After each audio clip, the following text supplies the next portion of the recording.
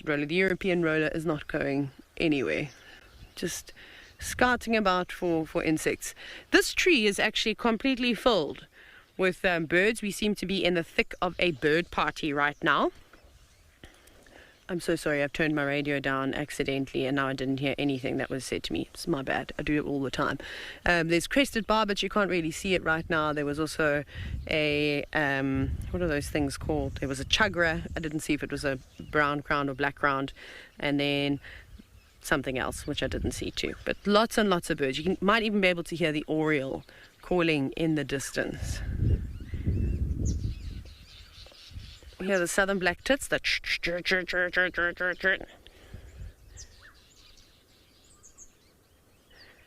Henry, yes, it is a bird party against the very ominous backdrop. If only those clouds were slightly darker, then it would really complement the European roller. I'm trying to see if I can see those southern black tits because they're really funny to watch. Just hear them, and I can also hear a woodpecker. It sounded like a cardinal woodpecker at one point too. But the only one that is being obliging is, of course, this bird. And look at that hook. It's actually quite nice that it hasn't got we haven't got a backdrop, really. It's just the sky, because when it turns its head, you can really see how sharp that hook on the roller's beak is. And just by looking at a bird's beak, for those of you that are new to birding and wanting to, get a bit better at it, it takes a lot of practice and patience and scrolling through a bird app or paging through a book and familiarizing yourself with families. But you can tell what a bird can eat by what a bird eats just by looking at its beak. And their diet is so varied. Not that it's eating right now, it's looking for something to eat though. They're always watching and waiting for the perfect moment, and that could be from an insect of some sort to even a small mammal or reptile if you're unfortunate. Right, Rexon has just had the most wonderful morning following Pixie Pan around, and hopefully she'll be there to say goodbye to all of you.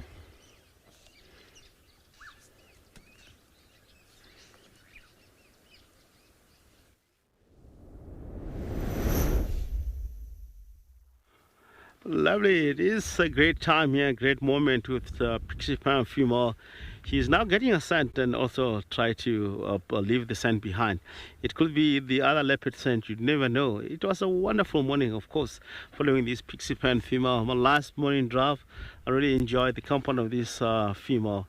Definitely, I'm so much disappointed because she's going to an area where we might not even to follow. As she's moving, you can see that she might cross the boundary. There's vehicles coming in and out in the boundary waiting for her to get close in order to be seen.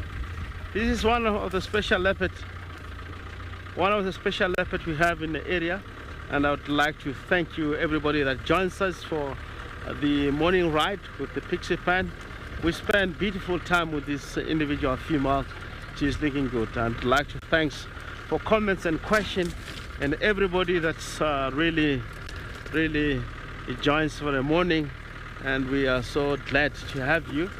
And myself and Panda behind the camera, we still wish to be following this female. Unfortunately, we hope maybe the last she might go up in a tree and say goodbye for us, slowly but sure. I'd like to thank you everyone, and I really appreciated your company. It's been an awesome moment. I've enjoyed Christmas and New Year with you. Cheers, goodbye.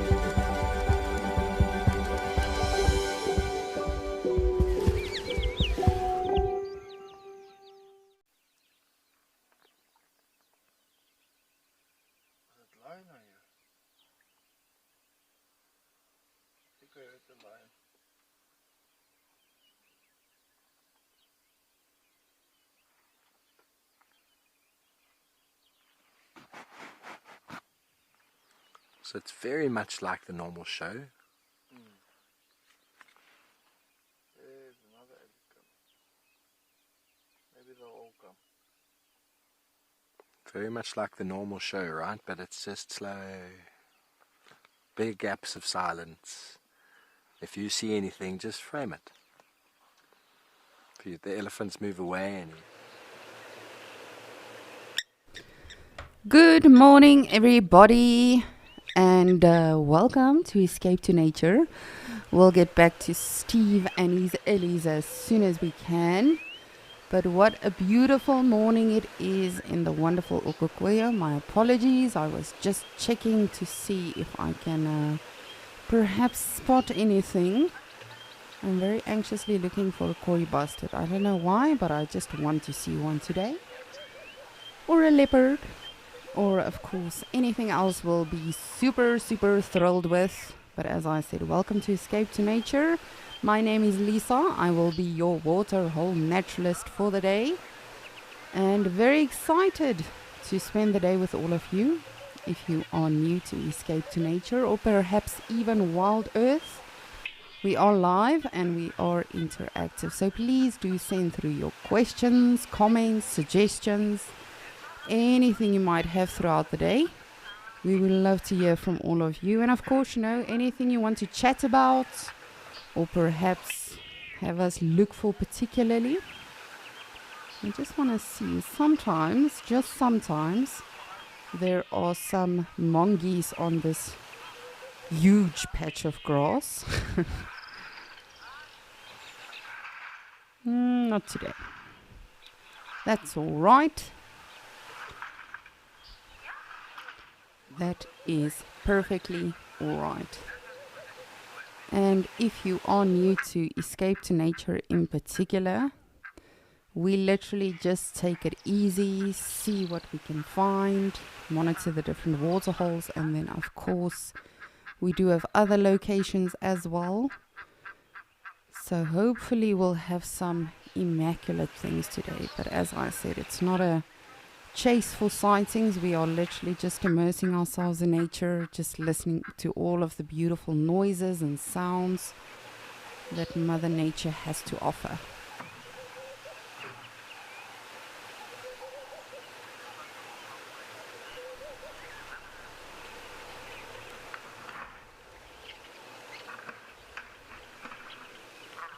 But it is so nice here in Okokweyo today. It seems like it's going to be open and sunny. But speaking of which, let us take a look at today's weather forecast.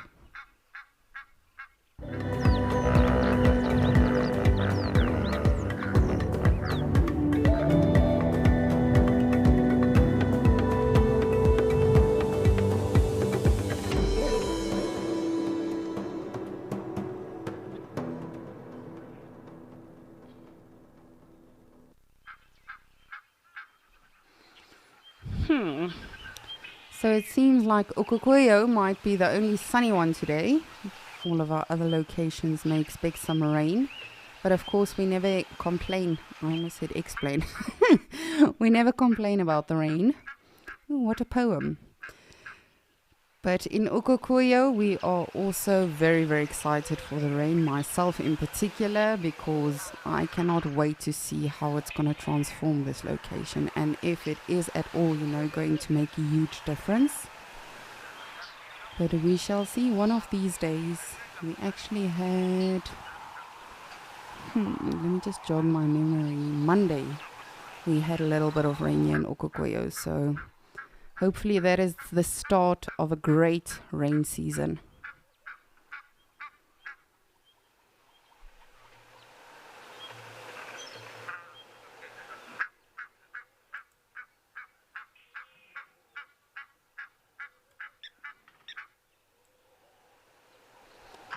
You can hear the Egyptian geese, the quack, quack, quack, quack, quack. And then of course the lapwings as well, the cheep, cheep, cheep, cheep, cheep. Of course I don't do it any justice. But earlier on, I actually joined for sunrise safari this morning. And earlier on we did have an egret as well. So hopefully we'll see some good bird life today as well. And I've actually been looking for our blacksmith lapwing chick. And unless I keep overlooking it, I haven't seen it recently. But maybe I'm just, overlooking it. Hopefully it's camouflaging well. It's hiding very well amongst the rocks. And hopefully nothing happened to it. Oh, you can see a guinea fowl in the background. Is it? No. What is that? What are you?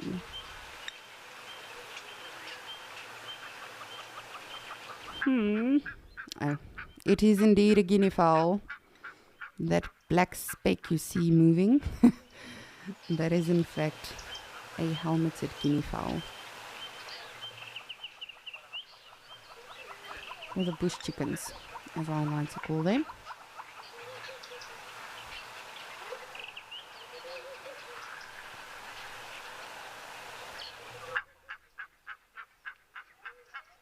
Quack, quack, quack, quack, quack, quack, quack, quack, quack. It's got to be one of the noisiest birds. That and a hardy-daw. And the crows, I believe too.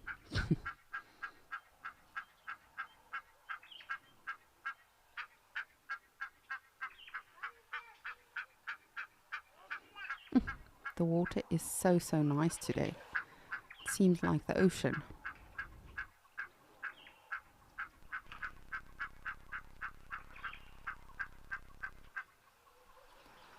Alrighty, beautiful people, we are going to try this again. I'm going to send you over to Steve to say good morning.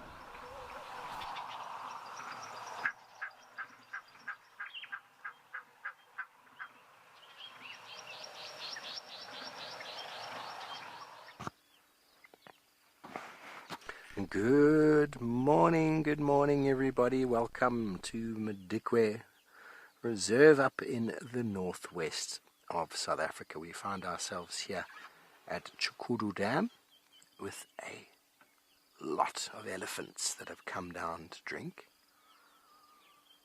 What a splendid way to start the day. Nice reflections off the water.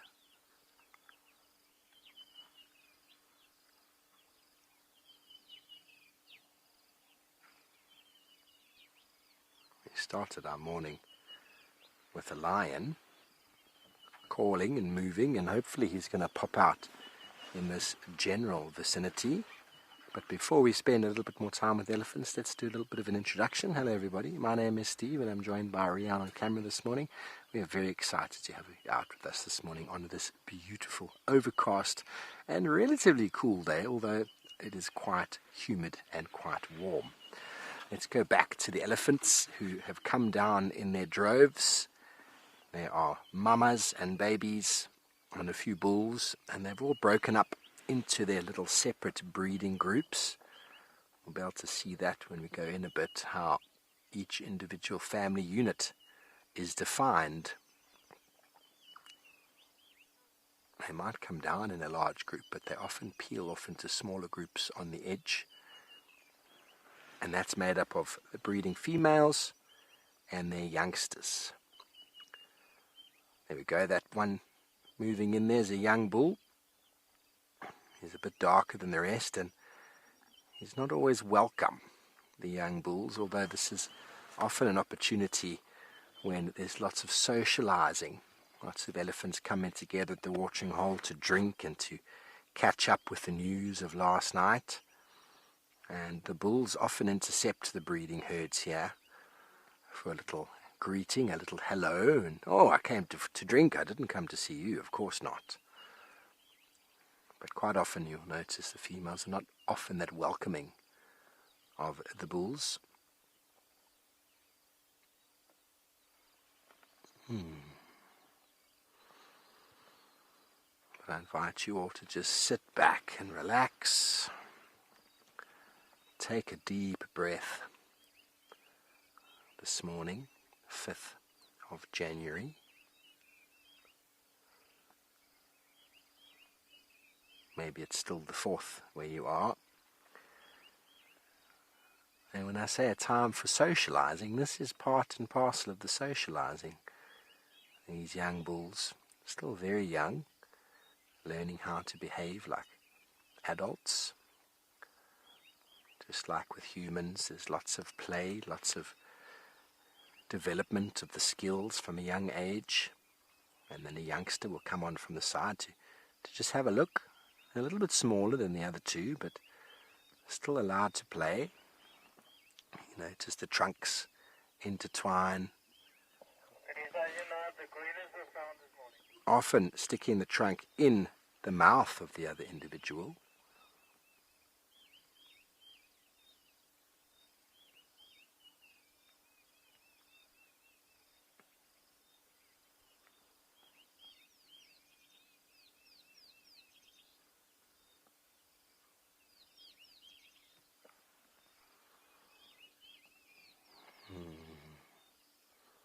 Thanks, Tyler. It's good to be back. And what a fantastic start, of course. The lion energy and the elephant energy on my first morning back. No other way to do it. Elephants, elephants everywhere. We initially started with a bull that came down over there, and we thought, okay, we'll start the show with a bull, and then, as we know, they don't stay for very long. He moved off, another bull came, and then we thought, okay, what are we going to do now when he leaves? And then 50-odd elephants just emerged out of the bushes. Those little youngsters, brand new on the left, and on the right in the first few months. And that big female sort of in the middle left of frame, that would be her 3 offspring following each other there. You see the different sizes, the smallest one being her new one, the second smallest being her previous, and then that one just off towards the back on the right would be a few years ago. Bearing in mind there's about a 3-year calving interval with elephants. Something has spooked them there. You can see that little herd there is quite intimate, but how they split off to the right and the left, and in the middle. It's 3 little groups. The biggest females potentially could be related, hence why they come down together. But when they split off into their little family groups. Just like you visiting your family for Christmas, and then at the end of the day, you get in your separate vehicles and move off. Very similar sort of thing. Although it can last longer than a little bit of time. Very, very social animals. They love to interact.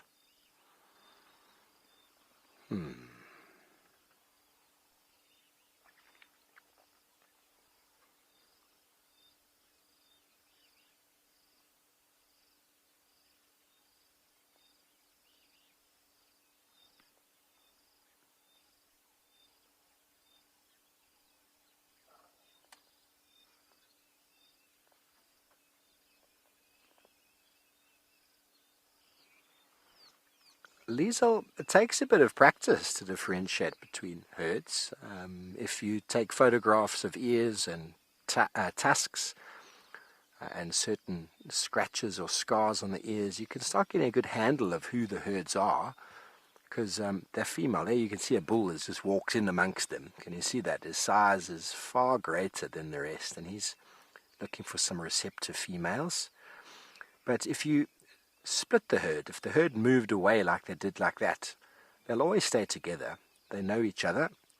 2 herds might stay together, 3 might stay together, but you'll always find the same youngsters with the same adults. They could come together like they do now, but then when they move off, they'll move off as separate units, depending on the stress. If some stress is caused, they might split off entirely. If they're just moving, they might move off as a large unit. So over a period of time, you can start to recognize certain individuals by the size of her babies that are with her, the size of the tusks, if they're present or not, very particular markings on the body or on the ears. But when you see little youngsters like that, to differentiate the difference between them is very, very difficult. But The mothers know them. The mothers know who they are. But you spend enough time with elephants, you start getting a good handle on who's who.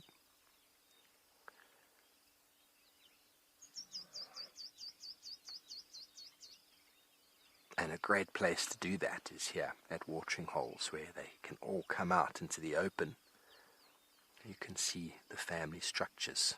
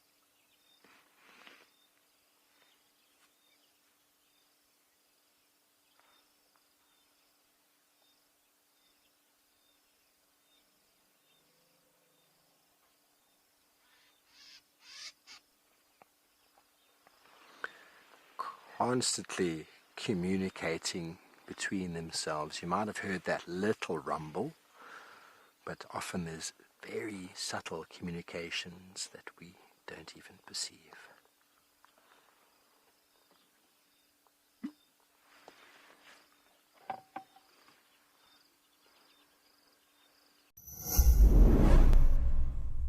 It's the end of another year here at Wild Earth.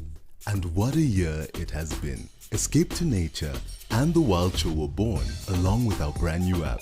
We couldn't be happier to welcome back James, Steve, and Lauren in the new year, who once again will be part of the permanent team. We are grateful to every single one of you who has watched Wild Earth this year, and a very big thanks to our explorers. Without you, none of this would be possible. Happy holidays.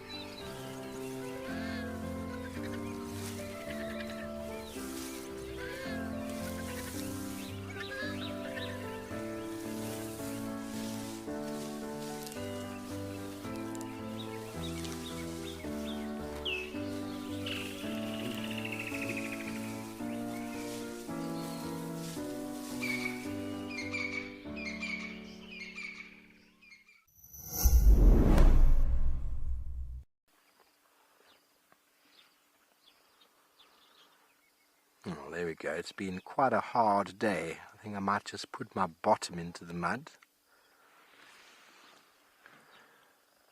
It's just one of the reasons why elephants are my favorite animal to watch. Obviously, many of you know my favorite animal is the honey badger.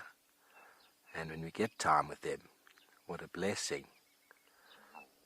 But elephants are much easier to find, much easier to spend some time with.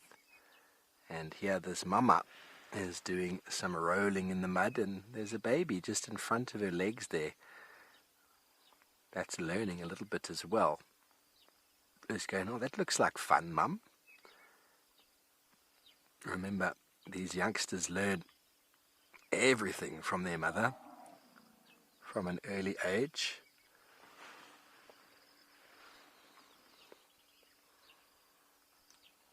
Are you happy there, Rian? Maybe if I move back, we'll get that whole group coming behind us there. What do you think? You think we're good? Oh, I think we're good, eh? It's just a herd moving sort of around the dam, and I didn't know they were going to come all the way behind us. But the female's moving with a little bit of concern. I think the whole group is actually going to follow them. So let me do that quickly. Let me reposition.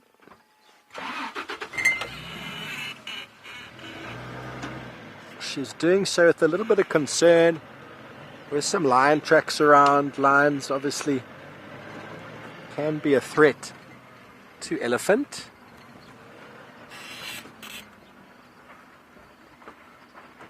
Is it going to work if I straighten up like this? Or?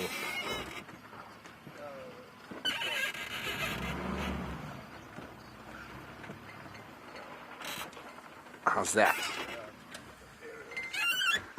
Okay, so question before, this female over here who's missing her front, who's missing her left tusk. She would be quite characteristic and quite easy to remember, considering she's also the biggest in that small group that's walking there. So that would be quite easy to recognize her as possibly a matriarch of that group, although there is a female behind her as well that's a little bit bigger, seemingly, but that maybe is because she was just standing on the hard ground versus in the mud. So tusks are a very good way of recognizing herds. The position of the tusk, some tusks grow a little bit skew or a bit strangely. Some animals have got enormous tusks, some don't have them at all, some are broken. That's a beautiful little family portrait there. That's probably Mum on the left, and then a few generations of youngsters off to her side. And a big bull about to emerge in the background there.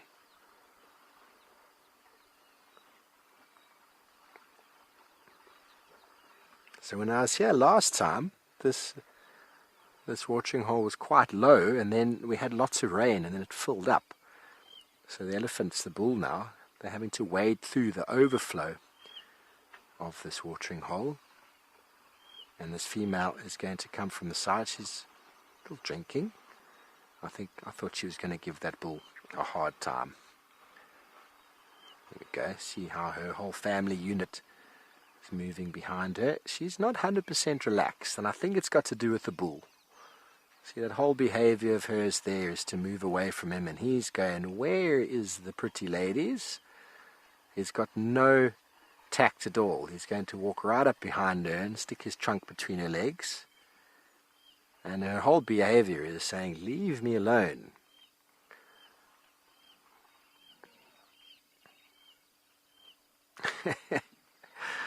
And as they move off into the thickets there, we can move back towards, I think, the herd in front of us here. But you go for it, Rian. We've got elephants all over the place. So it's a nice opportunity to get used to the different setup of the camera here.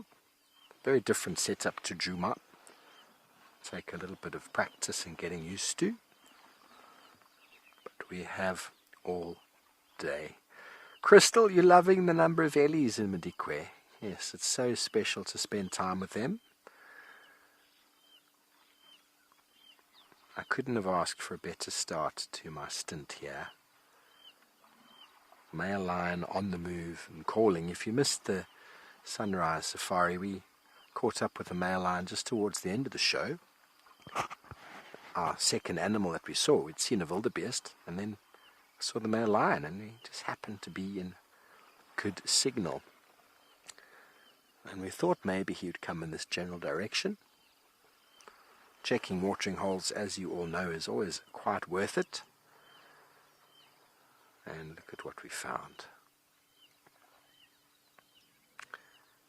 And I'm just going to be quiet for a moment, see if you can hear the noises that they're making while drinking.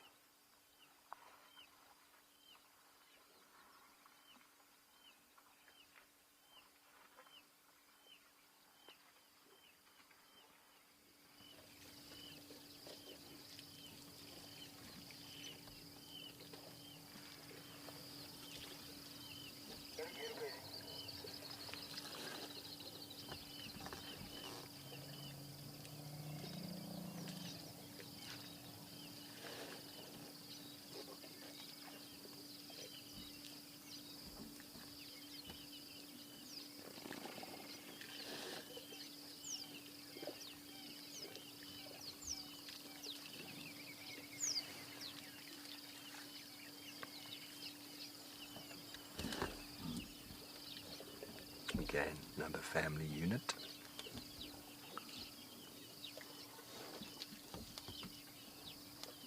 So the herds, as I said before, will associate with each other. But when you see them like that, this female, clearly those are her two youngsters. And she would be related to a number of the groups around. Oh, there's actually 3 youngsters there. And they are inseparable until the young boys get pushed out. And she's got an interesting right tusk, which is quite worn down. She uses it a lot for feeding. So that would be a nice characteristic feature. Left tusk is quite nice and long. The right tusk is worn down with a little chip on the end, which is quite characteristic of when elephants use their tusk for breaking branches.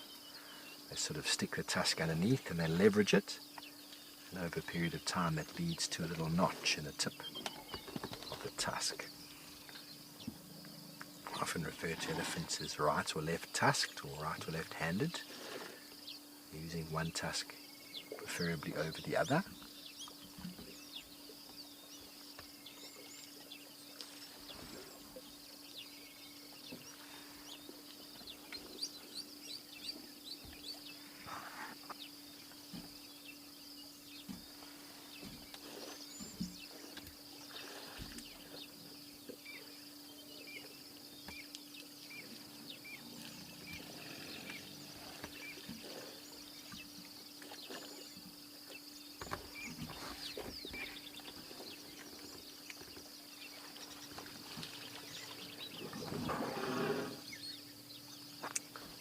That mama's left tusk has got a very nice notch.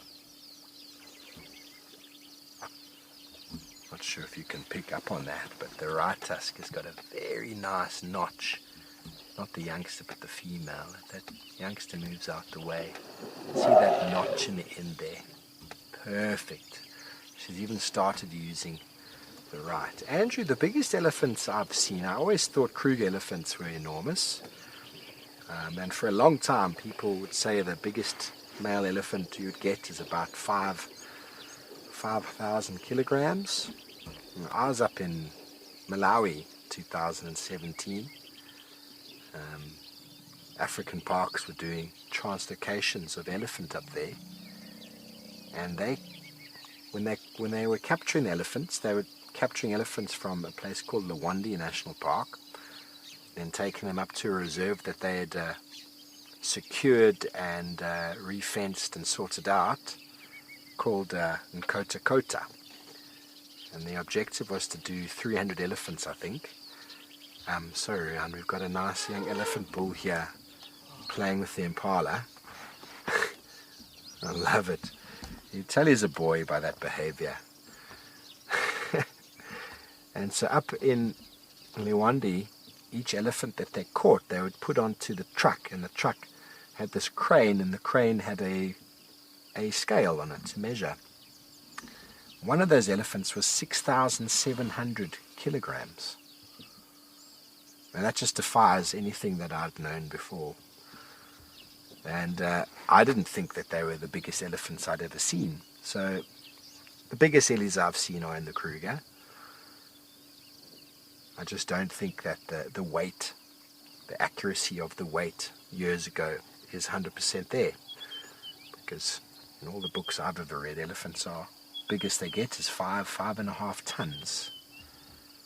When in fact, elephants in Malawi that we saw and weighed 6.7, which is a lot bigger than you would think. I didn't think they were the biggest ellies I'd seen. Gentlemen like Isselweni are enormous. There are other big elephants in the Kruger. Those are 2 bulls. You can just see by the way they're behaving. And they're going to come and play with these other younger bulls. We talk often about breeding herds and about the bulls.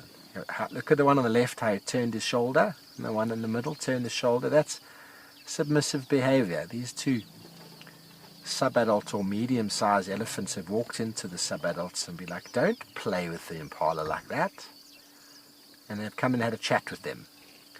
It's so important for the young elephant bulls to find guidance in the form of larger elephants, because a young elephant is generally the biggest around. And nothing messes with them except for other elephants. And if they don't know how to behave in a certain way, they can develop pretty bad behavior. These impala are not happy. Shame.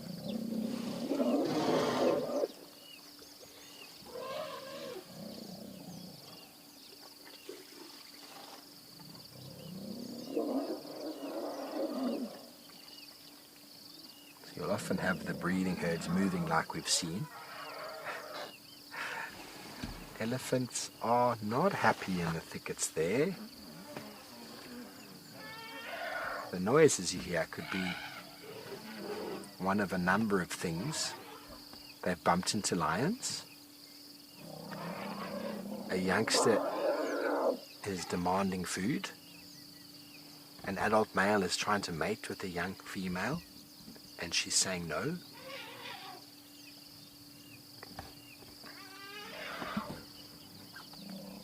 It's often difficult to know exactly what, but the elephants are charging out of the thickets on the left there.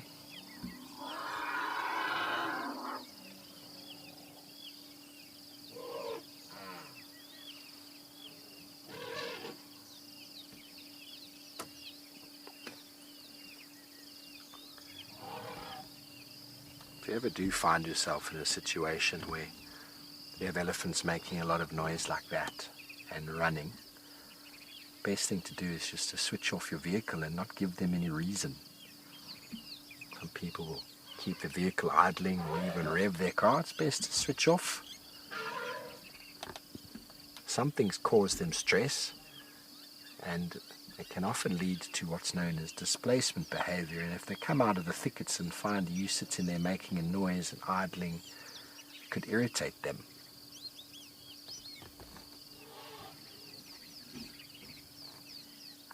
Any of the behavior that's taking place now has often got a lot to do with the babies, hence why this bull here cares nothing. He'll just carry on feeding. So any perceived threat to the youngsters can invoke a reaction from the adult females, and you want to avoid that.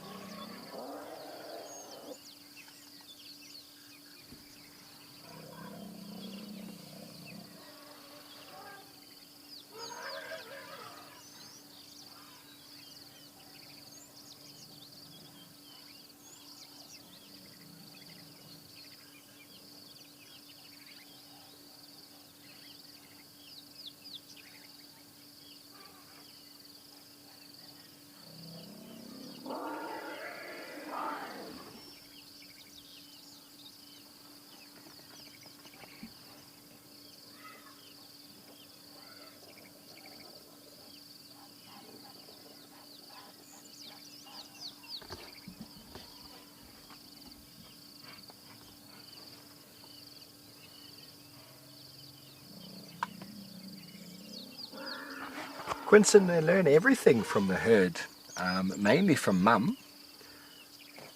mainly from mum, what to feed on, where to go, all those sort of things. But then the youngsters play with each other. So they learn a lot of those sort of skills of pushing and shoving, especially the young bulls. How to push, how to shove, how to compete. So like humans, elephants are long-lived and slow developers. So they learn everything from their parents, or from mum, should I say. Nothing really from dad until maybe dad comes along and scoops him up when he's a teenager, if he's a boy.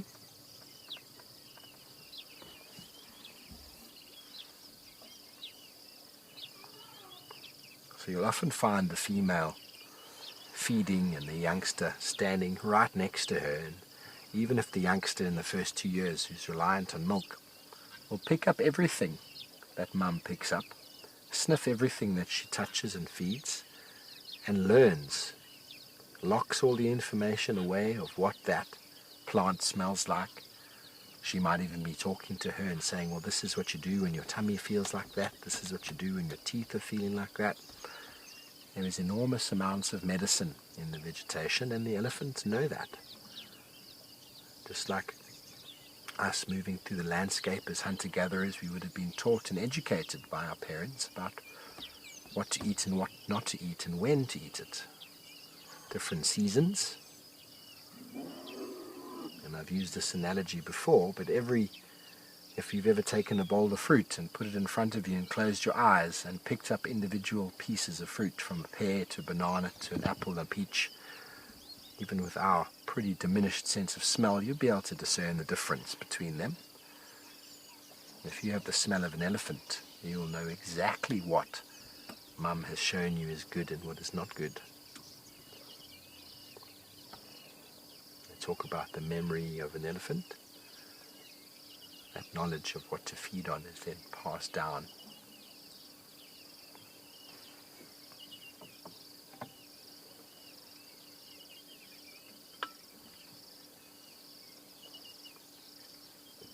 That's why you find herds following the eldest. The eldest individual has all the information. She passes that on, and then if a herd gets too large, another older female in the herd will split off with her offspring to form a second unit, and even a third and a fourth. And those units will come back together like you've seen here today, accumulating in large herds at certain times of year, and then separating again when food resources become less, just to maximize the coverage on the landscape. And those pathways and those routes to water and to feeding grounds are then remembered and stored and handed down.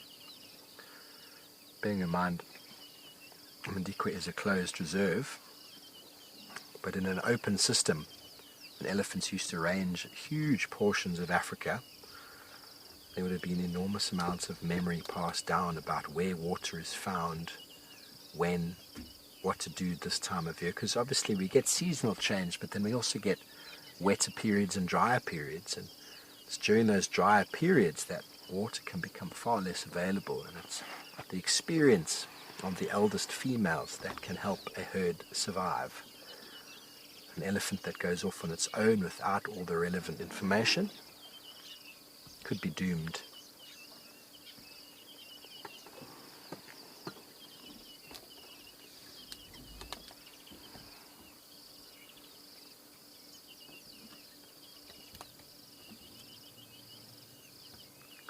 That youngster hasn't quite figured out how to use its trunk yet to drink, so it's sticking its face in the water, which I always find fascinating.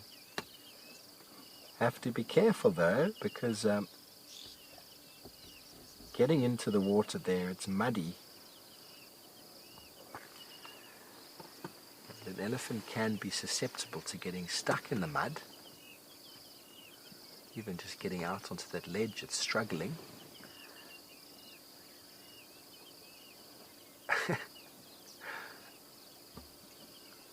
Right underneath Mum's belly.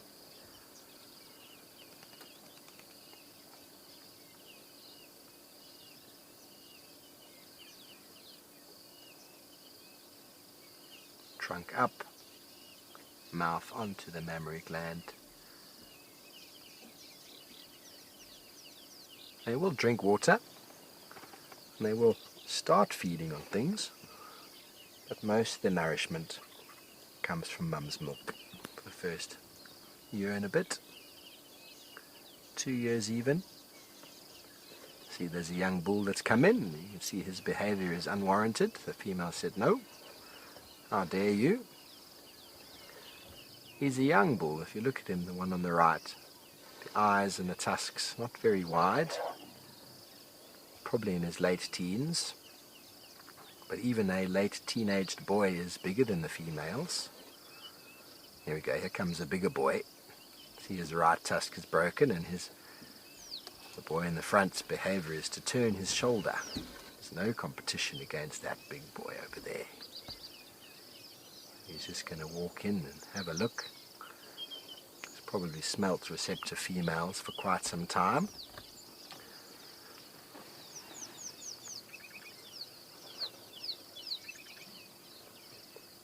Sort of between January, February, March, even into April. For Kruger elephants anyway, you'll often find the males, the biggest of the boys, coming into a sustained must for a period of 2 to 3 months during that period of time. They might argue why. Why would the bigger bulls come into must in that period? Sustained 2 to 3 months during the late summer months. It's because the female elephants, whether they like it or not, ideally want to drop their calves just before summer or in early summer, because that's when the vegetation's at its best, that's when water is freely available, and with a 22-month gestation period, if they mate in late summer, they are going to drop their calves in early summer. And so the biggest and the most dominant of the bulls come into a period of must during that peak breeding time. Obviously those females that have dropped calves now are not receptive at all, but those that have dropped them 3 years ago would be receptive at this point, and the bulls know that.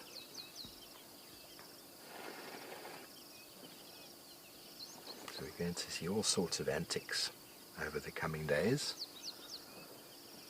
Obviously we are in Madikwe, where things could be very different, but the cycles of nature follow very similar pathways. The breeding birds, the impala, the wildebeest.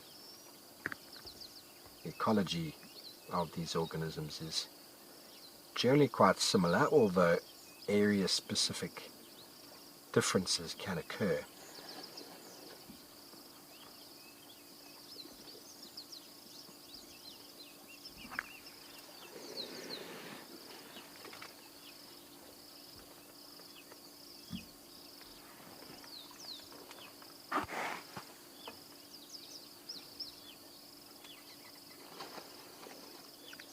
If you're into your birding, not just into the elephants, there is a wonderful African spoonbill in the front of the screen.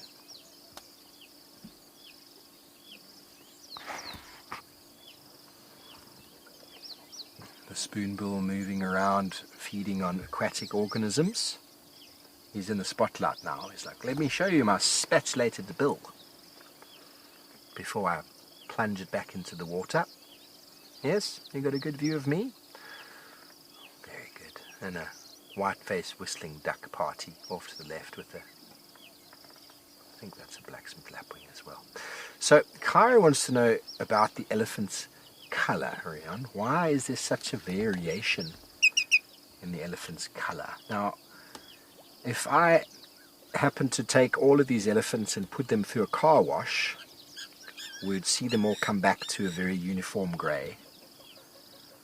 So what you're seeing now is just the difference in mud bathing, possibly the difference in the areas on the reserve where they mud bath. Some of them might be darker, they've been in a darker soil. Some might be more brown, and they've been in a much more sort of reddish soil. And others might look quite grey, they've probably been for a swim.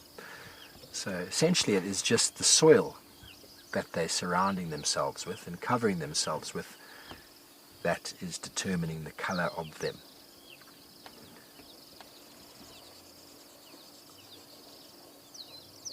Obviously the soil in different parts of this reserve, the mud is different colors depending on its origin.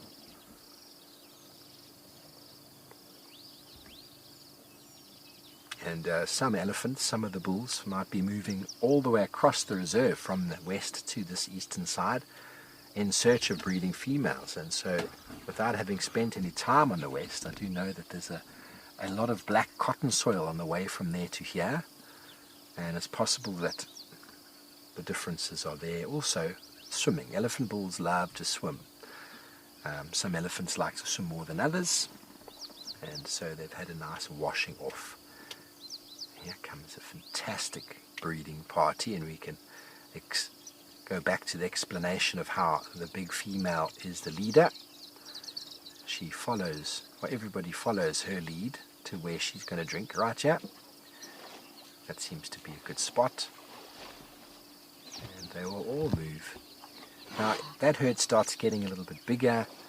That other female coming in at the back now, she could split off with her offspring and decide to start moving in accordance with what their needs are.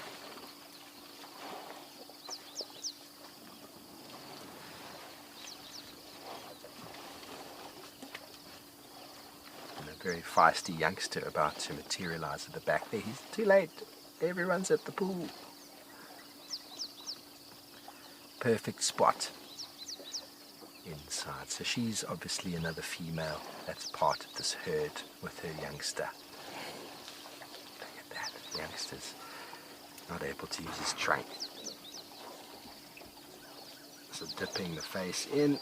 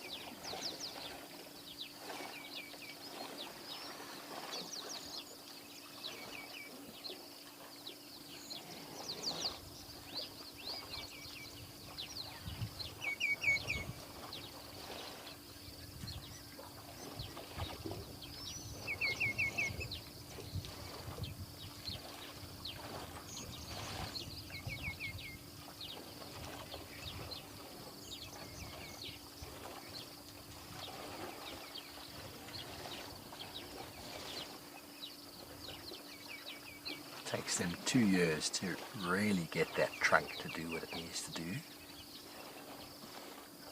It is a nose after all.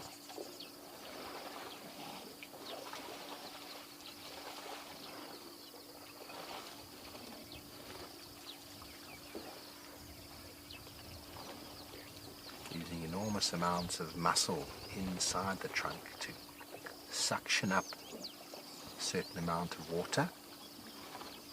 Not too far up, won't go into the nasal cavities, and then tilting the head back and then blowing the water into the mouth. If you've ever gone diving, which I know Ariane is a dive instructor, the use of the snorkel takes a bit of practice in the beginning, doesn't it, to get that clearing going. Imagine having a snorkel attached to your face the entire time. You have to drink up that snorkel just to the point where it's holding and then empty it into your mouth. It takes a lot of skill, the right amount of pressure, the right amount of muscle contraction. I don't know about you, but if you've ever inhaled water, it's very unpleasant. Very unpleasant.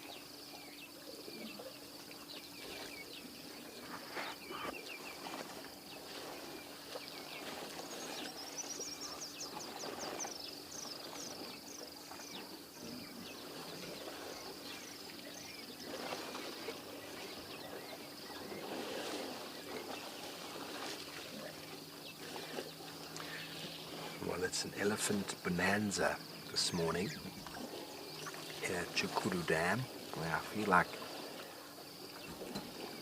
all the over 1,000 elephants in the whole reserve have decided to come and say hello. How many do you think we've counted so far? Yeah? More than 100 for sure, eh? It just keeps coming, they just keep coming. Yeah. A couple of young bulls at the back there. Nice big bull on the left. You can see his eyes and his tusks are quite broad.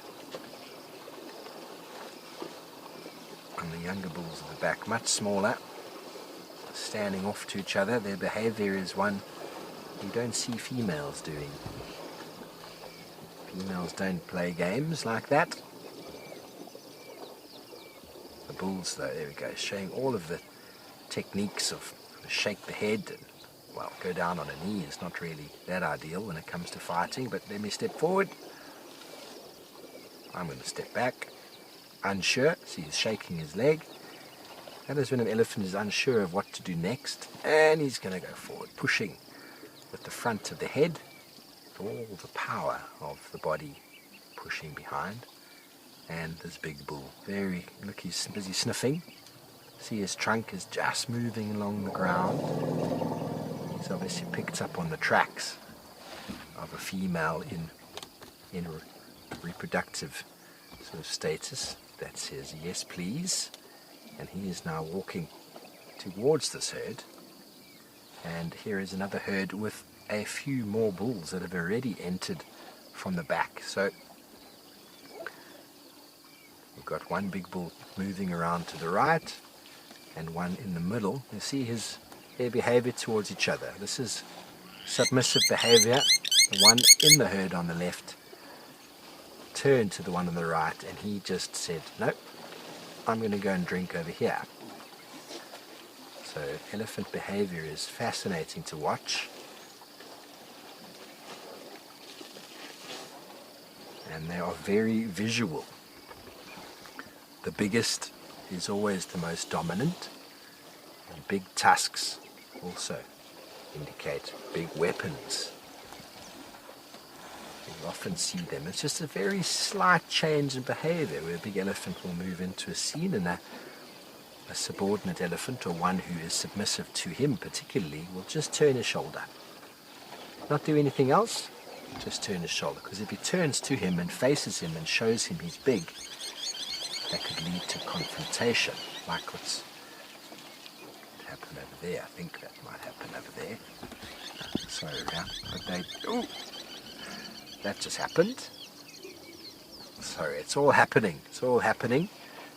Now that one bull on the back was on his way here, and this bull with his back to us now closest turned on him, and one of the back just turned his shoulders to say, "Oh, I didn't come here to fight. I was just having a look. Just having a look. That's all."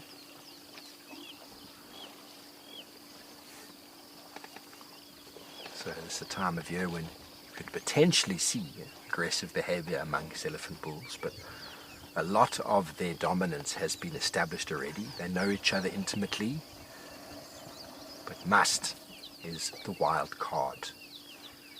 Must makes a bull even more dominant than he was before, and those bulls that are biggest and come into that sustained period of must will dominate any other bulls around at the time.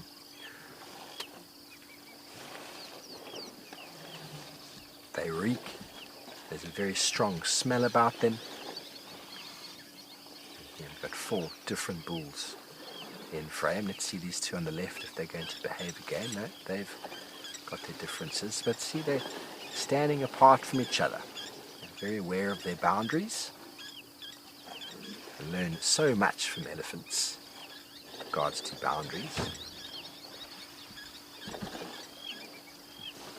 If you do find elephants standing very close to each other, it's generally an older bull with a few younger bulls with him. You won't generally get 2 very big bulls standing shoulder to shoulder drinking.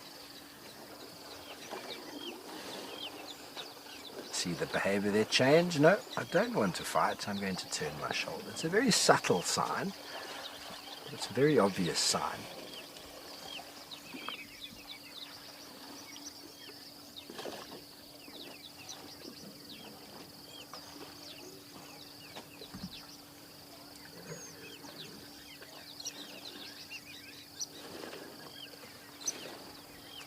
fun it is all happening here this morning. Like I said, we've lost count of the amount of elephants. The only thing we can be certain of is that there's been more than 10. More than 10.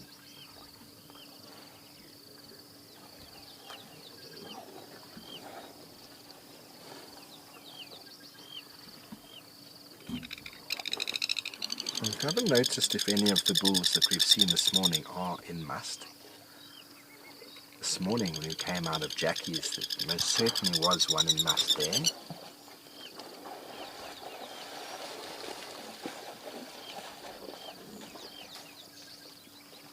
We could smell him.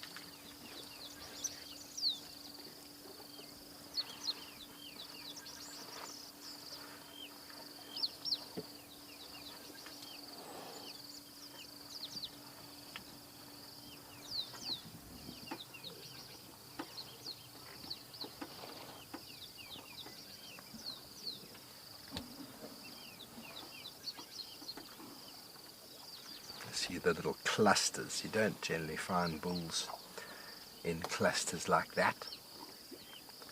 So the two groups of breeding females.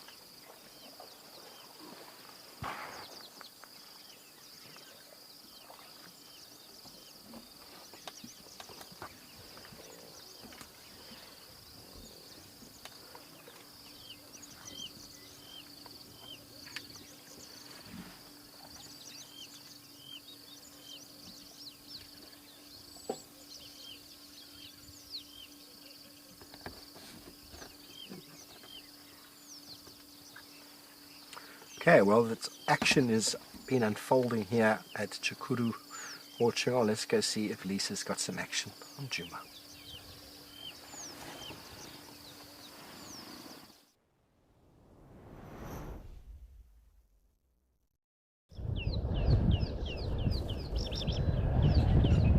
Thank you, Steve, and welcome back. It's very good to have you back and hear your voice again. But we have just got some peaceful waterbuck here at Djuma Dam Camp, or at Gowrie Dam, I should say. And for the most part, the weather has actually now picked up a lot. The wind has picked up. It has become very, very overcast. So it will be interesting to see what that is going to do with regards to our animal sightings. But I'm very happy to report that we do have two beautiful 3 waterbucks that are hanging around the dam.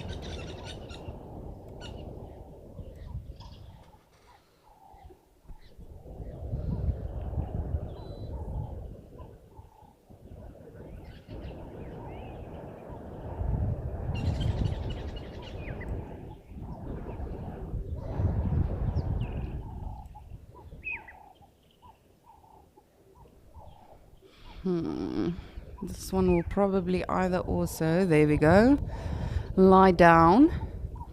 As I mentioned this morning, animals are fairly cautious of the wind. So whenever it is windy, they will either lie down or they will move way deeper into the bush just to get some shelter. And then also they're not too fond of wind, as it sort of throws them off their game with distinguishing where noises and sounds and smells and things are coming from.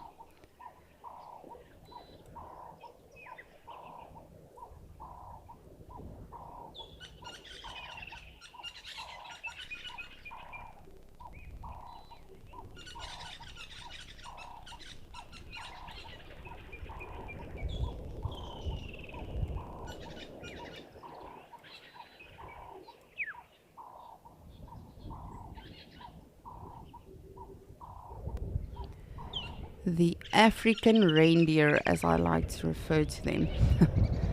And of course, waterbuck are very water dependent animals. They will run into the actual water if they are threatened or chased by something.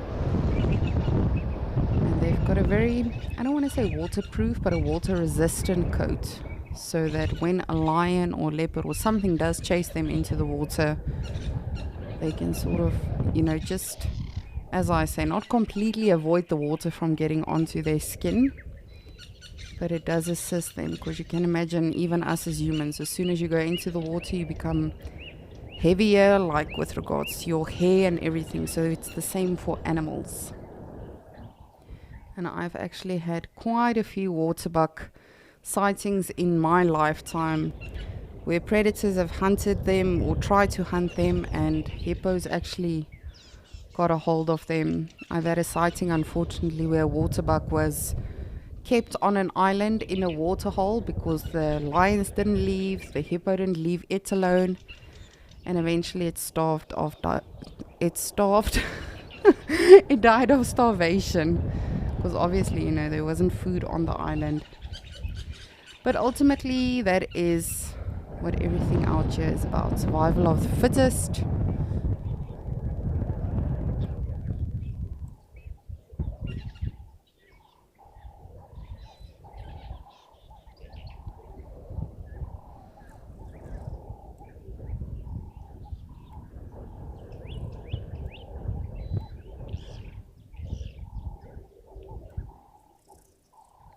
You can see even the blacksmith lapwings are taking it very, very easy. Our Egyptian geese with their 2 youngsters were also on this island earlier on, but I think they moved off just a little bit. So hopefully with this weather, it might mean that we might see a predator, but we will have to be very patient for that, of course. And believe it or not, even though it's super, super sunny and rather hot in Okokoyo, it is very, very quiet in terms of animals. There has been no animals to report. And as I'm observing Okokoyo right now, there's still no animals to report, which is very, very odd.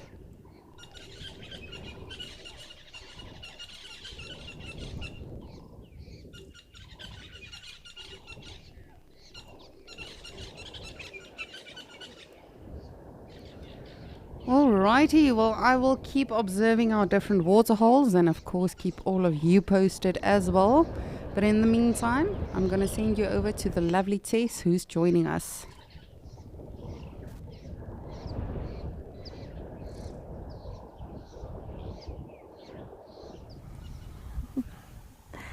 Thank you, Lisa. Good morning, everybody. My name is Tess. If you don't know who I am, it's a pleasure to be contributing into Escape to Nature today from Djuma in the Sabi Sand Nature Reserve. Behind the camera is Igor. No thumb, no wave? No, not feeling it today. It's too windy, that's why.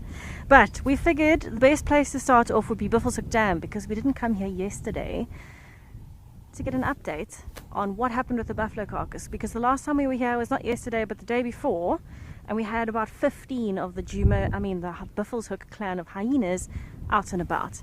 We were looking on the other bank for part of the carcass, and all we could find was the skull, but it was very well hidden behind a bush. And so we figured, alright, let's go check Cheetah Katla and check around the area. And as we got here, we're now on the eastern side, we found the rest of the carcass that's been dragged all the way around the dam and to the eastern side, close to Hippo Pools area. So it's quite far away from where the buffalo carcass was.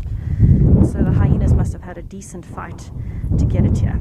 But if you are a sensitive viewer, maybe better to look away. We are going to show you what the carcass looks like. I am, however, in the sun, so I'm going to move out of the way of the carcass so you can see it nicely. This is the back end. So the front end that had the horns is still on that side of the dam. But over here, we have definitely got hips and the pelvis. I'm not touching it with bare hands purely because there's still meat. This is the ball joint of the hip, but this is the left leg. Unfortunately, the right leg, which would have fitted in here, is the one that's broken, and we think what caused the buffalo to die. And then this is the back part of the spine that goes towards where the rib cage would join here. Some ribs would be coming out. So this is all that is left. I'm not going to reposition it or anything like that because there are beetles feeding already. I have seen a few carrion beetles, so they're the little black beetles that come in and start feeding on the carcass. One of those insects we use in forensic entomology, but also things like fly maggots, you know, little larvae, all of these fun things. The nice thing is we know that this has been here for about a week because we've been watching it. It's a nice little close to the chapter. But all that is left here is a lot of insects flying around me. Hello. Hello, beetles. And then, of course, the fact that there's not really much left for the hyenas to feed on. It's very hard bone that's left. And I think from here, all of these little bits of meat that are still left, these are going to get eaten off by things like those beetles and flies. I can see here that a part of the hip joint has been eaten by hyenas. It's very rough. It's not smooth like it should be. So they've definitely had a feast. There's still some connective tissue. Things are a little weird, but that's okay. I'm going to leave this area and go back to the car because it's very smelly. I'm going to walk around the bush so that I'm not in the sun of the skeleton.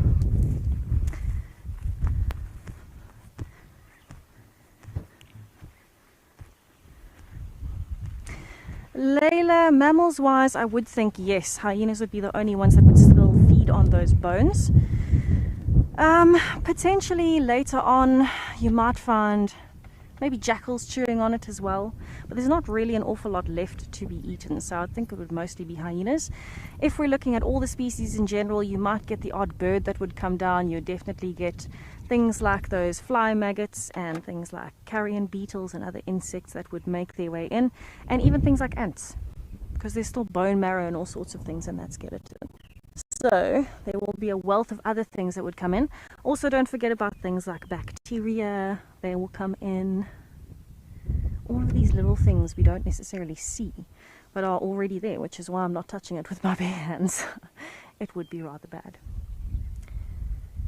But this is kind of the close of the chapter of the buffalo that gave so much back. It's been a full week of watching this buffalo go from we didn't even know it was dead in the dam to feeding everything from lions to hyenas to birds of prey to vultures.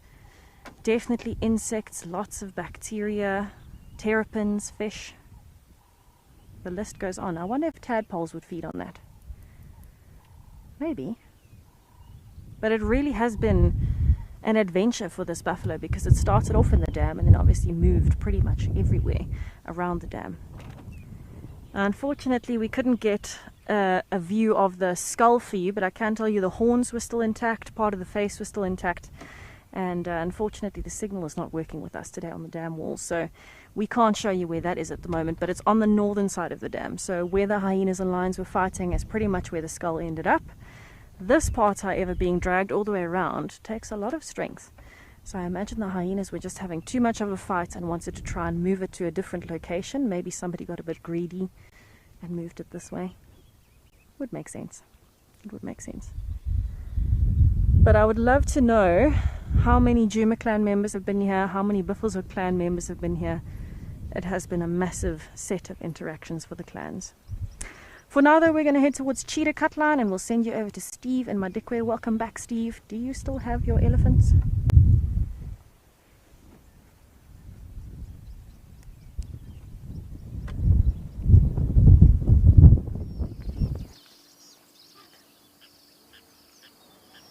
We're still here.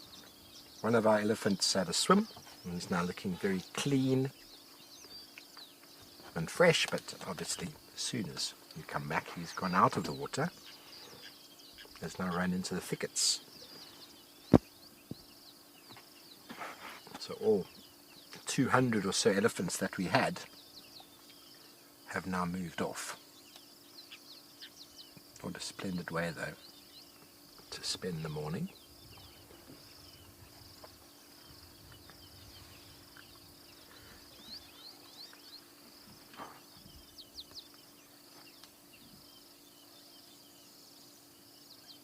Now zebra is going to come and drink just there on the other side of those impala. You'll often find many of our herbivore animals will give way to elephants at watering holes. When there's an abundance like this, not always the case, But as the season wears on, elephants become very protective of water and quite aggressive around watering holes. So most animals, when elephants are drinking, they just sort of stand back and wait.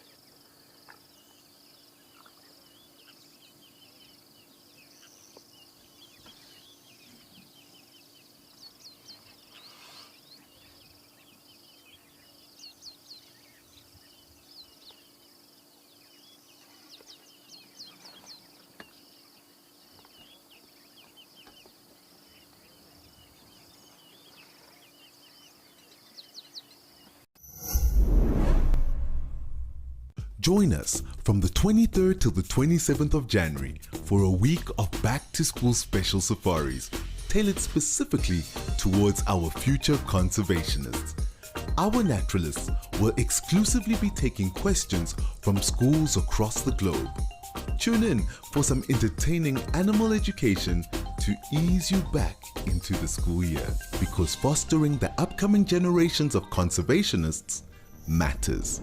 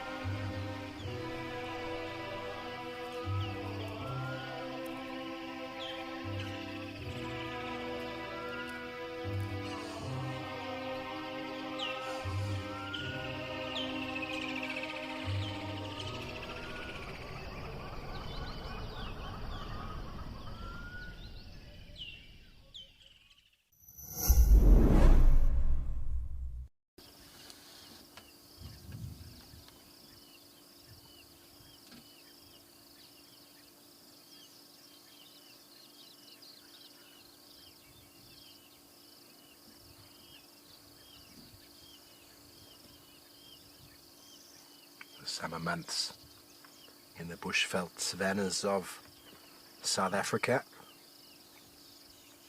can be very productive, but can also be quite difficult to find animals due to the abundance of water and the density of the vegetation. See elephants just emerging out of the thickets now. Going to turn on each other. Show each other their face, push a little. These are clearly friends. Nothing major in it.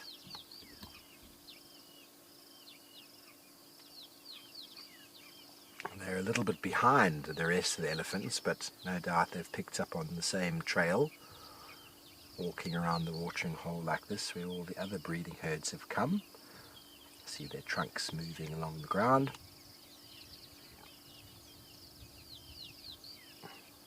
Some tracking with their nose.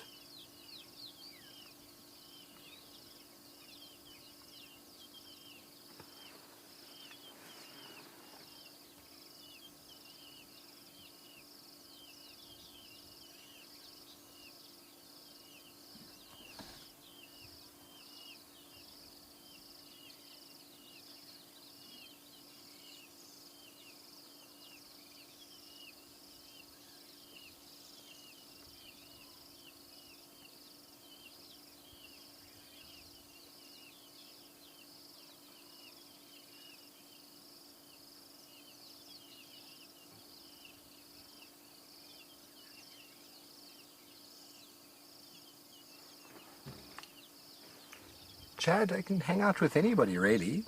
You quite commonly find zebra, wildebeest, impala, even kudu hanging out together, waterbuck, baboons, monkeys, warthog.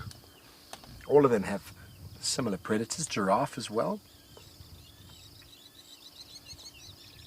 All of these animals have different abilities or ways of feeding.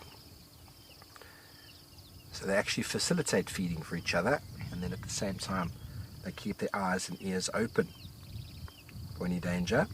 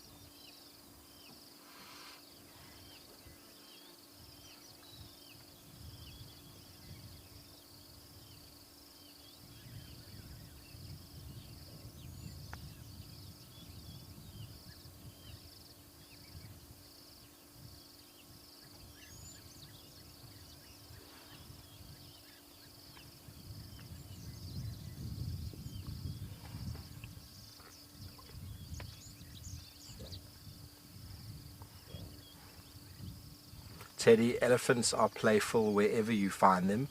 Generally the bulls, though, or youngsters. You don't generally find the females being too playful. They're a little bit too serious. The bulls are always busy doing things, pushing each other, shoving each other, playing. As they get bigger, they don't generally play, but they are definitely busy. You'll see he's walking through these impala, showing them how big I am, but the impala like, we're faster than you, we can get away. And now they're going to size each other up again. You can see the look, and like we saw with those two youngsters earlier, all of that power. If you listen carefully, you can sometimes hear the clanking of tusks.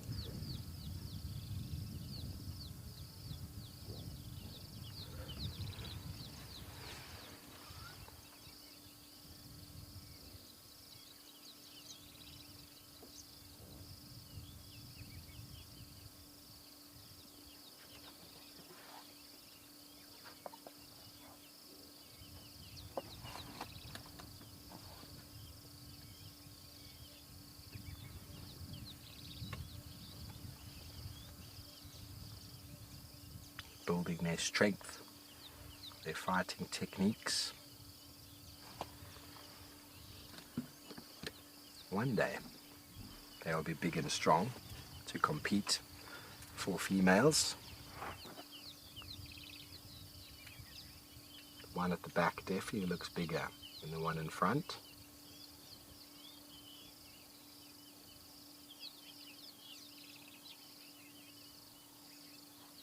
Sparring partners.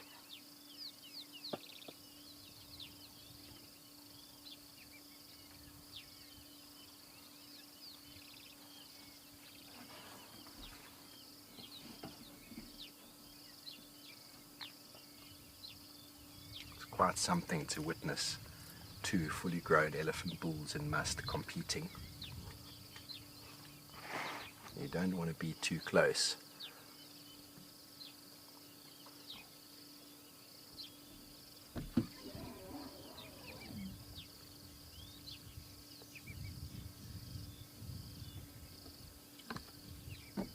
Thankfully, we've got a whole water body between us, but there's no aggression between these two guys. Thirst has finally succumbed finally to the thirst, and again, the same spot many of our herds have drunk at. This bull is going to do the same.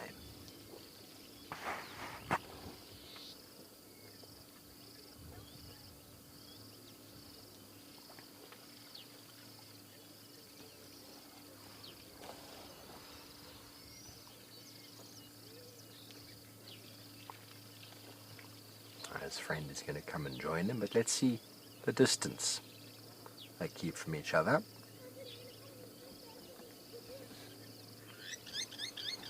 Going to be some pushing. No. A little bit of distance between them. But these two are good friends. They've established their bonds. They know who's in charge. And it's all about size. Generally, the biggest is the more dominant.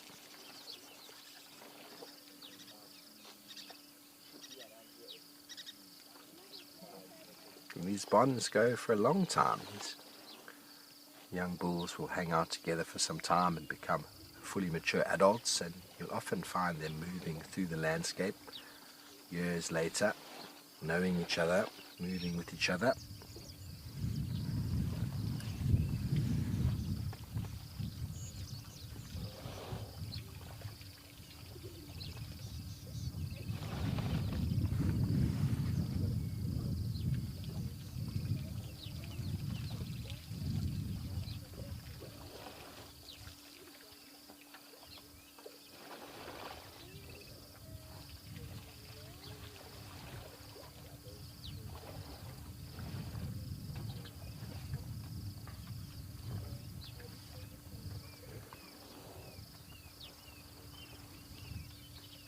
Crystal, I'm still working on the most peaceful place. I've spent a lot of time at this watering hole and had an amazing sunset here before. So definitely had a lot of peace at this dam. It was the way we lined up now is almost the perfect spot for the sunset and the colours, the sky as they change. This afternoon might be quite similar, with a beautiful amount of clouds in the sky. I'm not sure what the weather's doing today. But Crystal, last time I was here there was a lot of rain, and so a huge amount of the reserve was inaccessible. There's also a huge amount of the reserve that's inaccessible due to signal. So finding that perfect spot that is accessible and with signal, we're going to work on it.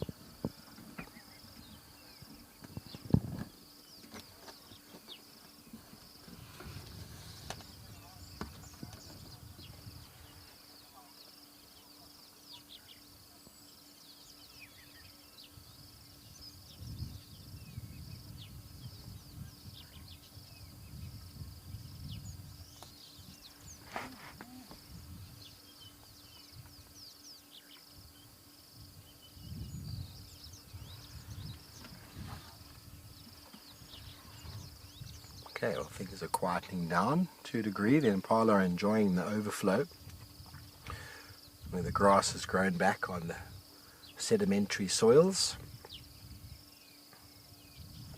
Lots of nutrients will accumulate on the lower lying areas of the watering hole, and on this area there, some beautiful fresh green grass is growing.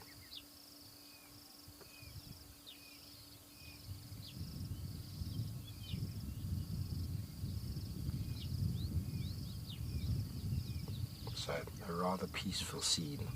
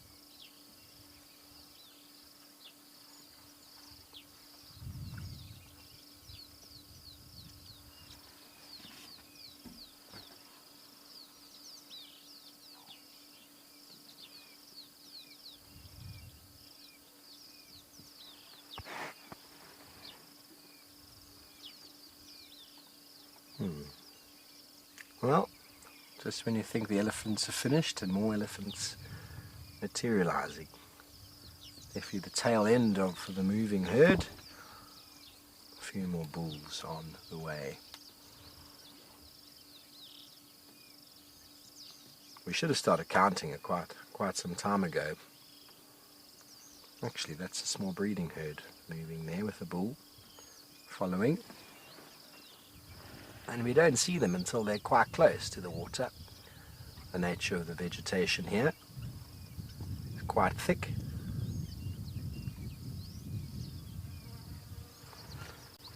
That looks like just one female with her youngster. And a bull in hot pursuit.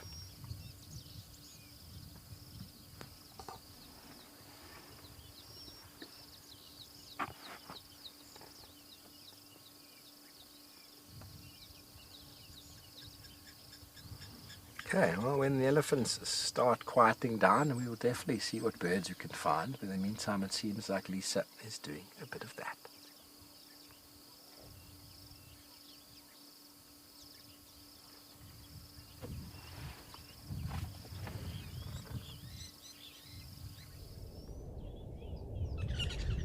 Thank you, Steve. I finally found my silly kingfisher. There's actually more than one, but they keep coming back to this tree. I don't know if I would want to be amongst these thorns, but of course they know what they are doing. I think all of the animals, really, including the birds, are just trying to huddle from the shade, from the wind. But we have not yet had any elephants like yourself, Steve. Not at any of our water holes, actually. So hopefully we'll get lucky today, but I've just been observing this beautiful birdie. Of course, the Woodlands Kingfisher. And he's got a friend. Not sure where they went now. We'll just have a look-see. But of course, they do have by far one of the most beautiful vocalizations. No, you silly bird.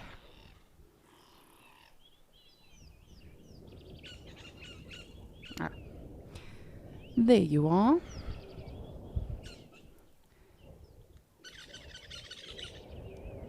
Oh my goodness. Of course they are insectivores, so you know they do come and go and come and go and come and go the whole time. If they see some insects or creepy crawlies, they'll definitely go for that. So they are not fish-eating birds like their name suggests. Well, at least this one in particular, the Woodlands Kingfisher. Of course, the giant kingfisher, the malachite, the pied, they are in fact fish eaters. You can just see the silhouette off to the left.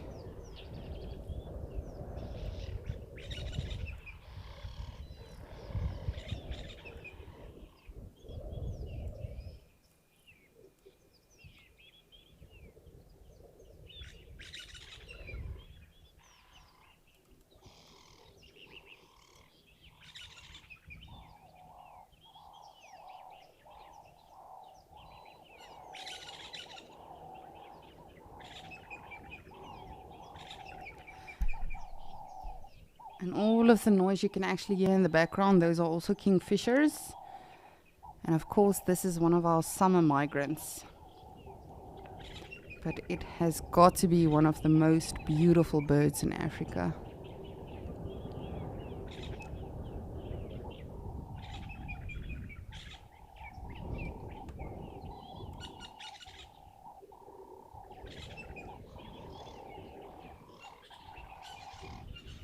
Just want to have a look-see and see if our waterbuck are still around the waterhole. Of course, when I do actually find the kingfishers, the light is horrible. It's not ideal for birding, well, particularly when you want to photograph a bird. These skies are absolutely horrifying because you can't see the color of the bird nicely. Just want to have a look, see.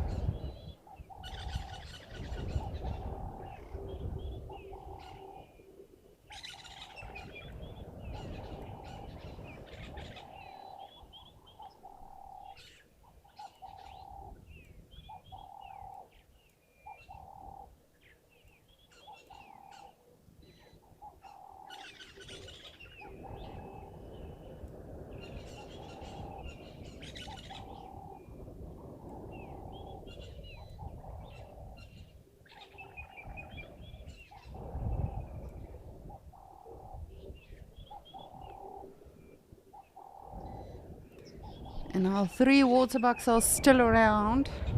You can see 2 of them very nicely. The one is pretending to be a rock off to our right. But it is just such a peaceful day here in Djuma. With the wind, and as I said, it is becoming fairly overcast now. So it will be interesting to see what the weather is going to be like this afternoon for sunset safari.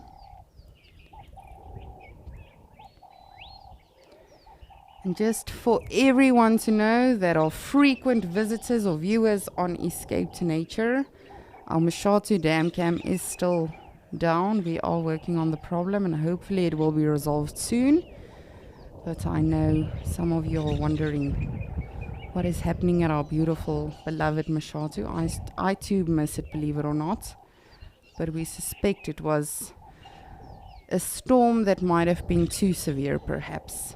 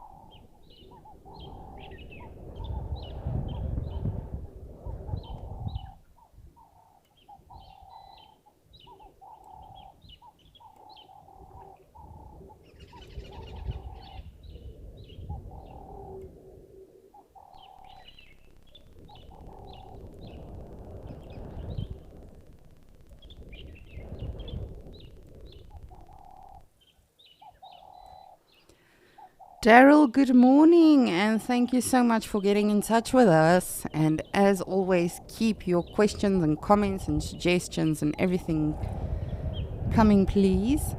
You would like to know what is the common thing between antelope. So if I if I understand you correctly, like what do they all have in common? So antelope, of course, are ruminants. They've got a 4-chambered stomach, and thus they are able to regurgitate their food, much like these waterbuck right now. You know, they can actually save their energy for should a predator come by or anything like that. They do have enough energy, but also they are building their energy right now by regurgitating. So they're getting as much nutrients as possible. Another thing, it's not necessarily the case with all antelopes. But like the waterbuck, for instance, a lot of the times to tell the sexual dimorphism or to establish which is male, which is female, you can actually look at the horns. With waterbuck specifically, you know, of course they will have horns, the males, and the females will not have horns. But again, that's not the case with all antelope, like springbok, eland, both sexes actually have horns, but that could be a potential common thing that they all share. And then all antelope are of course vegetarian predominantly. And yes, I hope that answers your question. That is the 3 top things that come to mind. But of course, if you delve deeper, there are a lot of different things to chat about and to discover about antelope. Hi, Terrapin.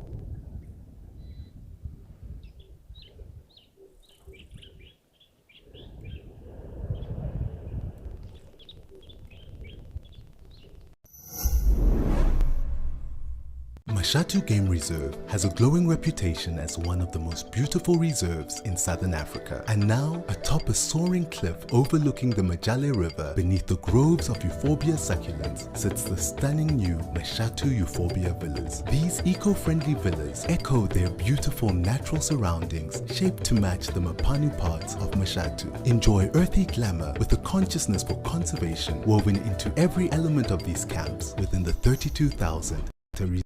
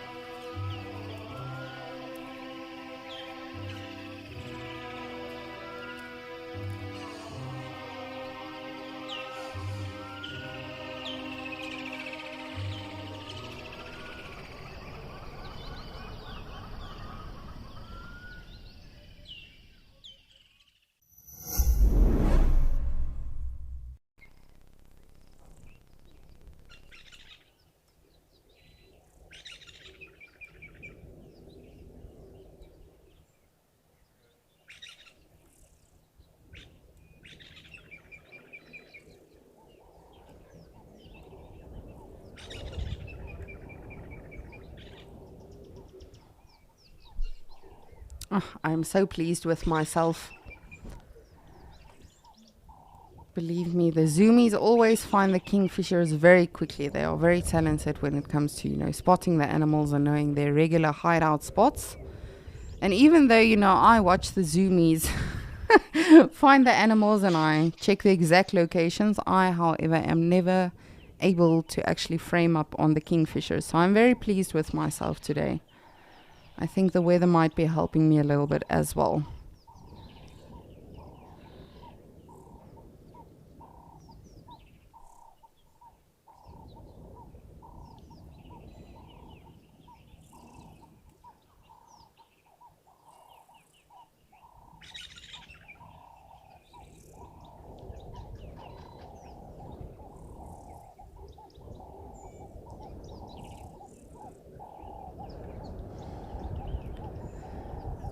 And one thing that guests often asked me on safari is, why are birds always, so beautifully colored and patterned and detailed?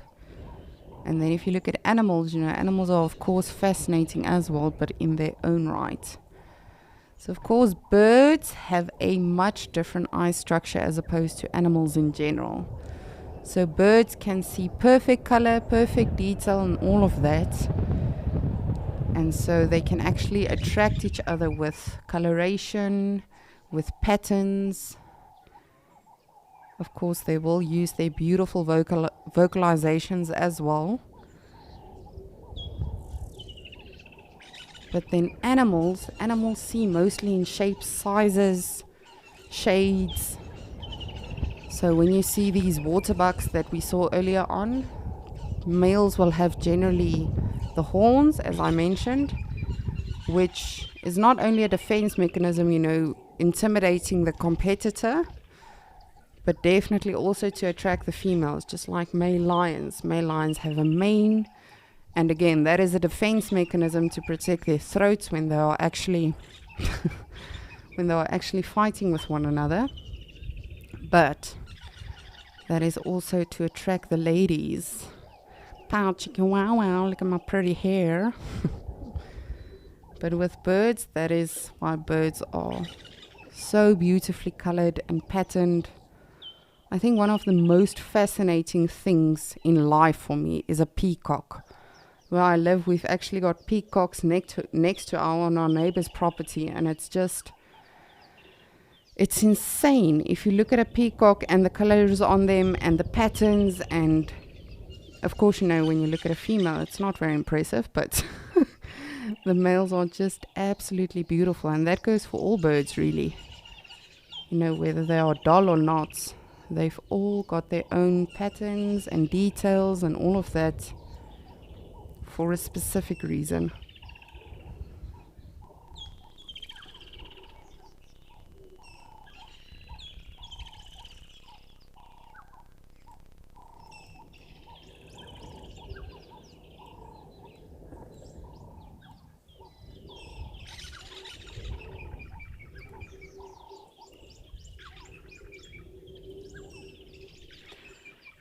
Woo, sorry about that. Wayne, you would like to know if birds ever damage their beaks or their bills when they feed.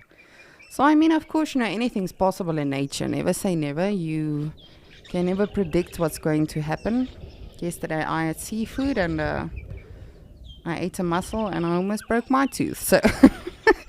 So definitely, depending on the circumstances, there's so many things that can influence it, but they definitely can damage it. But that being said, of course, it's very, very strong. From a kingfisher to a spoonbill, birds have very, very strong beaks and bills. Eagles, all of the birds, if you look at them, even the LBJs, the little brown jobs, even they have very, very strong beaks, and that is, of course, to be able to feed on what they feed on.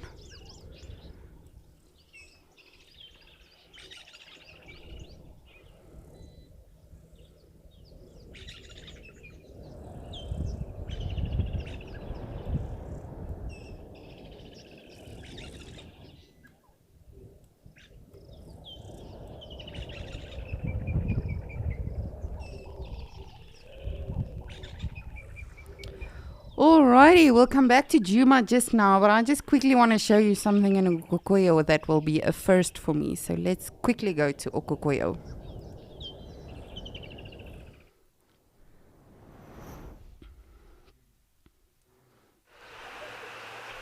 Look at the little ones!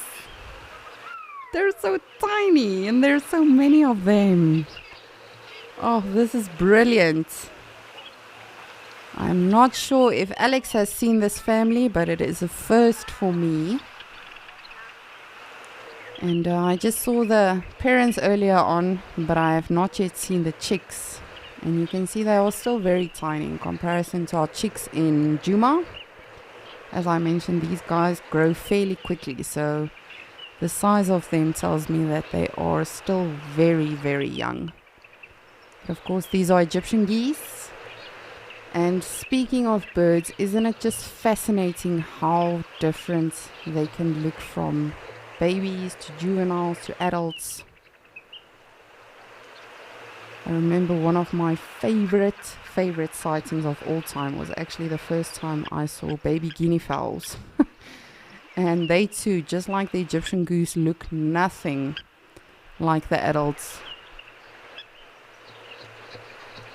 Oh, they are so tiny.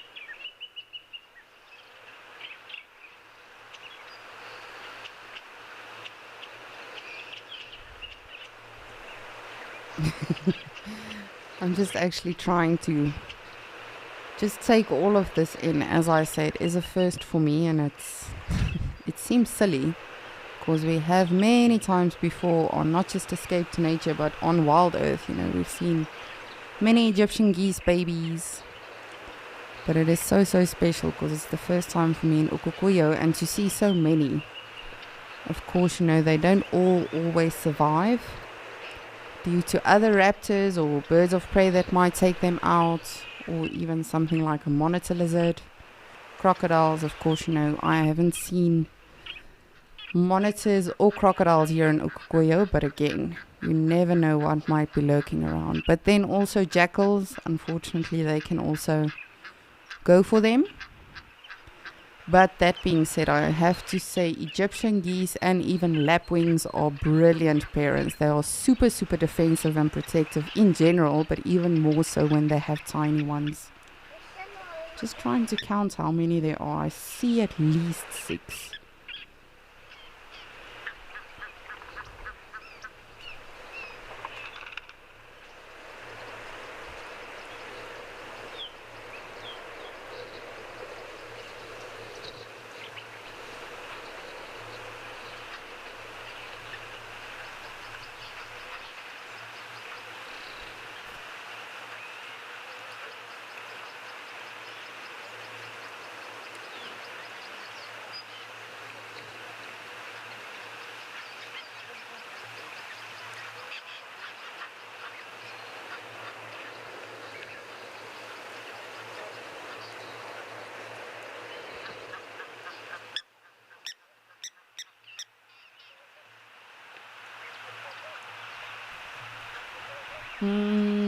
Yes. If I'm not mistaken, there are 6 tiny ones. They are very small, as I say.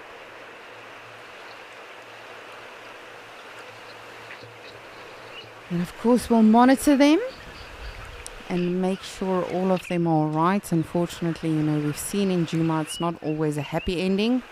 Sometimes snakes and, as I've mentioned, various other animals and creatures can get to them. But the parents will do everything they can to try and protect the little ones.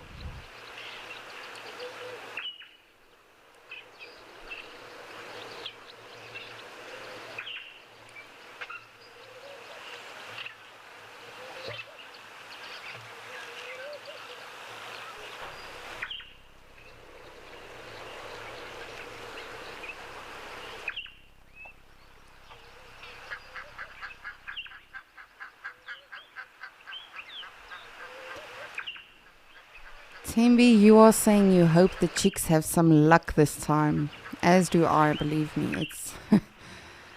It's always scary when you see new babies, whether it's zebras or wildebeests or impalas.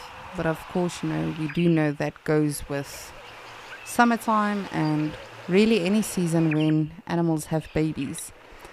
But you and I both, believe me, I will really be super thrilled if all 6 of these tiny ones will make it into adulthood, and luckily they do grow very fast. We spoke about this a little bit earlier on, but all of your animals that could fall prey to a predator potentially will definitely be a fast growing animal. So like the Egyptian geese, like impala, like zebra, if you look at a elephant, for instance, or even a rhino or buffalo, you can definitely see when it's a baby and when it's going slowly into teenage years, juvenile, etc. But those animals don't really have to fear for, predators getting to them. I'm not saying it's at all impossible, but of course, something like an Egyptian goose or baby impala is much more vulnerable as opposed to a baby elephant. Of course, they've got a huge mafia family that protects them. And believe me, these Egyptian goose can also be very feisty. But that is luckily why the tiny ones will hopefully all of them make it and grow very fast.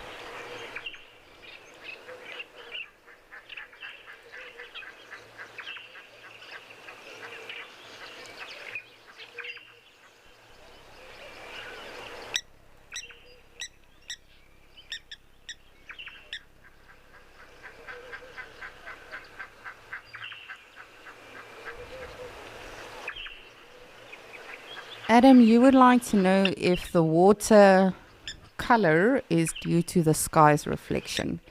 Yes. So today we've got a very, very beautiful open clear sky. And let me just see if I can show you. There we are. So, of course, if water is not being often visited by animals, it becomes stagnant. You'll see a lot of algae becoming stagnant on the surface. But of course, we've learned here in Ukukuyo, this waterhole specifically is very, very active. So animals will sort of stir the pot, as I like to call it, often. And so the water stays active, it stays clean. But the color you are seeing right now is of course due to this beautiful blue sky we have overhead.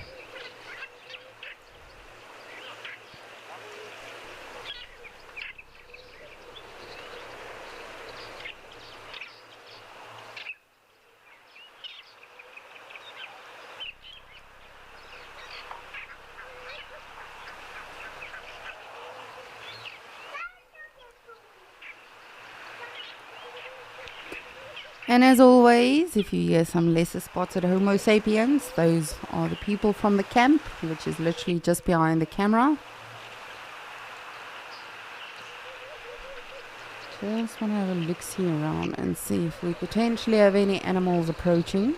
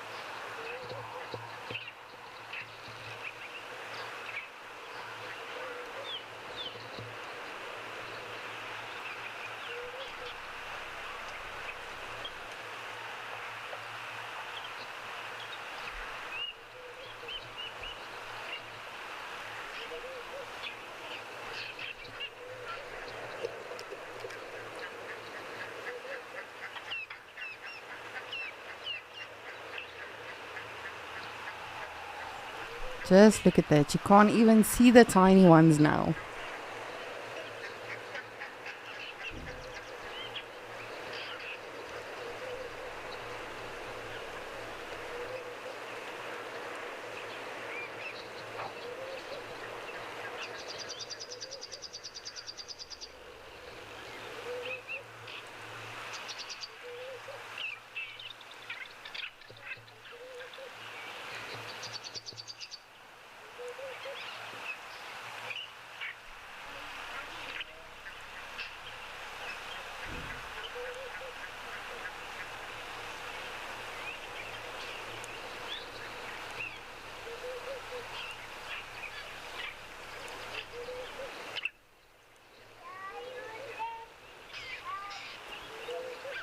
That is just ridiculous.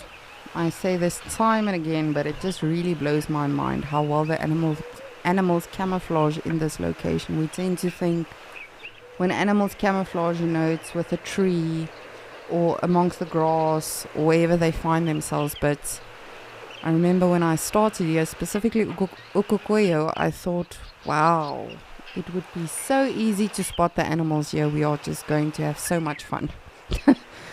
And in the meantime, we've been having fun with looking for the animals, because as you see right now, we know there are 6 Egyptian goose chicks. And right now, I don't know about any of you, but I can't see one. Every now and again, you see a little bit of movement, but other than that, they camouflage ridiculously well.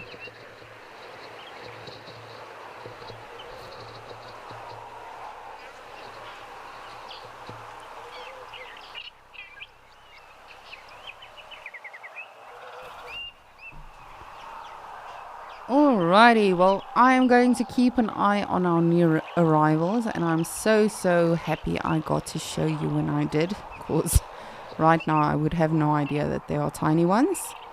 But I'm going to send you back to Tess in Djuma to see what she and Igor are up to.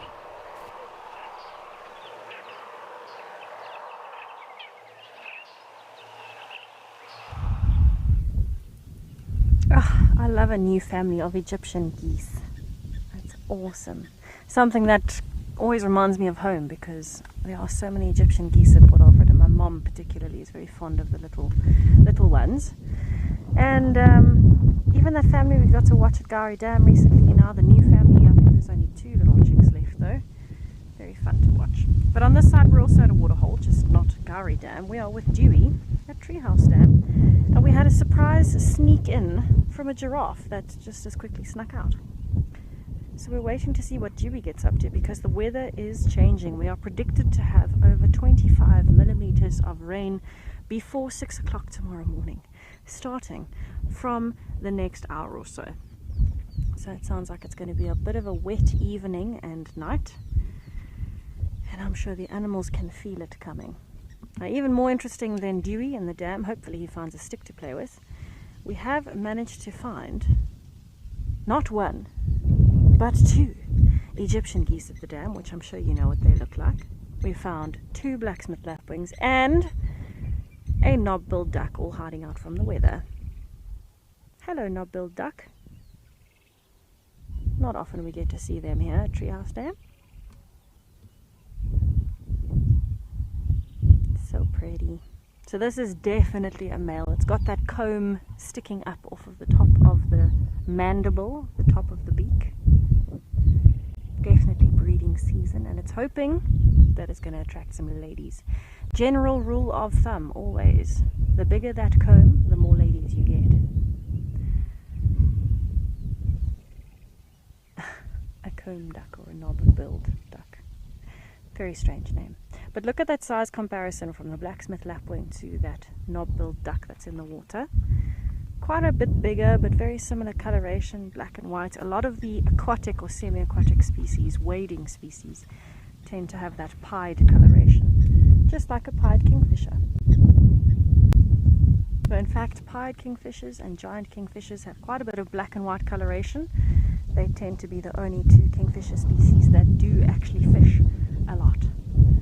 Woodland kingfishers, brown-hooded, all of those, mangrove, they tend to go more for insects, and they're much more colourful. So there's definitely a correlation somewhere between water and pied black and white coloration. Unfortunately for the knob-billed duck, he is currently alone. I don't see any other knob-billed ducks around. But I'm guessing he would be looking for some ladies. And they are often between here at Treehouse Dam and the area of Baboon Pan, even down towards Chitwa Dam. So I don't think he's too far away. I think he just stopped in with a change of weather. And he might be here tomorrow, he might be gone, who knows. I am hoping he gives us a bit of a turn, so you can see there's a bit of an iridescent sheen on the side of his wing. But you can only really see it from certain angles. Just directly side on. Igor, do you have knob-billed duck on your list? Oh yes, we saw one flying over a few days ago. And you definitely have blacksmith lapwing. We did get a Jacobin cuckoo earlier, and we got the dark form as well, the black form. But it was very quick and fleeting, as bird sightings often are, unless they're aquatic.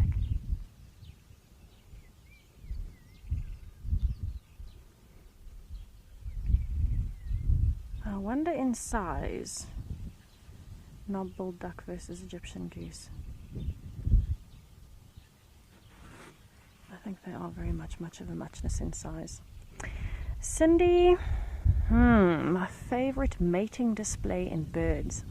I do particularly enjoy woodland kingfishers when they do their courtship displays and they both sit on a branch and flex their wings and make a beautiful sound, but I also enjoy it when hornbills do that. But I think I think courtship displays are just absolutely brilliant. If you look at the birds of paradise, for example, I think those are probably world renowned for being absolutely incredible. Colourful feathers, very intense dancing displays, flashing their feathers everywhere. Those are probably the best in the world.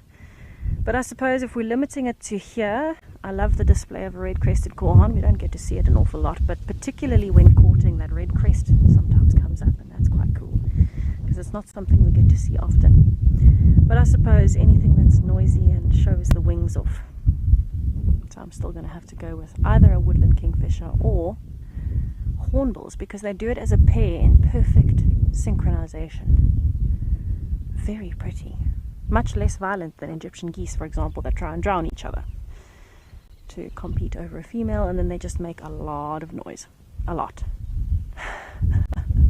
Eagle, what's your favorite and least favorite?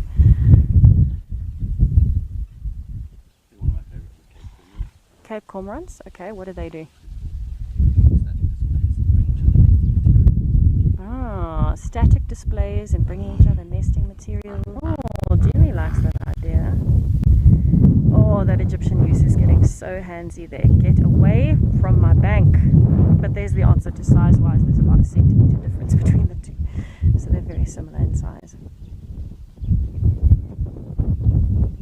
But I think when Egyptian geese in particular are mating, it's probably one of the noisiest birds out here. They just do not stop. They start at 4 in the morning and they carry on. And anyone that comes past, it's as though you've signaled the alarm and everything must know about it from every angle. I think, yeah, a lot of people find Egyptian geese quite noisy. They are very beautiful, and I think I agree with Lisa, the different colorations they go through as they age. From 3 weeks, their feathers change, and then they change again, and then they change again. So there are a lot of changes through each phase of their life. I've never seen knob-billed duck chicks, have you? No. I would like to see that. They look so unusual. Of course, they're not born with that big knob on the bill. That grows and then depletes every season. It just grows based on breeding time. So only the males will have that, just to impress the ladies. They've got to be careful of a stiff through wind though, otherwise they'll get blown off course.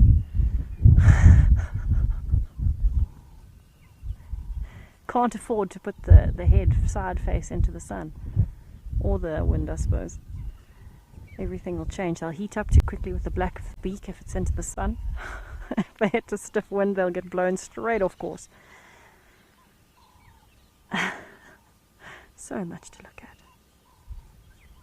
at. It is in between a few little weeds there. I wonder if it's looking for insects.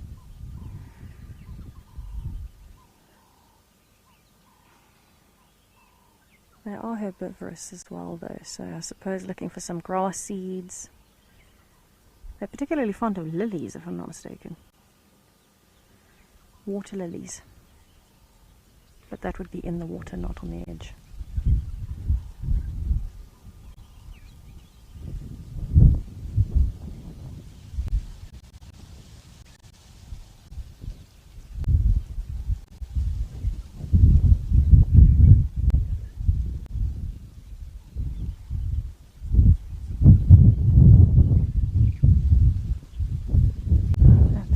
Loving the birding today. I think everyone is moving around before the storm comes in, which makes a lot of sense. But for now, I think we are going to continue our birding mission and hope the giraffe comes back, and we'll send you over to Steve in my dikwe to see what he's up to.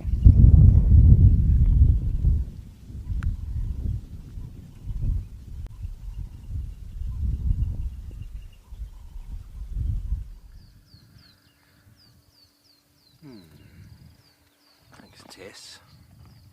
Birding sounds like fun. We are at Chukuru watering hole. We've moved around to the other side. Impala herds haven't moved much. Zebras have come a little bit closer into the fray. And what a great opportunity on this 5th day of January 2023. Believe it or not, to just have a moment to just listen and feel and breathe into this wonderful natural landscape.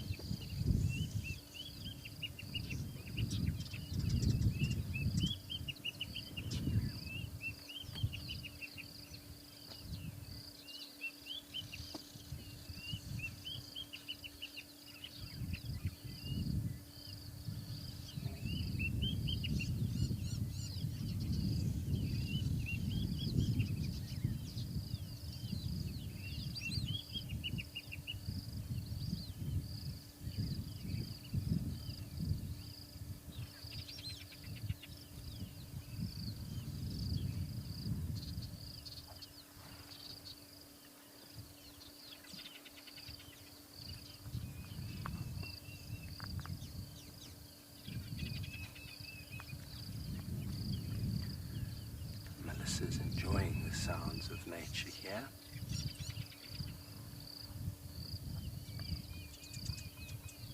As are we.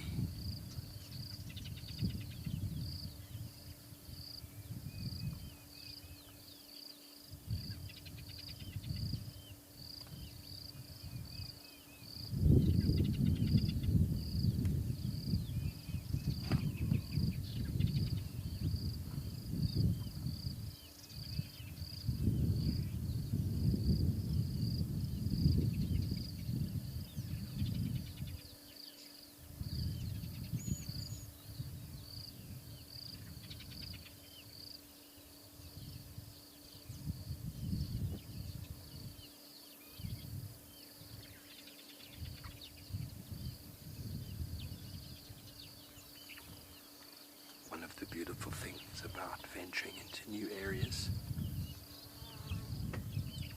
the differences in species that might occur there. Obviously there's possibly a few mammal species we don't find elsewhere, but a lot of birds up in the northwest. A bird I'd like to get on camera for you, the shaft-tailed wider. I haven't managed to capture before. So far we've seen about 20. Just get these area specifics. Madikwe borders onto sort of the Kalahari from the sort of Transvaal bushveld. Also get the potential for a few different sandgrass species. Going to get the list actually, see what other species there might be that we can find, and we're going to endeavour over the next 27 days to see how many different birds we can put on camera. How does that sound, Ryan? Sound good to you? Well, We'll also see how many fish we can put on camera. Not always that easy to put fish on camera.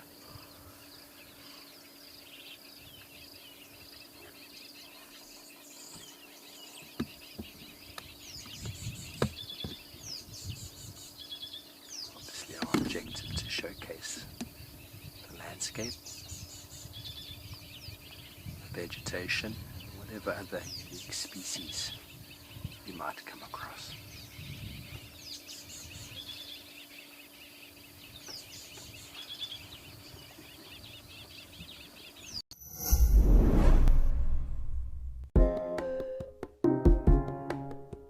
I'm going to make a combination of the thorns and the bark. That's what I'm going to do. basically just a very big open system.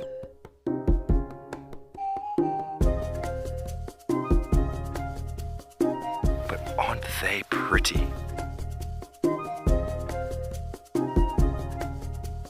Thank you for joining us and have a fantastic morning.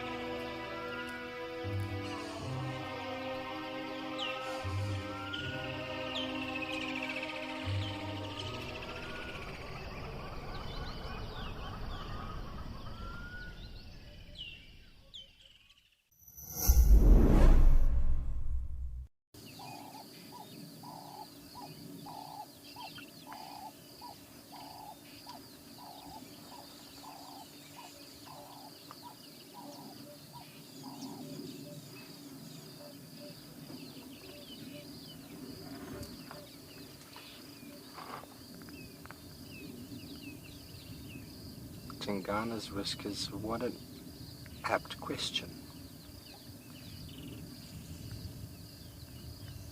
Tingana's whiskers has asked if I've learned anything of late that I'd like to share. What a thought-provoking question. I suppose more of what I've been learning is just reinforcements of things I already knew. Ability to be positive in one's mind leads to positive experiences. I've known that for some time. Being negative is obviously creates the negative. But we can be told these things and we can read these things, but to experience them, to then know them as one's own truth, makes it your experience. The power of your word and your thought is incredibly potent. So be very careful what you say and what you think. The universe is listening. The universe doesn't always understand a negative. What I mean is if you say the words like, I am unhappy, you will be unhappy.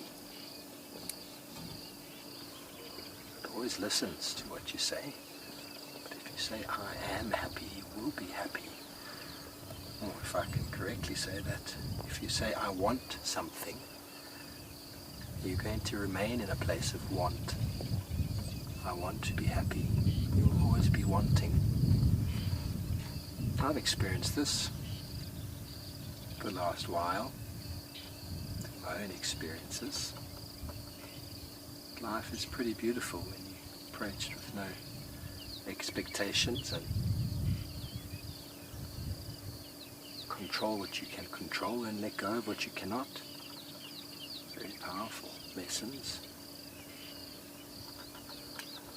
I think for the most part, many of us in our lives trying to control those things we have absolutely no potential to control. And that causes all sorts of anxiety, negativity. That's why I enjoy nature so much. Nature just goes with the flow, living in the moment to moment is how I've been living my life. Obviously I do put forward some long-term, short-term goals, but in the moment of living, I live. And when the universe slows me down, I don't get irritated, I don't get angry, I slow down, and I take the lesson that I've been slowed down. So what is the message? What am I looking around for? When we do slow down and look left and right, suddenly exactly what it is we were looking for becomes manifest. That is my experience.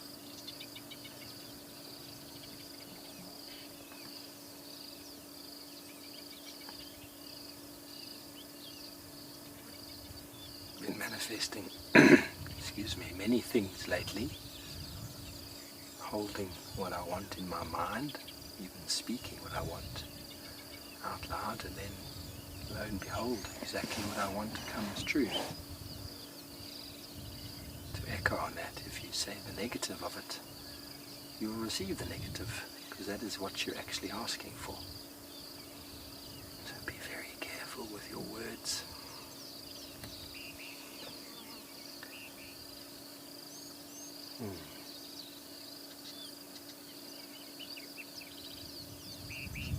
These impalas, for example, they're just living. They don't have animosity towards the lion or the leopard. They're just thankful that they survived another day. Thankful for another blade of grass that pushed itself through the earth. Thankful for the rain that provided the green grass that grew back. Moment by moment, nature has many lessons for us.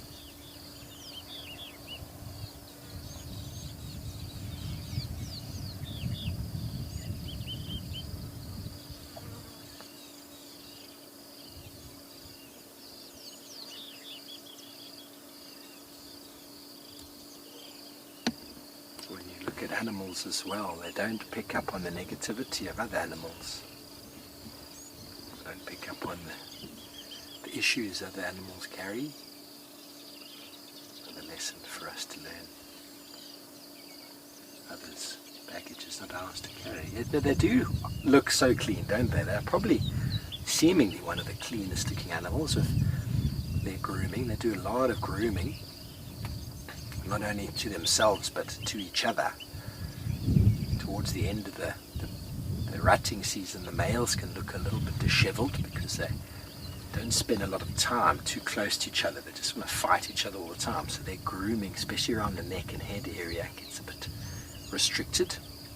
And that's a telltale sign that the rutting season, or the aggression develops during the rutting season, has diminished.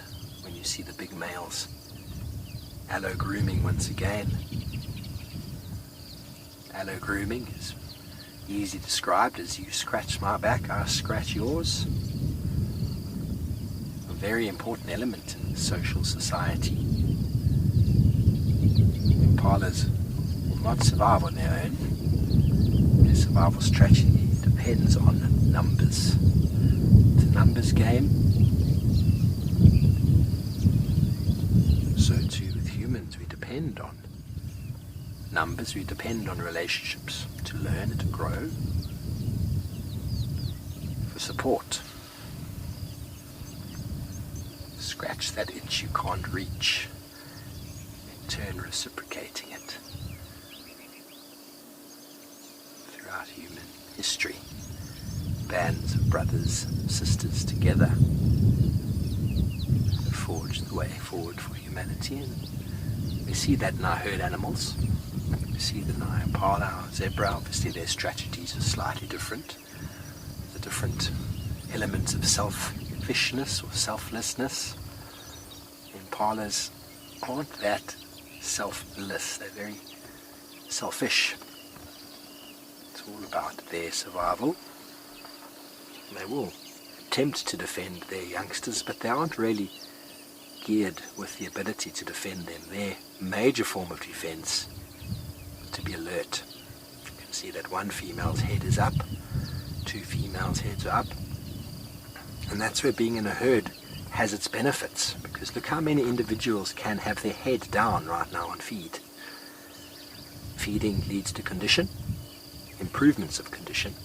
Lack of feeding leads to deterioration of condition, which leads to stress, and leads to the ability of that animal to be caught easier. An animal that's in prime physical condition, it's much harder to catch. That baby impala was showing you what prime physical condition looks like. But in the same breath, sometimes herd animals can get to such a large number that they develop complacency, as we do sometimes as humans in larger groups, where we think, someone else will do that. Someone else will pick up that litter. Someone else will perform that task. We see it in large herds of wildebeest when they're in the migration in the Mara, that there are so many of them that they just assume that someone's watching, when actually at one point no one's watching, and the lions just run in and just smash them down. It's quite something to see. 10,000, 20,000 animals together, no one looking up. The lion just run in and hit them. You don't see that with impala. They are very vigilant. And that is where the males succumb to condition loss, the impala males, because being on their own, defending a little territory for breeding purposes, they're on their own. They are so overwhelmed with the need to chase off rivals and to mate that they forget to eat, and they're constantly looking around, and you can't feed when your head is in the sky. So they forget to eat and they lose condition, and they become easy pickings for predators. But then coming back together, the males, as indicated before, will start indicating a return to normal behavior when they start grooming each other and reclaiming that condition, because ticks on the body, mites on the body will suck the blood and will lead to deterioration of condition. So it's very important for grooming to happen. All of our social organisms, some form of grooming happens. Mongoose, the social mongoose, monkeys, baboons, leads to social hierarchy, social status. We could probably call it love as well. I love you enough to clean you, but at the same time I'm hoping you're going to clean me back. Nature has many lessons for us to learn from.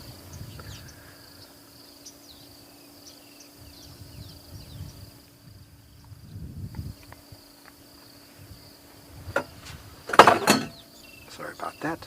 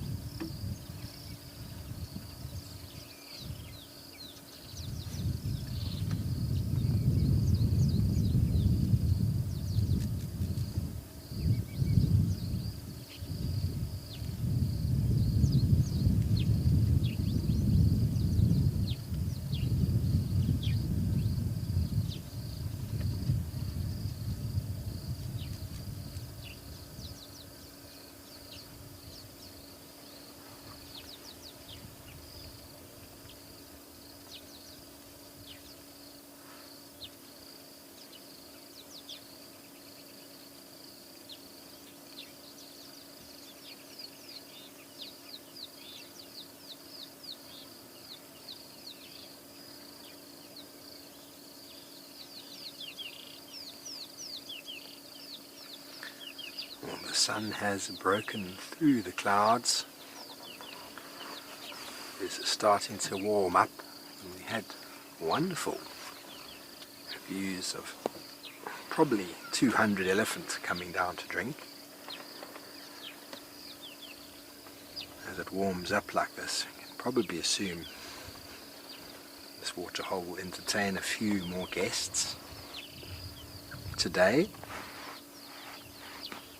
As it starts warming up, the need to cool oneself with thirst-quenching beverage is quite necessary.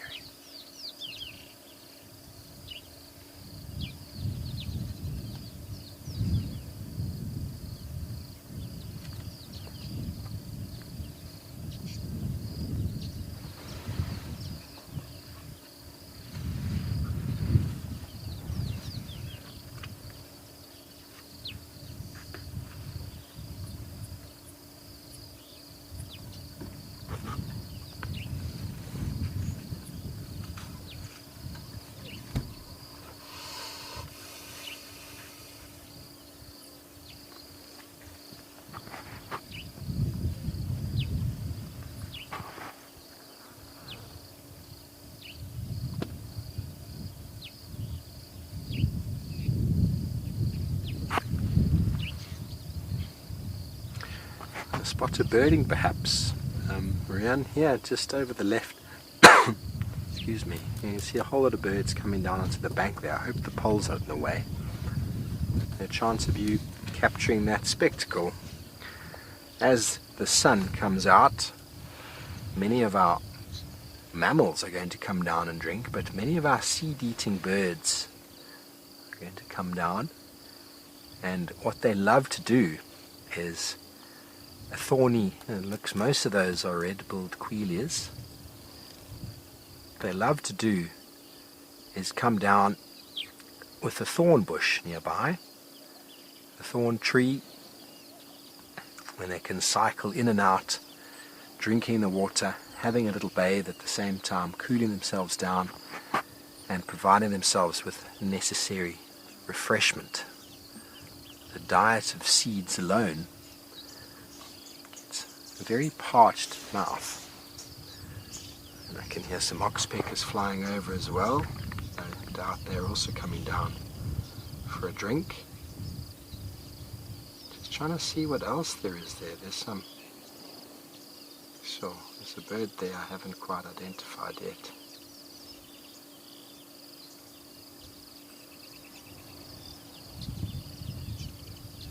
So, the red-billed quelea, largest flocking bird,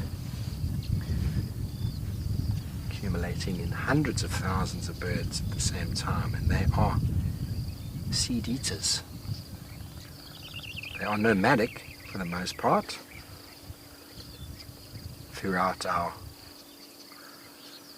winter range, and then in the summer they accumulate in these very large flocks where they will breed, normally nesting in stunted thorn felt,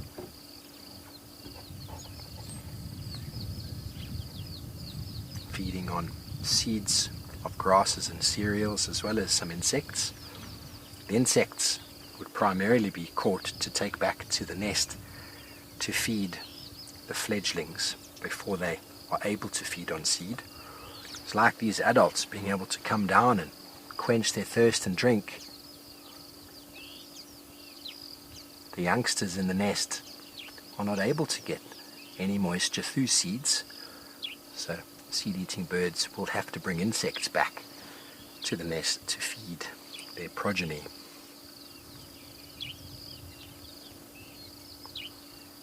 Okay, so those ones with the yellow beaks are actually the breeding females.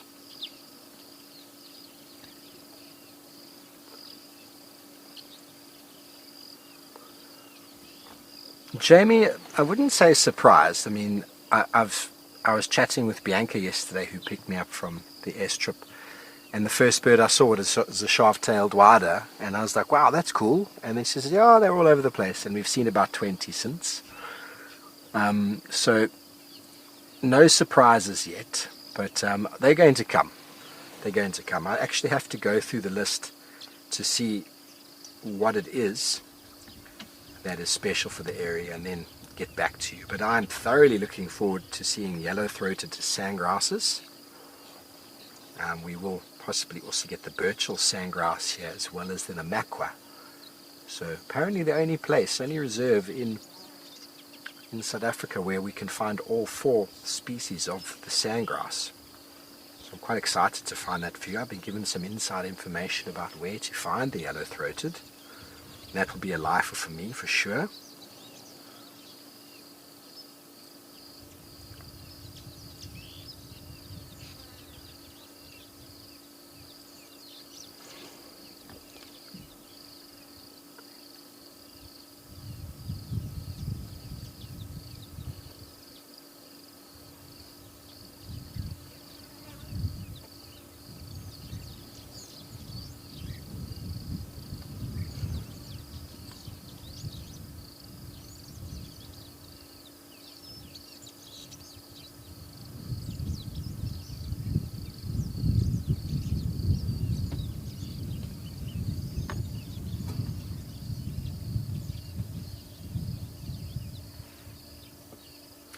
I think when I was here last time, what surprised me was the amount of violet-eared waxbills that I saw. I've seen 2 before.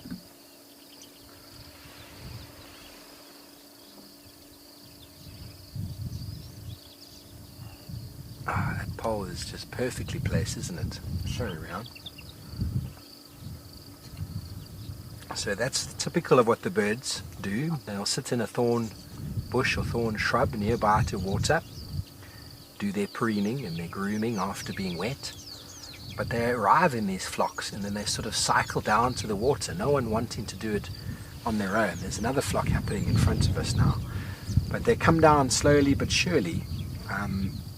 Birds, obviously, some of their biggest threats are birds of prey that hunt by day, and so they want to come down not individually, they want to come down as a group. As said with the impala before, safety in numbers, it's a numbers game. Obviously with hundreds of thousands of birds accumulating, many of them are going to die just through injury, through predation, through whatever it might be, but many of them will survive. That is what perpetuates the species. Generally the weaker individuals get picked off or succumb to some illness, and the stronger move forward. So if you ever are trying to get a nice sort of bird sort of party in your garden, and you want the birds to come down, and you've got a little pond and you're wondering why no birds are coming to your pond, you should put some form of branch nearby, even if it's a dead branch. Nice sticky, thorny branch, drag it there next to the water and you'll get a lot more birds coming down, because they need that shelter. They need to be able to escape back to the water. The opposite, to the tree, the shrub. The opposite is true for animals that want to come and drink. Is if it's too thick, too dense around the water, they won't come and drink there. So there's something that in reserves that require management, that managers have to be cognizant of, that there have to be open areas around the water for the animals to come and have their sustenance.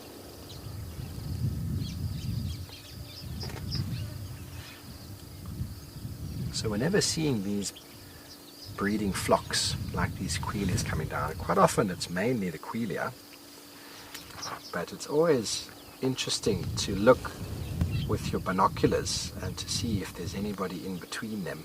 It could be any of the waxbills or firefinches or any of the partilias moving along as well. Okay, well Lisa's up at Ukukuyu. Let's see if she's got any bird parties her side.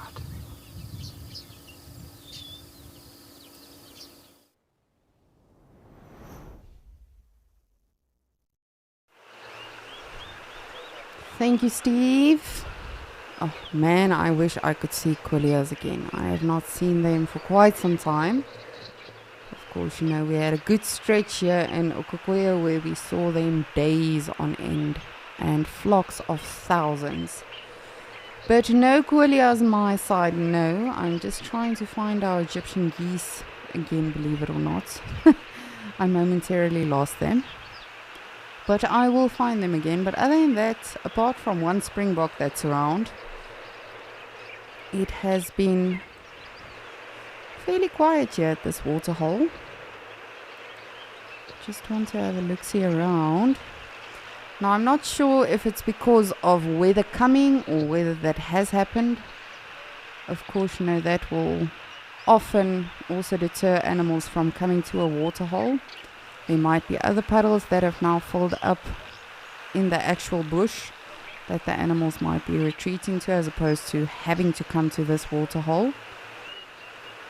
But we never know. Hopefully, they will come around. From what I've seen, the recent storm we've had for good 2 days, it was actually fairly quiet in terms of animal sightings or animals coming to the waterhole. But we are hoping for a good rain season. Generally, this region here in Namibia receives like an odd 30 to 350 mil rainfall. Sorry, I thought I saw... no.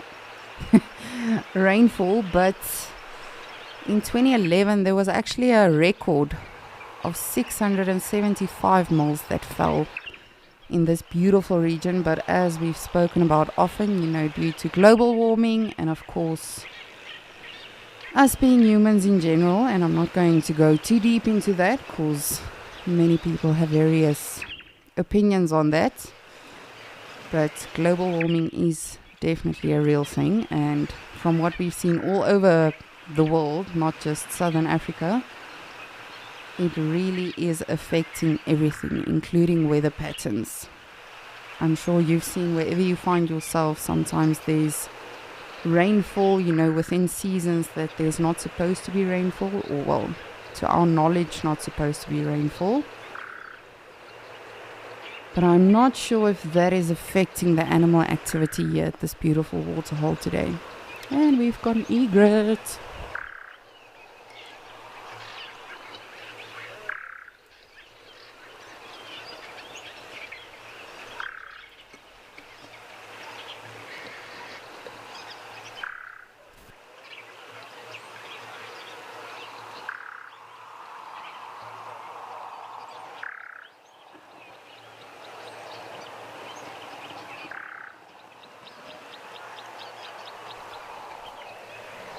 So of course the egrets, what they'll generally do is they move along with the animals and they sort of wait for the animals to. You'll often see them with buffalo specifically.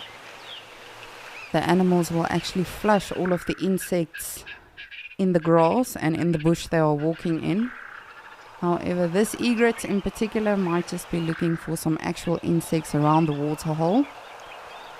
As I mentioned, it did rain a little bit a couple of days ago. And that, of course, also flushes some of the insects out of the actual soil. Just looking for some foodies. And then we've also got a terrapin. Beautiful terrapin.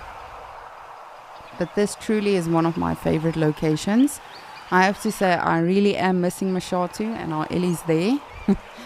But Okokoyo is a very fascinating location in terms of the animals and the behaviors of the animals and the patterns that they actually follow.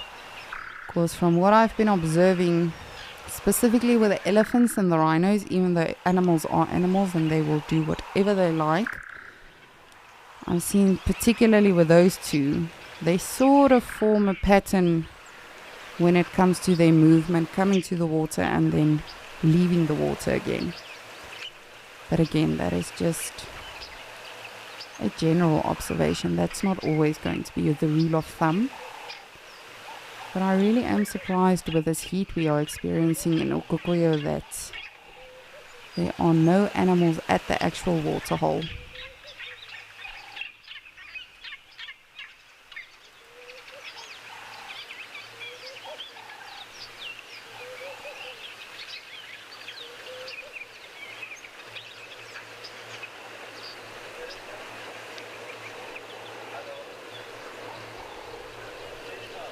Just want to see if we can have a closer look. Hopefully it's going to be possible for us.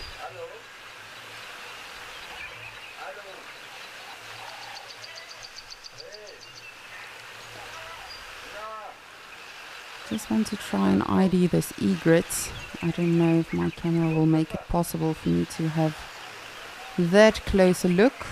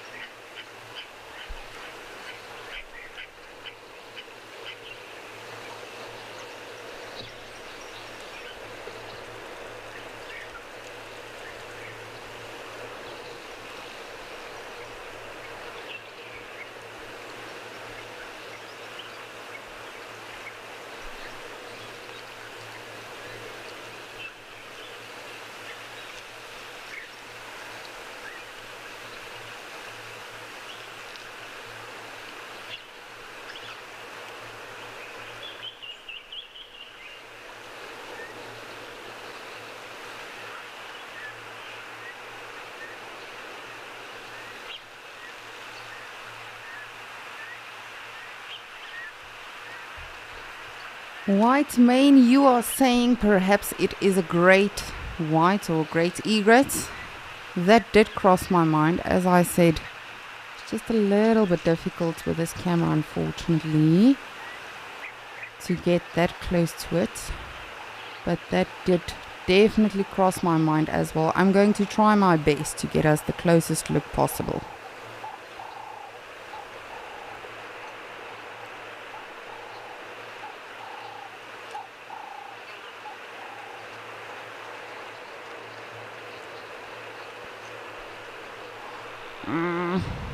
Sorry about that. My apologies. White mane, from what I can see, it's got light legs, so that is why I wanted to go with little egret. Of course, with the great egrets, they've got the darker legs. So, but I think let's agree to disagree on this one. I'm not disagreeing with you at all. It's just a little bit tricky with this damn camera, goodness. This damn camera of ours. But you might definitely be on the right track there, White Mane. And thank you for your comments. I appreciate that. As we always say, please do send through your questions, comments, suggestions, anything you might have. Of course, you know, we are not always correct as naturalists. We are all human. And after all, this is a discussion. I would love to know what you guys think as well. Not just about the egret, about anything else as well. You're more than welcome to get in touch with us.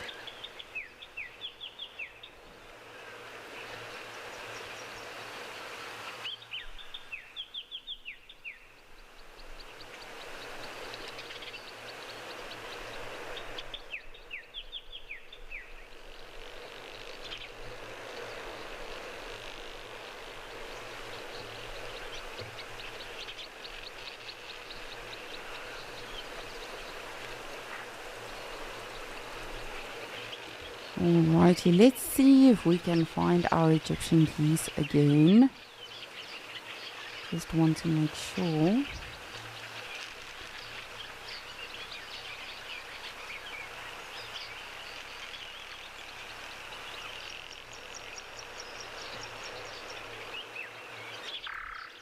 Crystal, hi.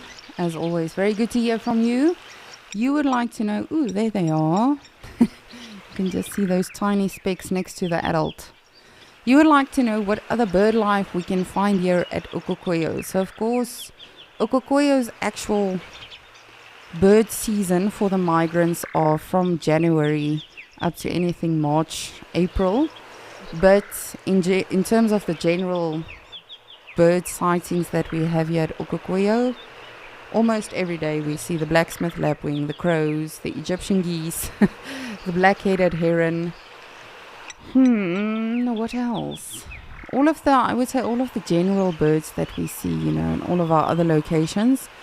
But in terms of, you know, the raptors and those birds, this morning I did see, what was it? Sorry, I'm just trying to rack my brain here now. Was it no, it was not the brown snake eagle. The black-chested snake eagle, my apologies. I did see one, but it took off and it was a little bit far away for us to actually get a decent look. But of course, just like we've seen in all of our other locations, you can actually see a lot of raptors this time of the year, and specifically now in Okokweyo, because the rain season is only starting now. We'll get to see a lot of different bird life or other bird life here that we don't generally see.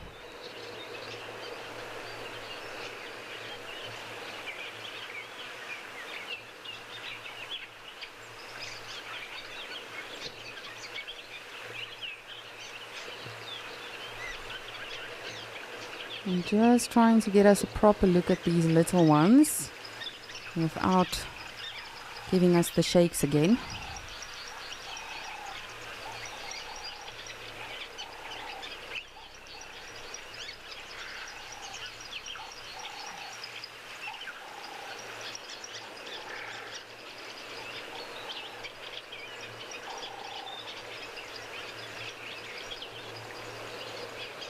And then, of course, flamingos, of course. My apologies.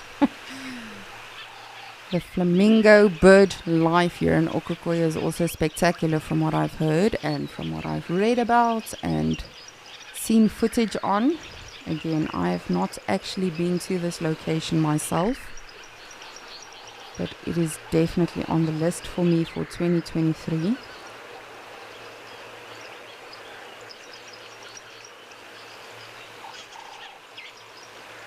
But if you have been here, please let me know what your experience was and what your best sighting was, perhaps. I know my mom said she got very excited the first day when she saw black rhino, because of course, you know, we do know that rhinos are endangered. Even though they are a flagship species here in Namibia, it's always special to see a unicorn wherever you are.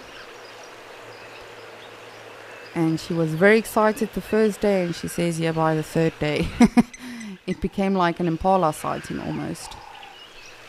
And of course, the rhinos are chipped and ear-notched and all of that, and they are monitored by the anti-poaching team, even though they are in abundance in this beautiful location. But that is the one thing I'm looking forward to the most.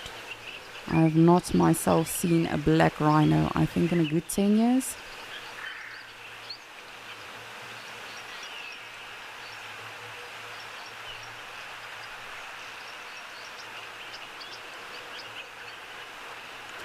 And if you are only joining us now on Escape to Nature, thank you so much for tuning in with us and spending your day with us. We've got 6 new baby Egyptian geese, which I'm very, very thrilled about. It's my first time seeing them, and in fact, it's my first time seeing any Egyptian geese babies in this location in particular.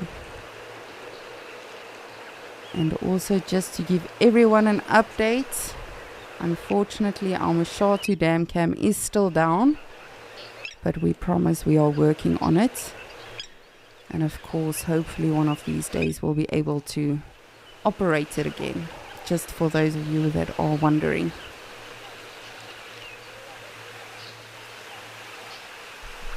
Oh, but I can't believe how tiny these ones are. It's really...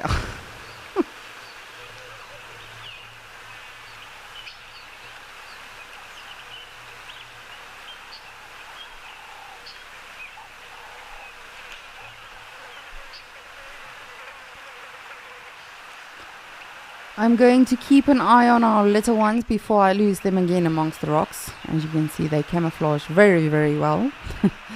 But in the meantime, I'm going to send you back to Steve in Madikwe.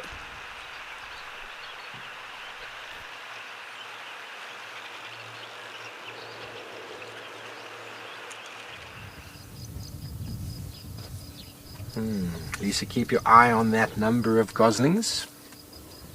Let's see how they do. Well, it's an elephant kind of morning.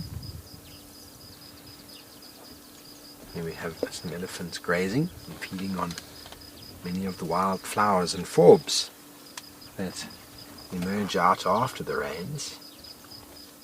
Can't quite tell exactly what it is they're feeding on, but it's a little sort of overutilized area with a lot of forbs coming through that will often come out in the summer months to protect the soil from the rains.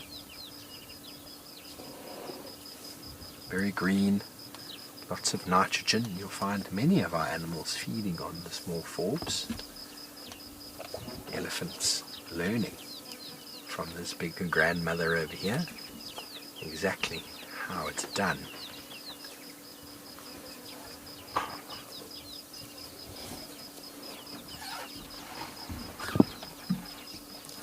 Now, although she is looking down at the ground, her ability to sense which plants she's using or accessing is mainly done by smell.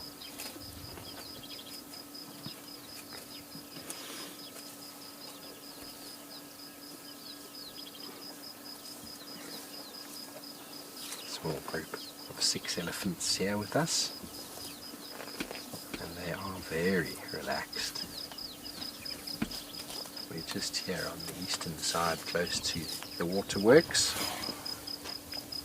Apologies for the fence at the back there. There's a big water purification plant out here. Delicate elephant walk by. Hello, Mama. Yes, you are beautiful.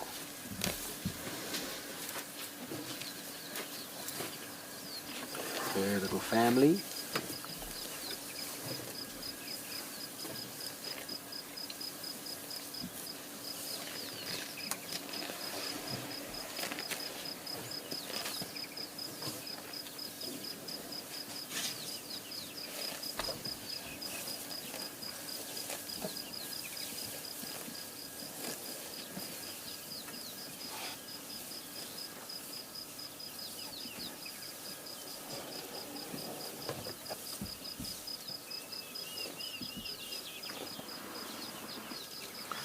Hello Chad, 10 years old. You want to know why else do elephants flap their ears? Well, I wonder what it is that you know they flap their ears for in the first place.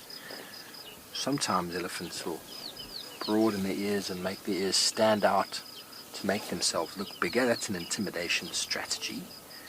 But the major reason for them moving their ears is to cool themselves down. There's a little bit of flap of skin that keeps the sun from directly falling onto the ear, and underneath the ear, on the inside, the skin membrane is very, very thin. Very, very thin, almost like the inside of your wrist.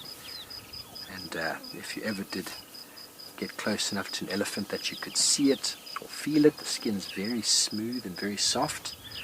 And those blood vessels or blood capillaries that are underneath the surface are quite large. And an elephant, a fully grown elephant, is able to pump up to 9 liters of blood through that ear every minute. And by flapping, it's basically cooling down the blood, dropping the blood temperature down every time they flap. And as it goes through the ears, they go back into the body, so air conditioning the system. So some people will misidentify elephants flapping their ears as an aggressive response. It's not. An elephant that's holding its head up and shaking its head from side to side and flapping the ears, yes, there's definitely something going on with that animal. But when they're walking like this with their feeding, tails wagging, ears just casually flapping, and that's all that's happening, is they're just cooling themselves down.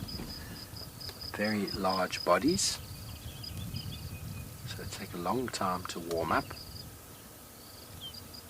but they also want to cool themselves down, and they do so by flapping those ears. Youngsters can keep cool by standing in the shade of their mother, very useful strategy. And obviously, as seen before, they can also go straight into the water, cool themselves down, something that we all thoroughly enjoy and something we see elephants doing. And they really do seem to enjoy having a good swim.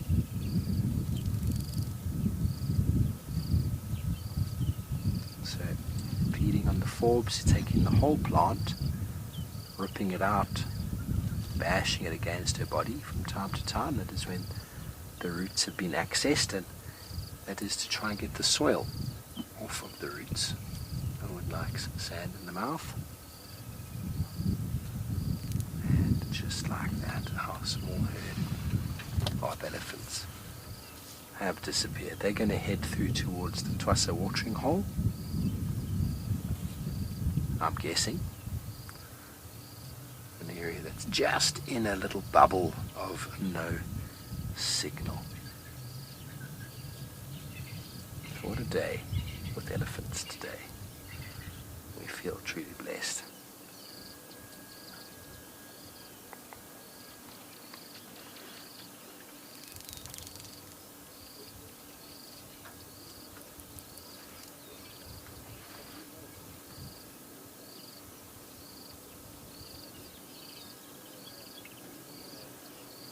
Crystal, it is amazing how quiet they are. Truly, truly amazing.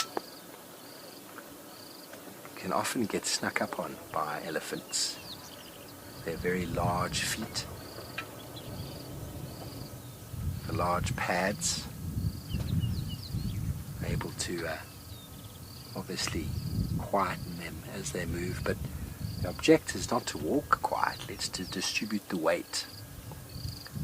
And the pad itself works like a very well designed running shoe, that as the elephant, there's just some water tanks over there, as the elephant pushes its weight down on the toe, it then leans back on the back of the foot, and it's a big sponge system inside the back of the foot. The elephant's actually walking on toes with a huge platform cushioning under the heel, and as they push their heel down, and all that expanse and that spreading out of the weight then forces the animal up again and pushes the animal forward, so it assists as well in forward momentum. Okay, well, our elephants have gone. We're going to move off, see what else we can find along the road here.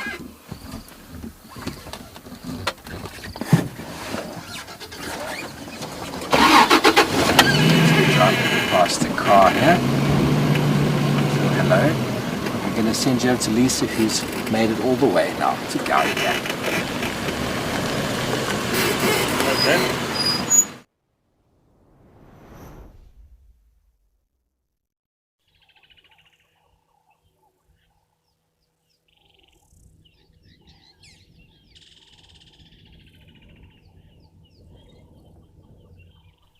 The size comparison, or the size difference now, when you look at these two and the 6 that we saw in Okokweyo, there's a rather significant difference in size. Now, of course, these are already a couple of weeks old, whereas the ones in Okokweyo, if I had to guess, of course, I wasn't there when they hatched, but if I had to guess, I would say they are perhaps just a couple of days old. Whereas these ones can already fend for themselves, they feed for themselves.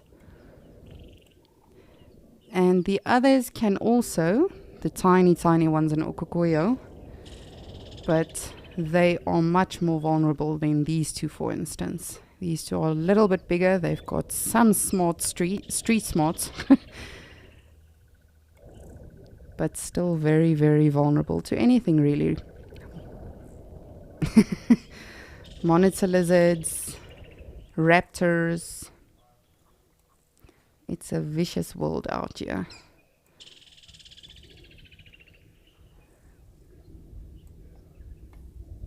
But you can see, of course, the parents are very, very protective, but they are sort of giving them leeway, with movement and everything, whereas the other ones we just saw in Okokweyo are literally glued to the parents, or the parents are glued to them.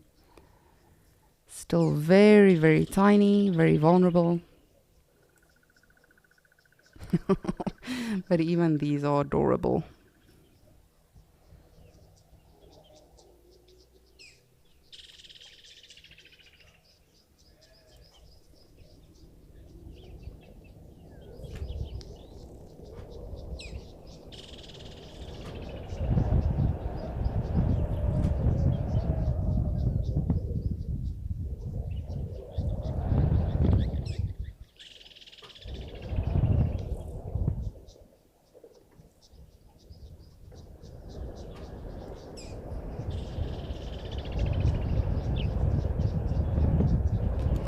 Fiona, you would like to know if I've ever seen goslings playing with butterflies or insects.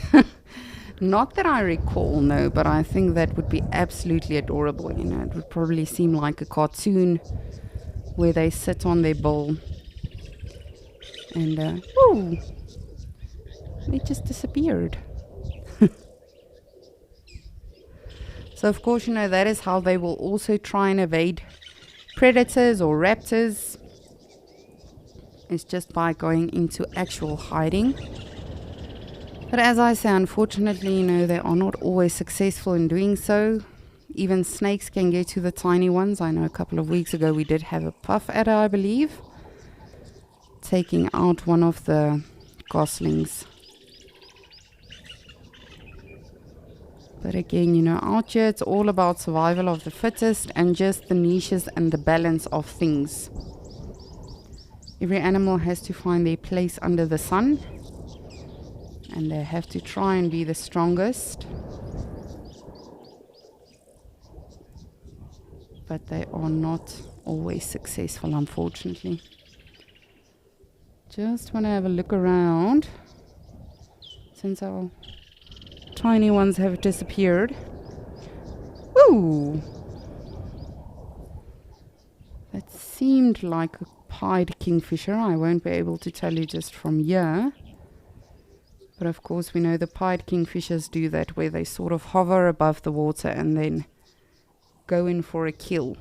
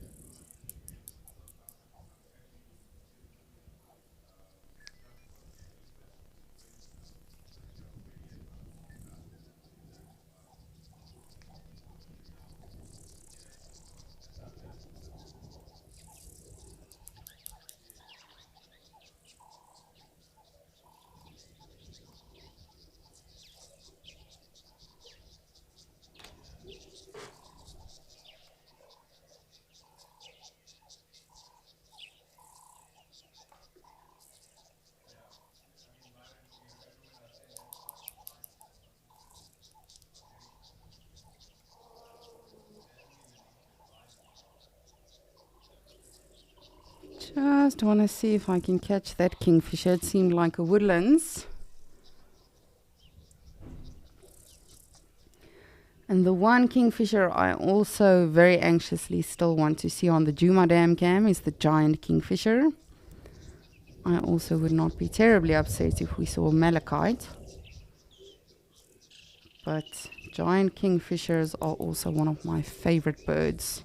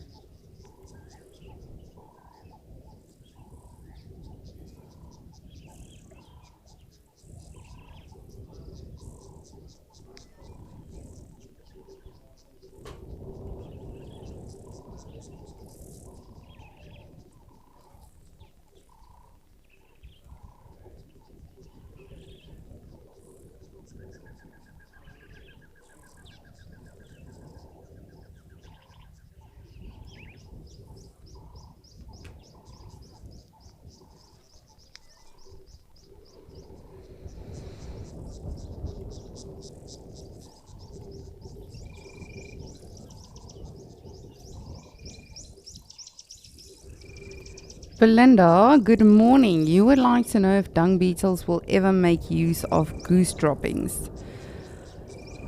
Again, as I always say never. You know, animals do whatever they need to survive, and of course, you know, that's going to differ from region to a different reserve to a different province even.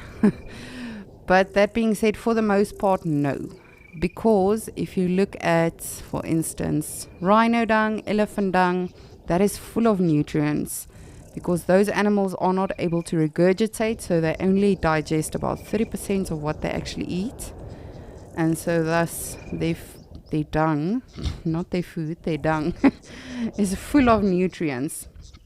So I think if dung beetles had a preference, they would rather go for that. Because also remember, rhino dung, elephant dung, even buffalo dung is very, very big. So it's a large resource for numerous dung beetles at one time. Whereas, you know, the the feces of a duck or a goose would not be as much. But as I say never. You don't know what that dung beetle has gone through, how desperately it needs dung.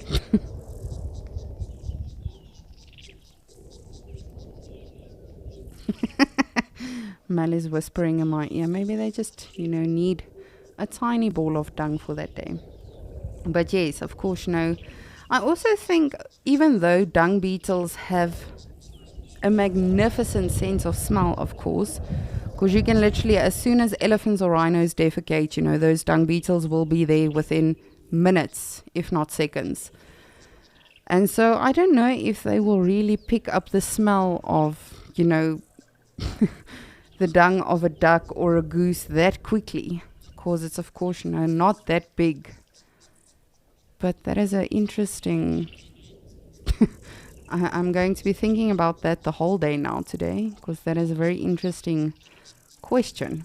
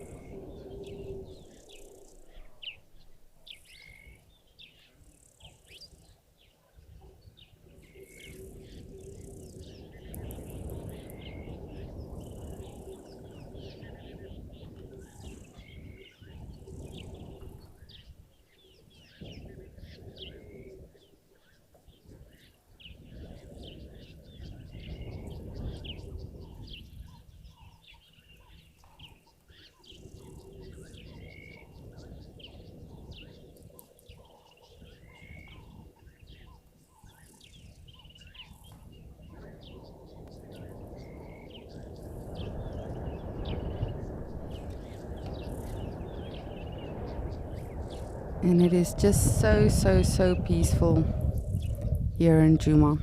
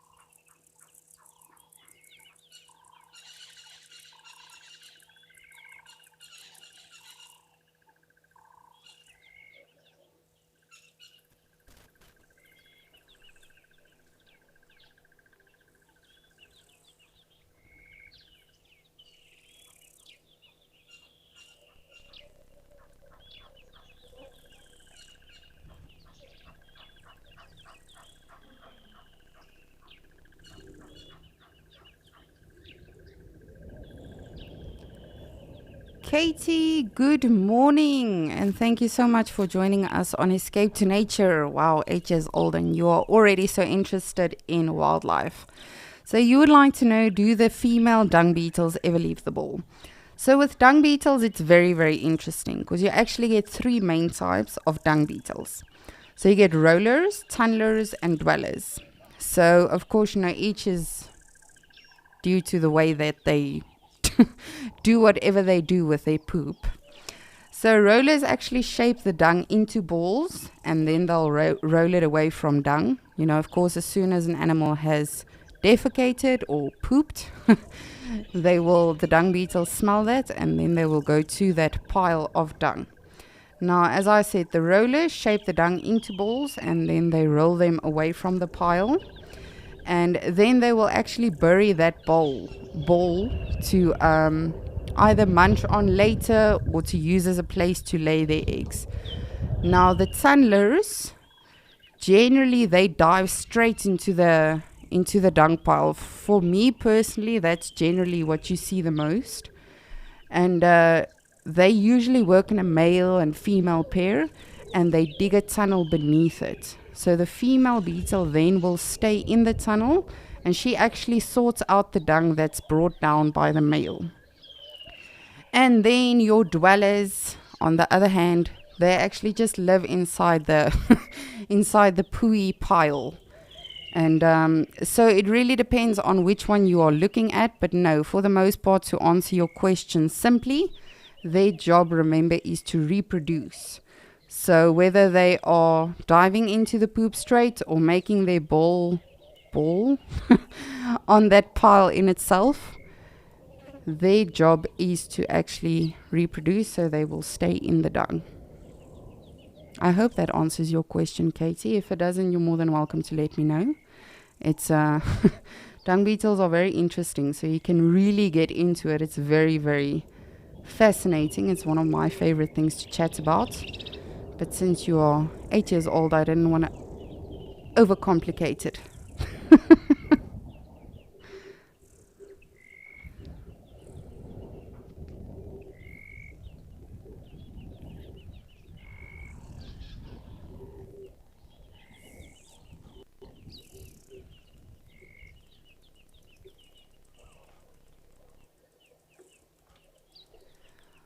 White Mane, you are saying you think the uric acid in a goose dropping would be difficult for beta larvae to digest. Definitely, as I said, remember, it's never say never when it comes to animals. And the only reason I say that is if you look at something like, an African monarch butterfly, for instance. Those larvae feed off poisonous plants. So I do get what you're saying about the uric acid. But as I said, if an animal is really in a situation where it's got no other choice, potentially that might happen. But I definitely do get what you're saying. It might be a little bit difficult. But of course, animals, whether it's a beetle or an elephant, should never be underestimated or, said they won't be doing that. But that's why I said, no, generally, for the most part, I can't think that they will do that. But nature never ceases to amaze us. But I definitely agree with you. Will probably be a little bit difficult.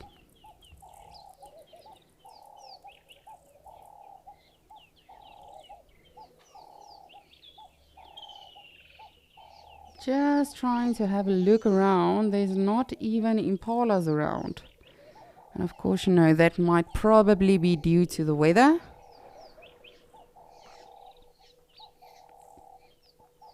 It is fairly cool out here and windy. But that being said, and I say this so often, it's it can be this sort of weather and you can have incredible sightings. And I'm just talking about my personal experience on safari. Well, even here on the dam cameras as well. And you might think, okay, well, we're not going to see a lot. And then you have a lot of sightings actually. And then other times, you think it's the perfect weather for perfect safari, and then you don't even see an impala.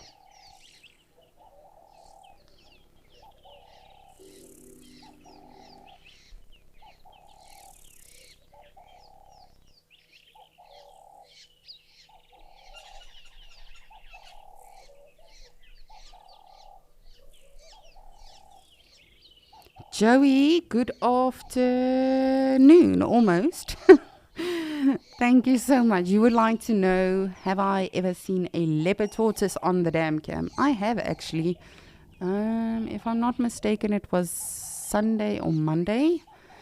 I saw a beautiful leopard tortoise, and it was actually quite large in comparison, to what we generally see on Wild Earth.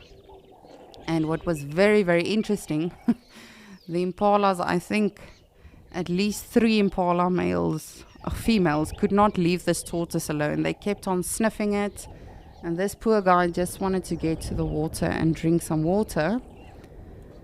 But they were very, very curious about it. So I have seen a leopard tortoise, but just come to think of it, just once.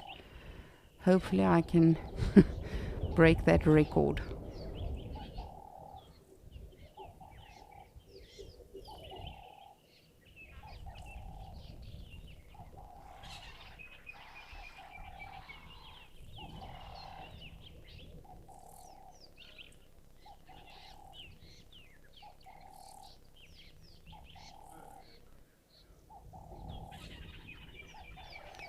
And I believe Tessa had 2 separate sightings yesterday of leopard tortoises. And it's actually, when I'm on safari myself, it's one of my favorite sightings. One of my most memorable moments actually was when I also saw a leopard tortoise. And I think a good 5 or 10 minutes after that, I actually joked with a guest and said, we are now going to see a leopard because we've seen a leopard tortoise. And of course, 5 or 10 minutes later, coming around a bend at a waterhole, we did see a leopard.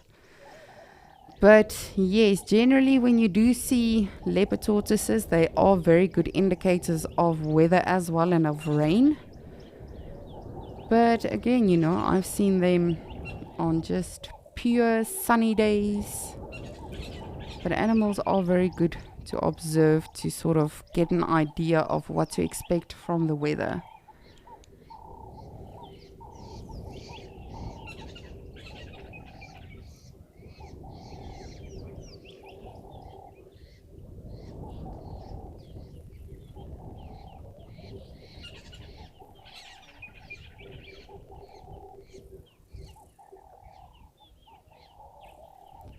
Penelope, you would like to know which other animals are good indicators of weather. Oh, just look at these tiny ones.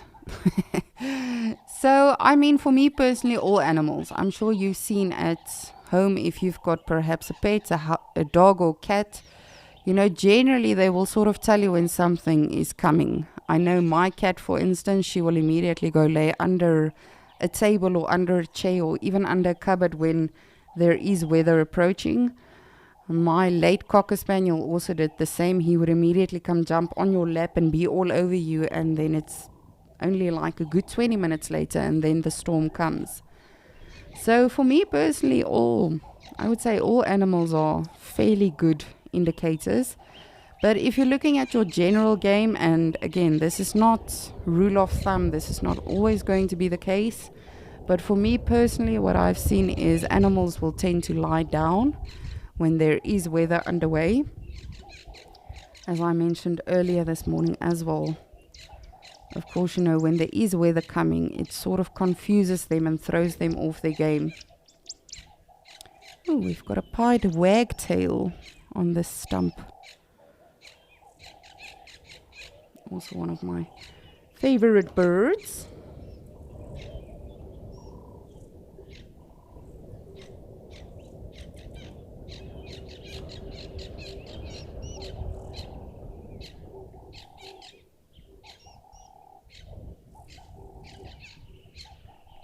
And of course they are called, you can't see it now really, but of course they are called wagtails because they sort of do this cool whipping thing with their tail.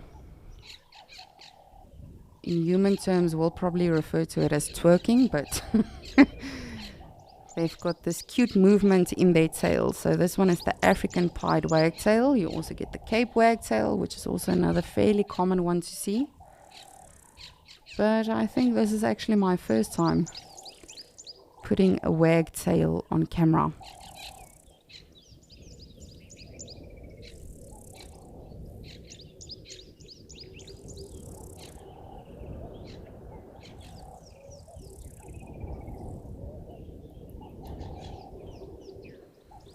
And you can really see how these parents are giving the youngsters space. As I said, in comparison to the tiny ones we saw earlier on in Ukukuyo, or I should say the newer ones, you can definitely see the space they are given with time, even just a couple of days. As they do have to become independent, they do sort of have to start doing their own thing, just like a cheetah, for instance. She will show her cubs once or twice perhaps how to hunt, and then after that she'll say, okay, your turn, you try.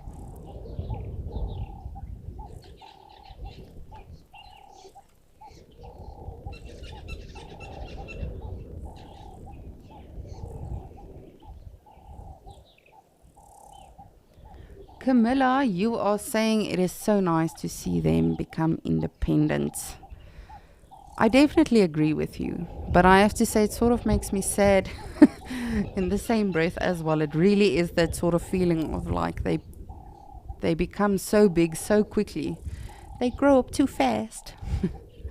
But it definitely is wonderful to see them becoming independent, which of course, instills trust from the parents and means they are slowly telling them, all right, you're ready to venture off into the big world, the big scary world.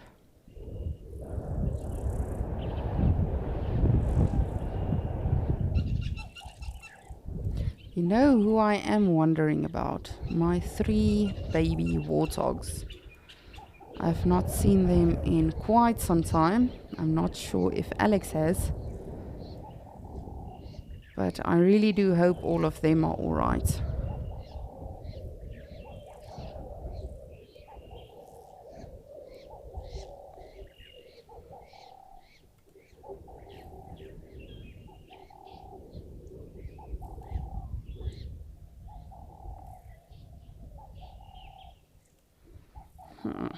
Just bear with me. I just want to see if we can find our kingfishers again.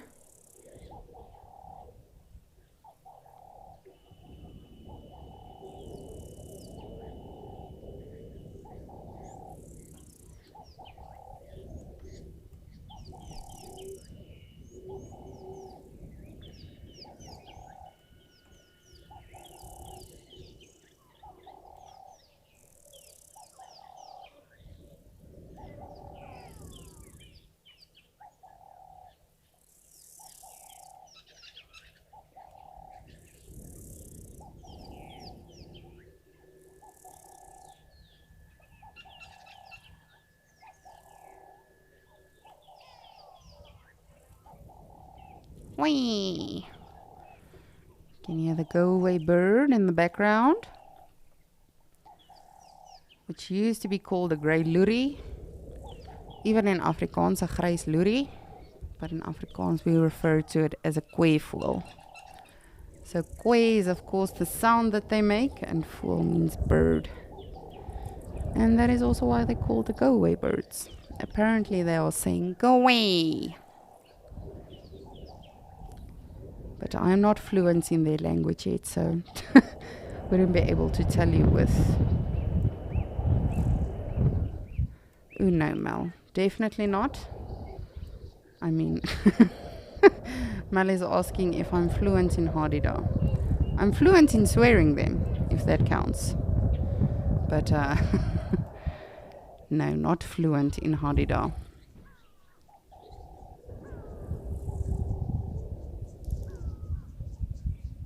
But this is also a behavior you'll see from birds, specifically ground-dwelling birds, as we saw with the Egyptian geese earlier on as well. If it is windy or overcast, you will actually see them lying down. The terrapin we can't really account for because they are always just chilling on this island. Of course they are, I don't know what he's trying right now, because they are ectothermic, which means they rely on outer resources to heat them up. But I don't know. There's no sun, my friend. What are you using right now?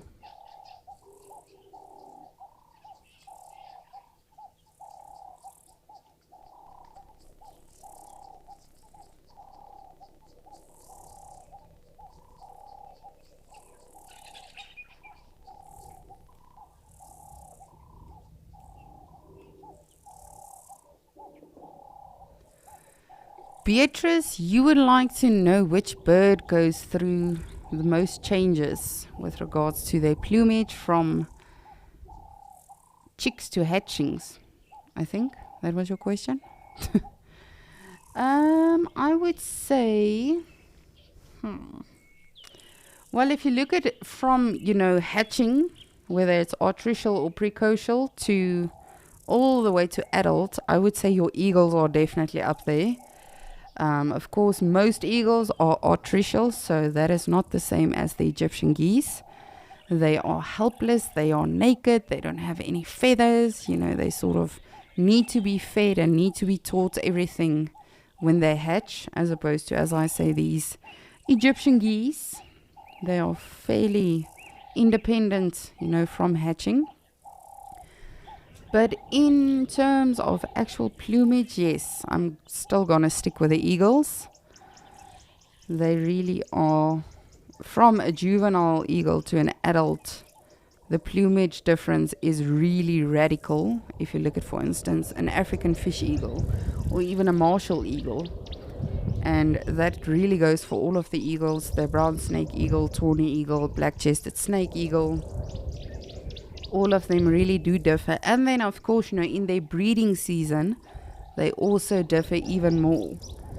So I think that was your question. I hope it was, if that's what you meant. But even something, as I say, like the Egyptian geese. If I were to see an Egyptian goose for the first time and nobody told me, okay, well, that's an Egyptian goose, I would never have guessed that's what it's actually going to be transforming into. And the same goes for a helmeted guinea fowl. I don't know if you've ever seen a baby or a tiny helmeted guinea fowl, goodness. But I remember my first time seeing them, I completely lost my mind because I could not believe that thing is going to become a guinea fowl. It was the tiniest, fluffiest, cutest thing I've ever seen. But the tiny ones, in comparison to the adults, major difference. I hope that answers your question.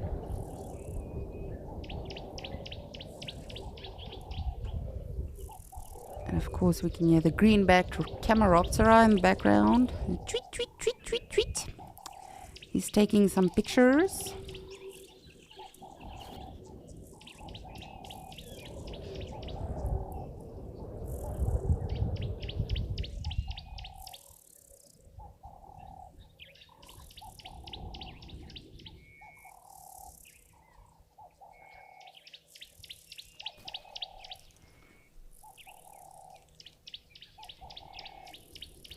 I'm just trying to scan all of the trees because this morning we did have an African fish eagle,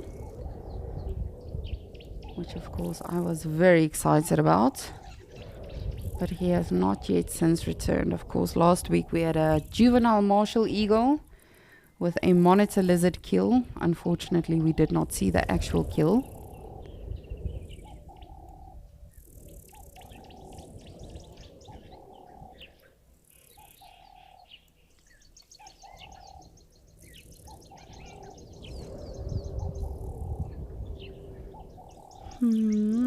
What is that? It is a lesser spotted branch.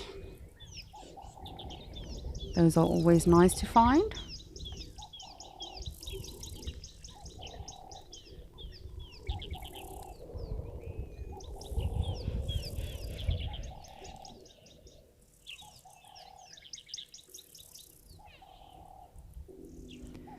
Wilma, you would like to know if one ever sees dung beetles on trees.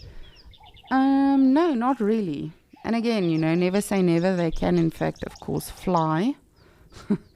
So anything is possible. But no, of course, their main thing in life is poop. They are constantly looking for poop. In Afrikaans, we have a different way of saying that. But no, for the most part, you'll find them on the ground or either flying to a dung pile where they can start, as I say, rolling or burying their dung, whatever they are, tunnelers, dwellers, rollers. But have you ever seen one, Wilma? As I say, anything is possible. I just personally haven't seen myself a dung beetle in a tree.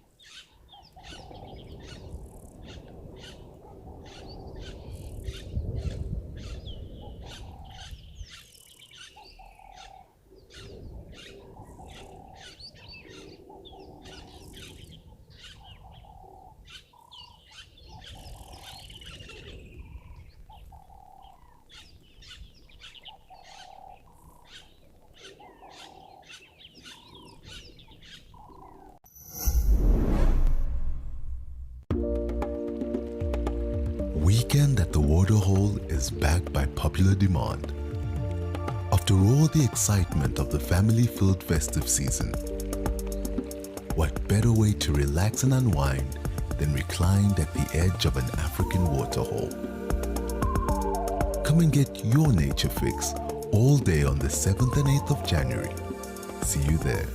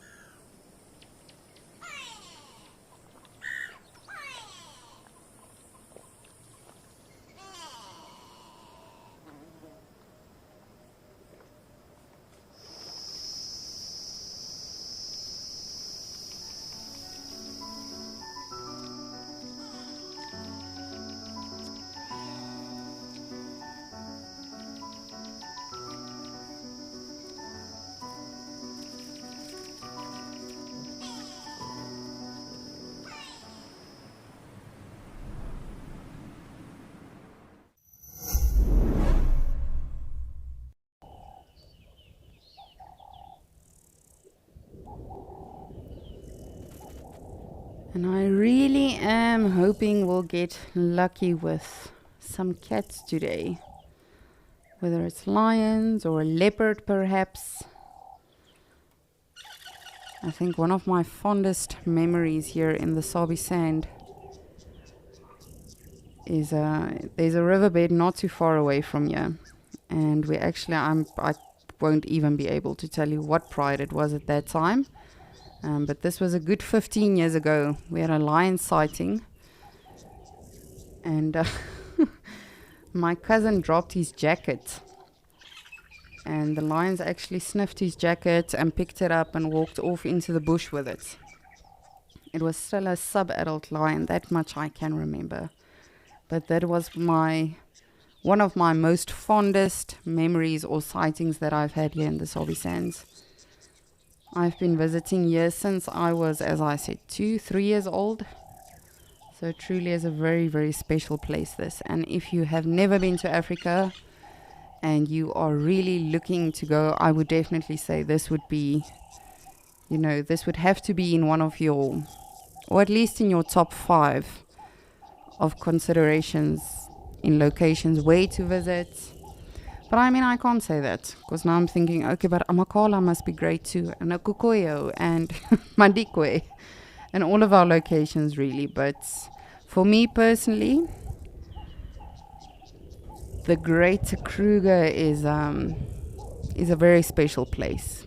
But that is my personal opinion. Of course, you're more than welcome to let me know what yours would be. Alrighty, but I'm going to try and summon those cats for us here to Gowrie Dam. And while I do so, I'm going to send you to Steve in the sunny Madikwe.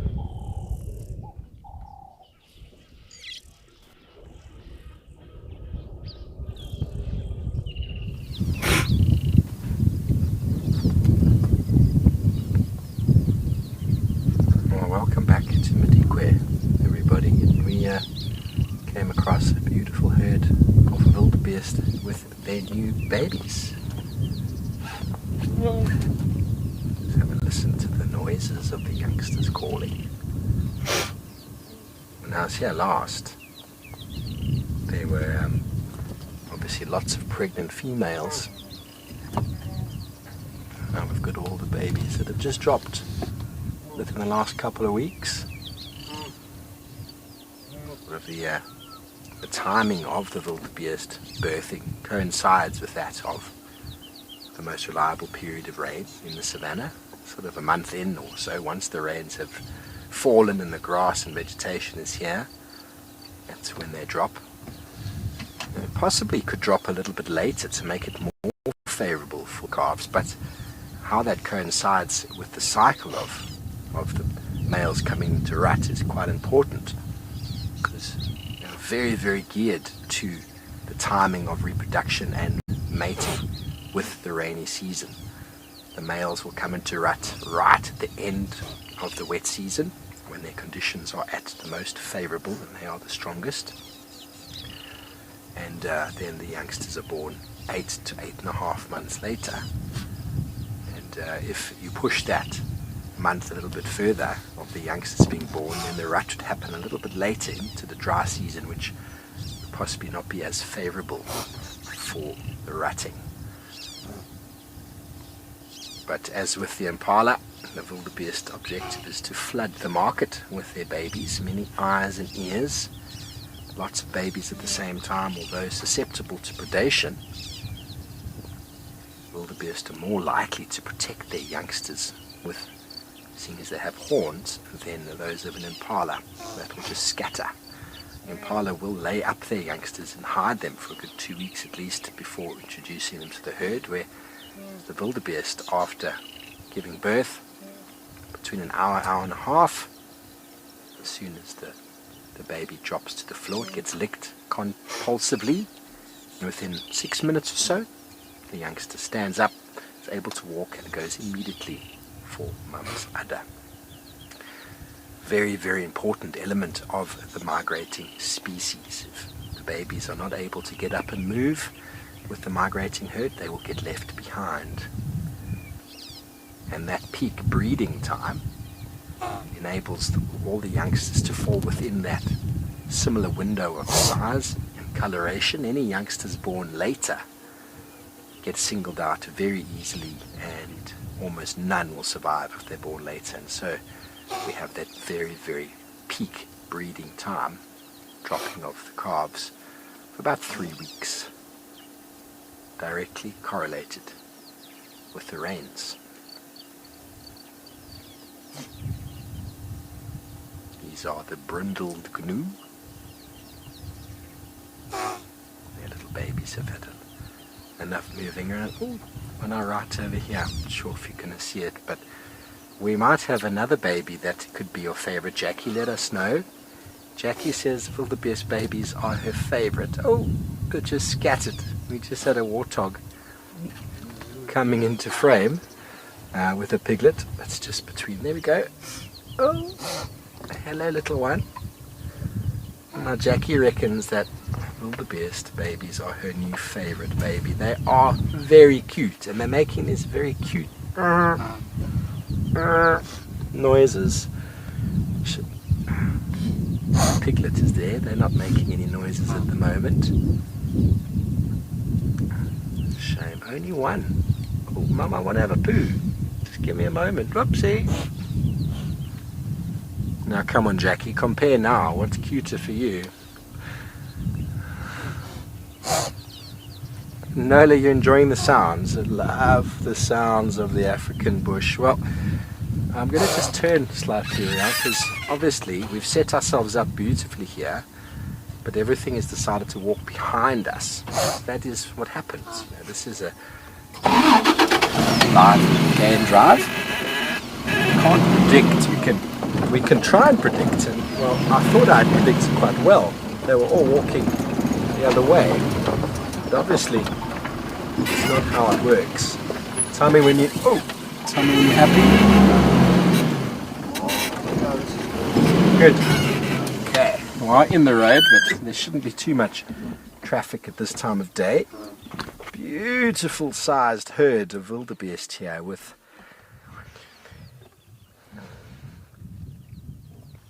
9 or 10, possibly more little youngsters in amongst them. And so that little tan coloration that you see there makes them stand out from the herd. And they are at their most vulnerable right now.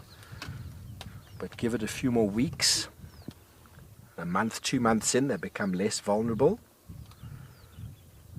But that 2-3 weeks, 4-week period, if any are born later than that, they then become this small little tan color, and they are just so much more easily selected from the group.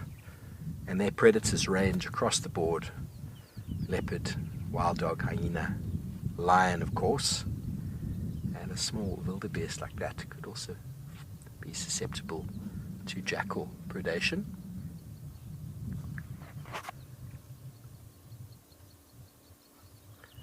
So quite a nice, easy thing to remember when it comes to herbivore animals.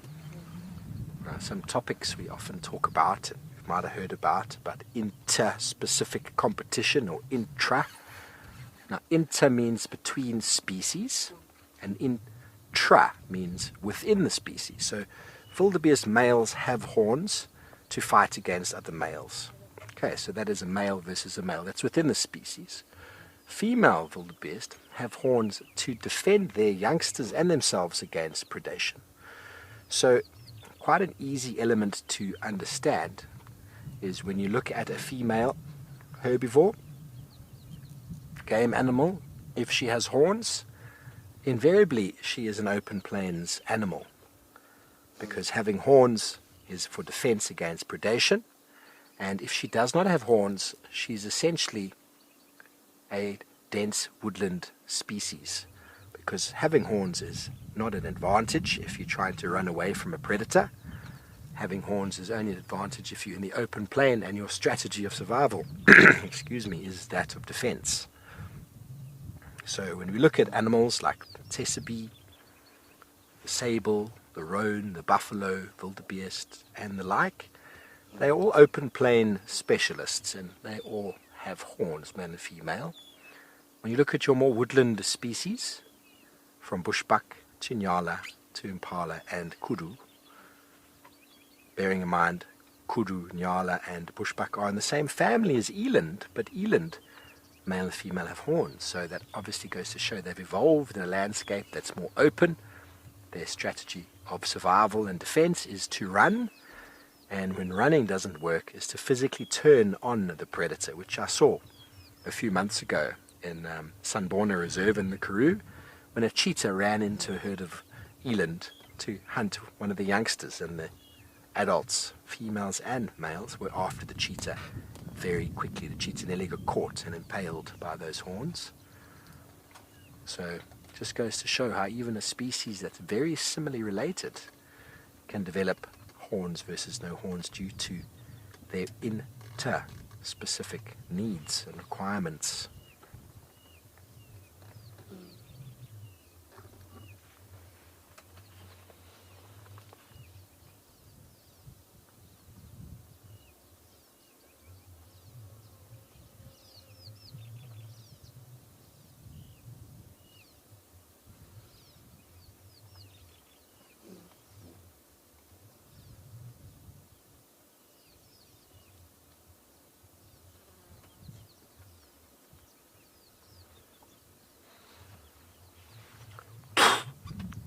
lovely sound of the wildebeest.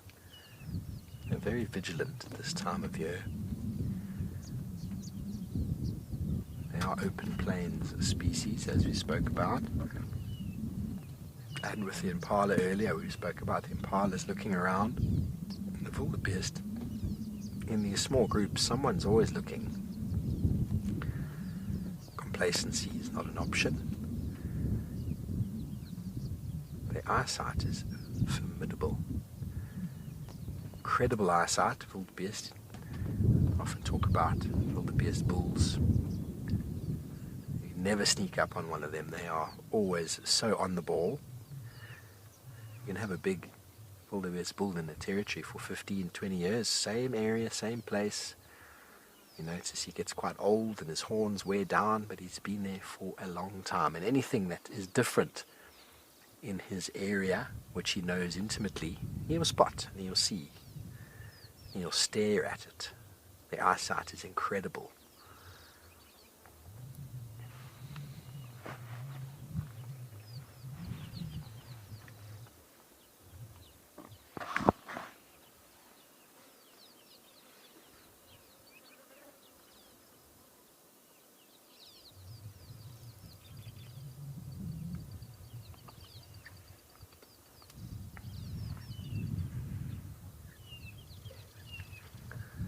Right now, these females capitalizing on the fresh green grass so as to maximize their ability to produce nourishing milk for their calves.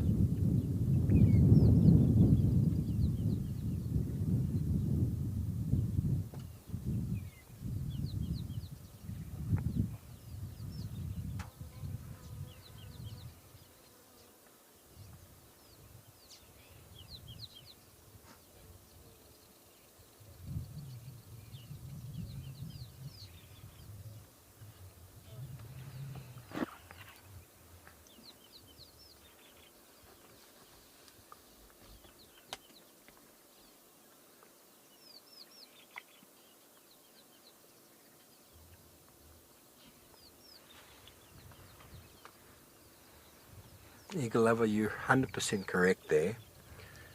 All species on the planet are in tune with nature, apart from one.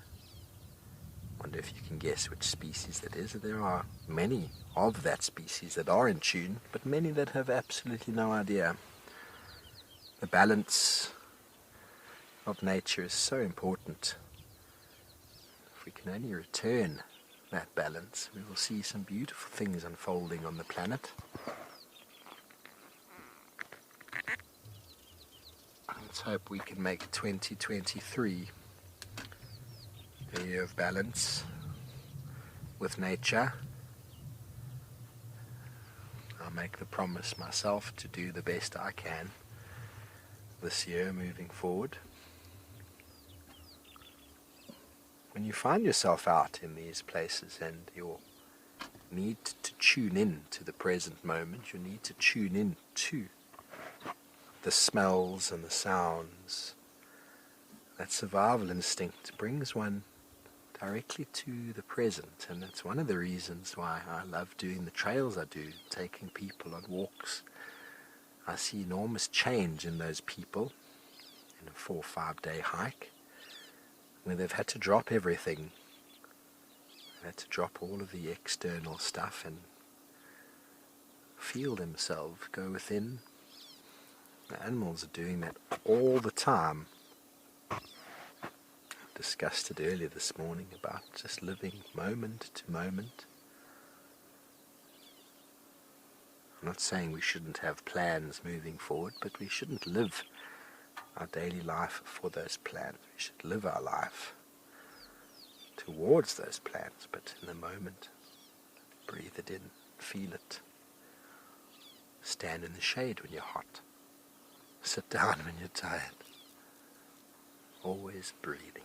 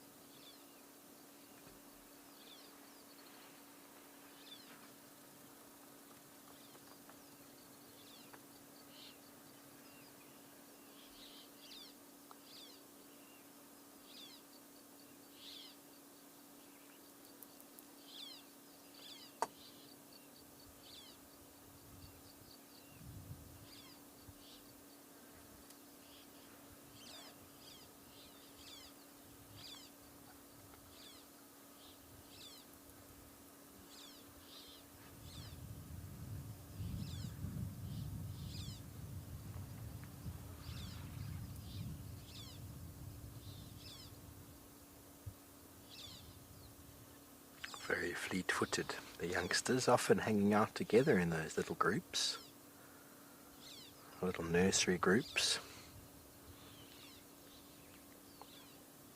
Never too far from the adults. Okay, there's a car coming. I'm just going to have to move up here. We can. Sorry about that, Rian.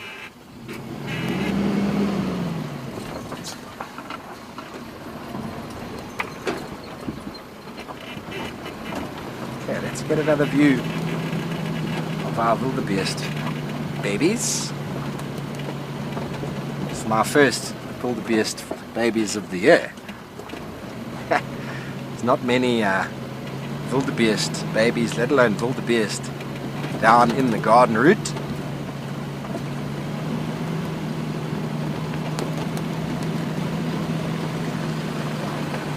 Anti-poaching guys.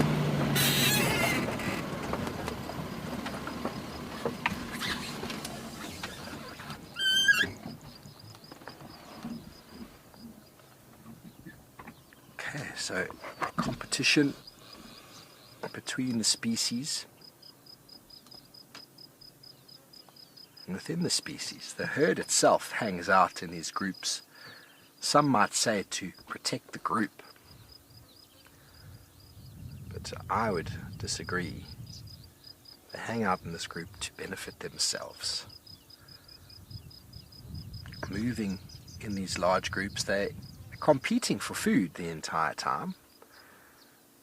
So why would you want to share food if you could just have it all for yourself? The benefit of being in a group affords the ability to feed while someone else is watching.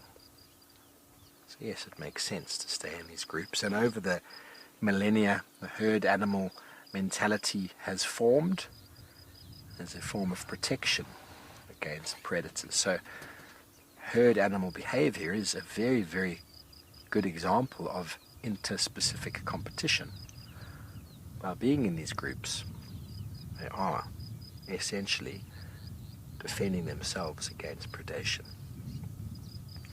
But as I alluded to earlier this morning, and James Henry will agree with me, when we're in the Mara, you see these in the Mara, in the migration, you see these huge herds of wildebeest. They're beyond count.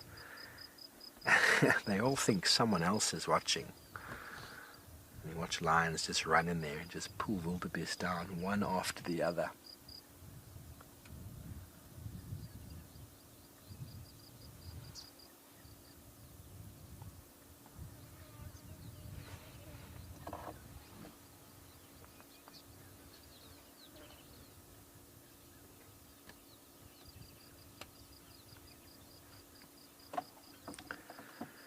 Hannah, the youngsters are weaned after 6-7 months. They'll be well and truly on their way, probably even earlier than that, completely independent of the ability to feed. But the herd mentality means that if they decide to become independent and go off on their own, well, that genetic trait has not been fostered in these animals. An individual that goes off on its own is sure to die and sure to not survive, and in that case as well, not have youngsters. So this herd mentality, this herd dynamic, has been structured behind animals surviving. It is a trait that has been successful, and if they were on their own, they wouldn't do very well, if at all, survive. So they will gain independence from their mom with regards to needing her for weaning and for milk, but they will stay with the herd. Even if they break away from the herd, you very likely see them break away as a group of young boys. But staying together as a herd is incredibly beneficial to them. Only once they become dominant, strong bulls will they become solitary. And with that solitary behavior comes incredible amounts of vigilance.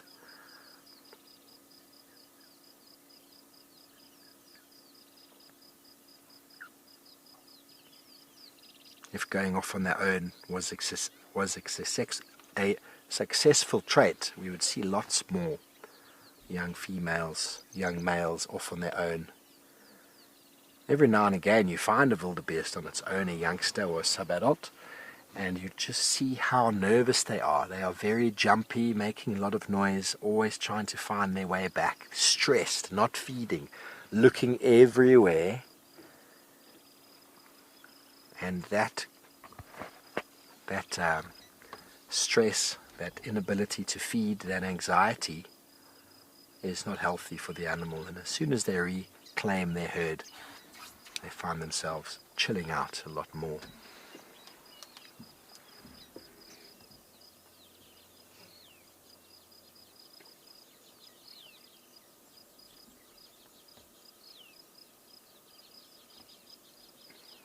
We've seen orphaned animals associating with other herds of animals, other species, because it makes sense to hang out with other species who have similar predators.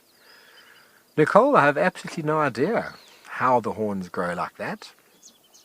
It's just the way they grow. Why do our nails grow the way they grow? It's the way they've grown over the millennia. Horns of wildebeest have been beneficial to be turned upwards and inwards so that they can be sharp and pointy. You look at all horned animals, the horns grow forward and upwards and form in some form of a point. I suppose that's the point of the horn, isn't it? To be used as defense or to inflict damage in fighting. If they grew sideways, they would have to use a different strategy of fighting or defense, the sidewards head chopping like an axe. But the wildebeest gets its power from its back legs pushing forward and at the weight of its body. Same with the buffalo. Buffalo doesn't have as much power off to the side. So any design in nature has been created because of its beneficial properties. So how they grow like that, I really couldn't tell you. There are so many things, intricate things about any body, any organism that are beyond explanation. How is it that we are formed by one cell that multiplies 50 times to create over 10 billion or 100 billion cells in our body that then are all created to do different parts? We've got blood vessels, we've got stomachs, we've got intestines, and they all derived from one cell. How is that mechanism created? I think we could spend a lot of time discussing that.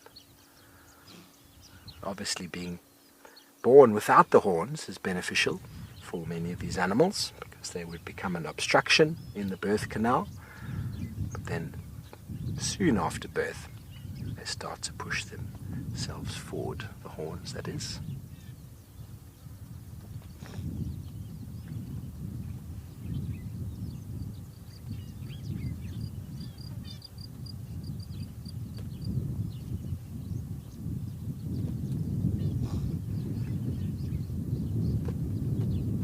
Genetics is quite a topic.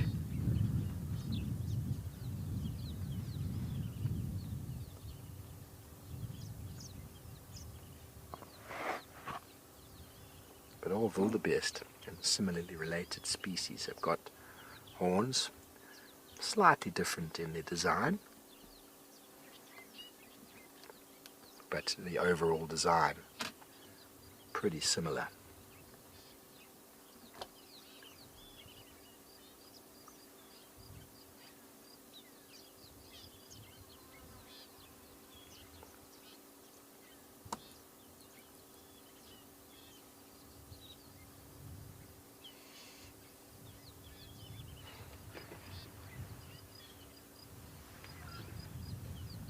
Not a lot of shade in this area. Best taking a small amount of shade that they can get. And the sun has broken through those clouds and it's feeling rather warm, which is interesting because the wildebeest are all moving north. How they've all turned. Maybe we can get that bull over there. He's doing some scent marking on the shepherd's tree. So a good example of territorial behavior of a wildebeest male is preorbital glands, rubbing them against that bush perfect height.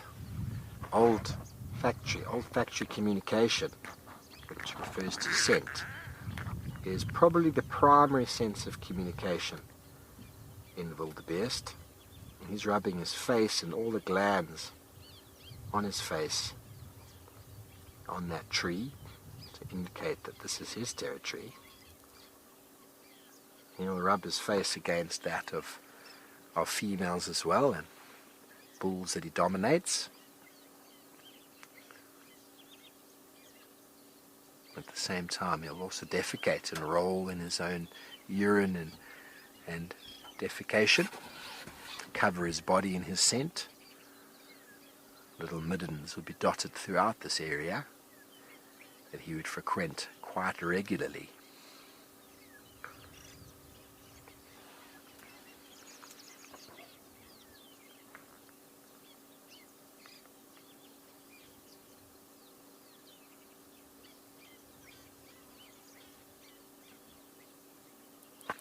See the size difference between him and her.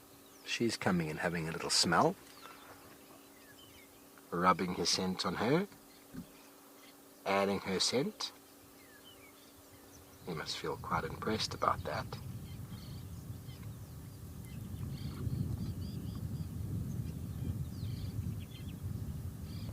Now they all think this is the coolest thing to do. Let's go check out the shepherd's tree. They're all giving it a smell, giving it a rub themselves.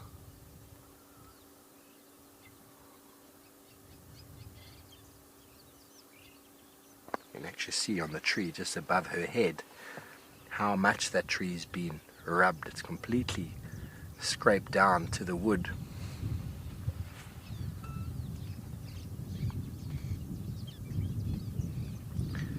Neil, very interesting animal dynamics. It's wonderful to see it, you know. If you spend time with a wildebeest male, you'll see him going through these all day long. He just constantly moves around his territory, reclaiming, remarking.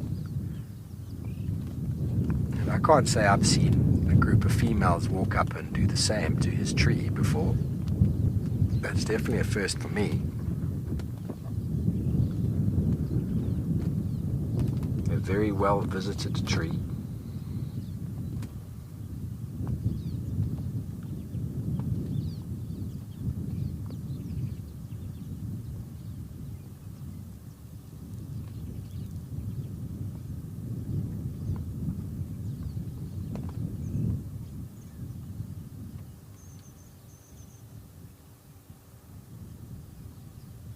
Now he tolerates these two females doing it. But if there was a bull who came near and behaved like that, he would get very quickly sorted out.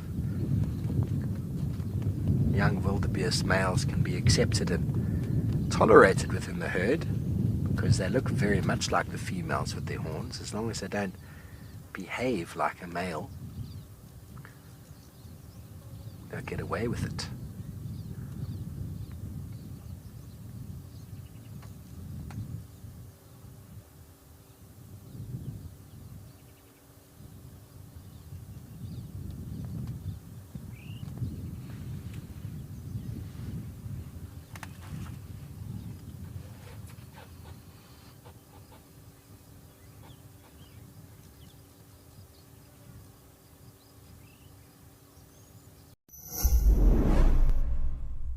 It's the end of another year here at Wilder. And what a year it has been. Escape to Nature and The Wild Show were born along with our brand new app. We couldn't be happier to welcome back James, Steve, and Lauren in the new year, who once again will be part of the permanent team. We are grateful to every single one of you who has watched Wild Earth this year, and a very big thanks to our explorers. Without you, none of this would be possible. Happy holidays.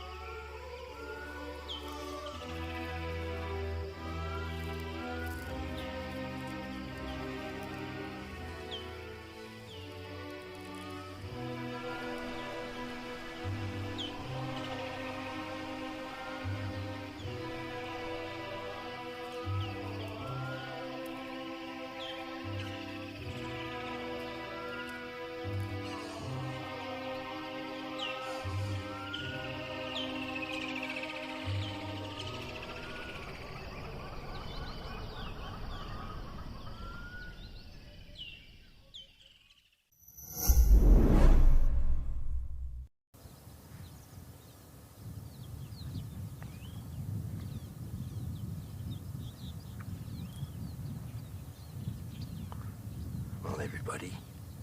The shaft-tailed wider Paalstad rooibekkie, for those Afrikaans viewers. And off he goes. Now, earlier I said I was quite surprised to see the amount of violet-eared waxbills that I've seen. And this bird is a brood parasite of the violet-eared waxbill, favouring semi-arid to arid acacia savannas, a bird that I can't say I've seen before, and I've seen many photos of. I've been wanting to see, but being up here now in the northwest, in a place where it is semi-arid, they are very, very common.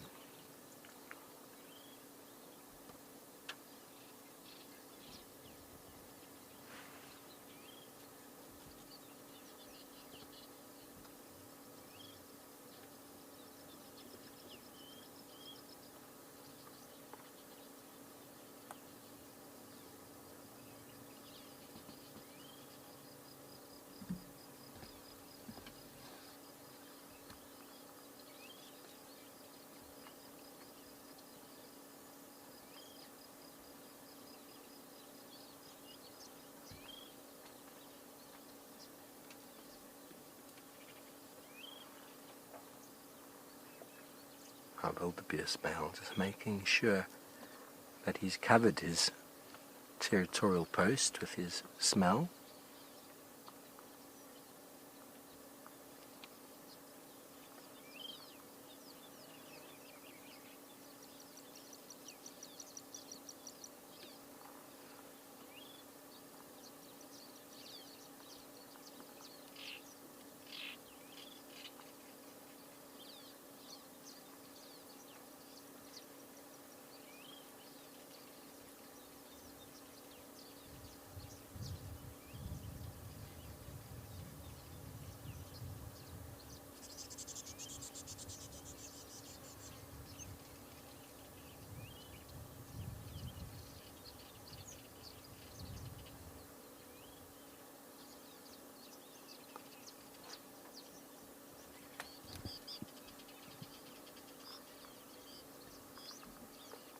He's just feeling so chuffed. He's got such a large group of females in his territory.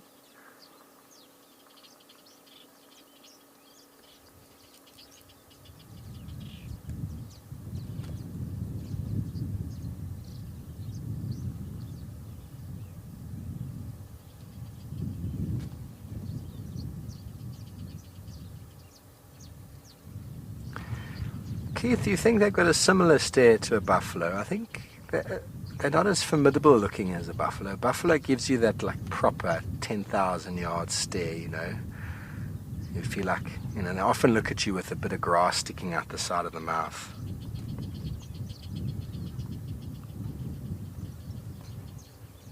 Whereas wildebeest almost look down their nose at you. I don't know, I get a very different feeling from them, but I kind of see what you're saying.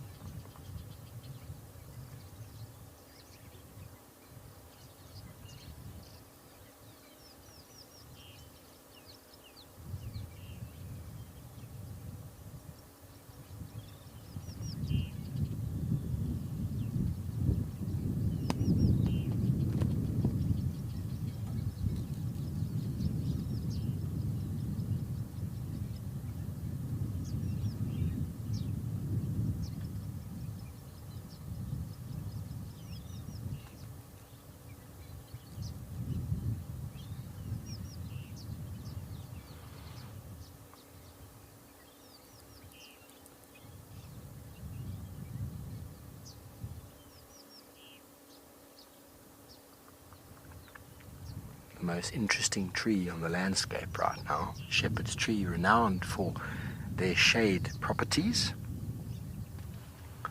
There's only a small amount of shade provided by that tree. Has seen many, many visitors.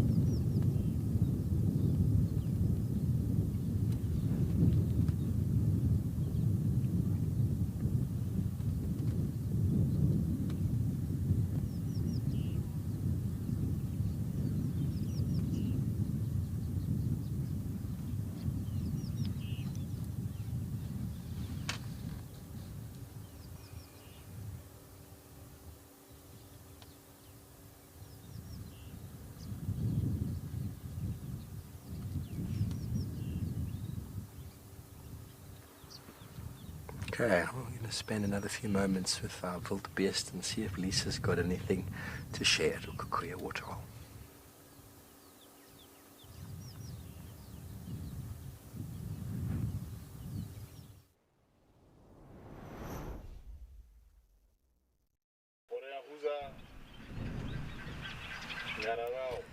Steve, you should seriously become a meditation or a yoga instructor or just instructor.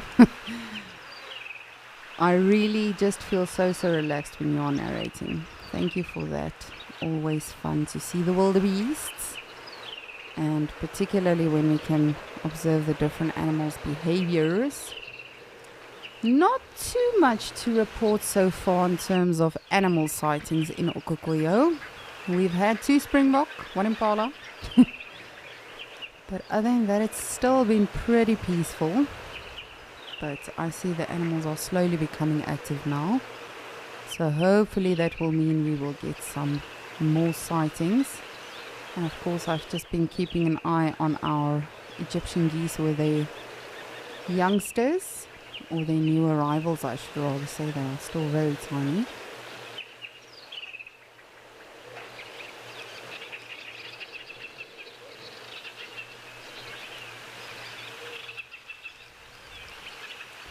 But how absolutely lucky are we that we can just observe nature and watch it unfold, you know, without having expectations or anything. Of course, whatever we see, we are grateful for. If we see a lot of animals in one day, if we only see a few,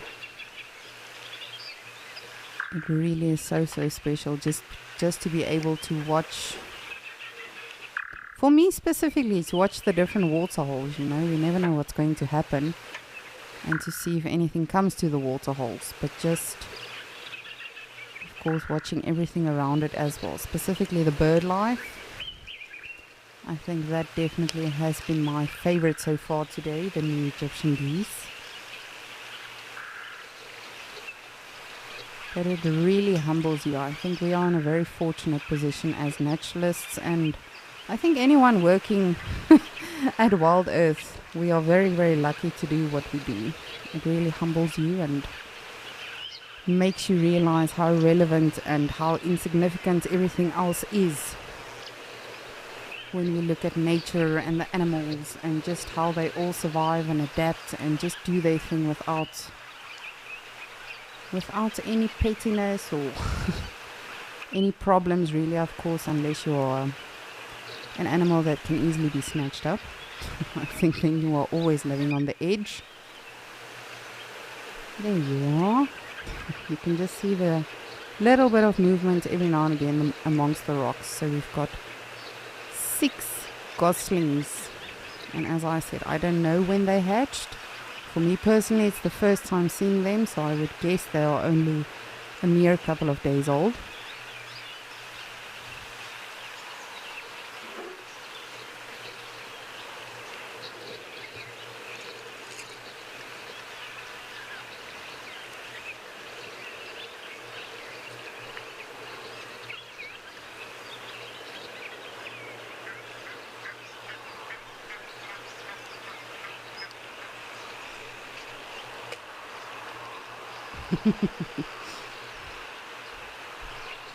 Just telling the little ones, come, let's go. We are going for a swimming lesson most probably. Put on your chuppies, here we go. And of course the tiny bird in front, that is a little grebe, that is not one of the goslings. You'll see the goslings are just between the 2 adults now.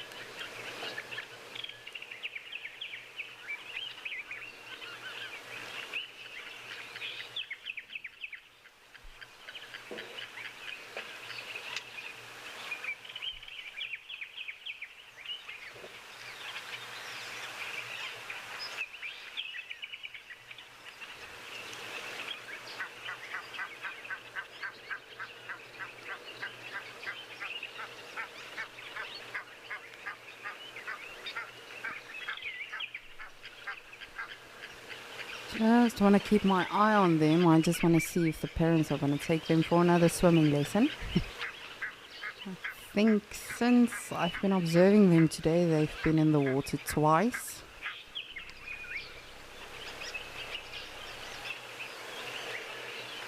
And as I mentioned earlier on, the little ones can already do everything that the adults can. Of course, just like any other species, not as well as an adult yet. Just like humans, you know. Every single day we learn, whether you are 6 years old, 16 or 60 years old. Every day is a new experience and a new opportunity to learn something. So whether you are learning to swim, learning something new about nature,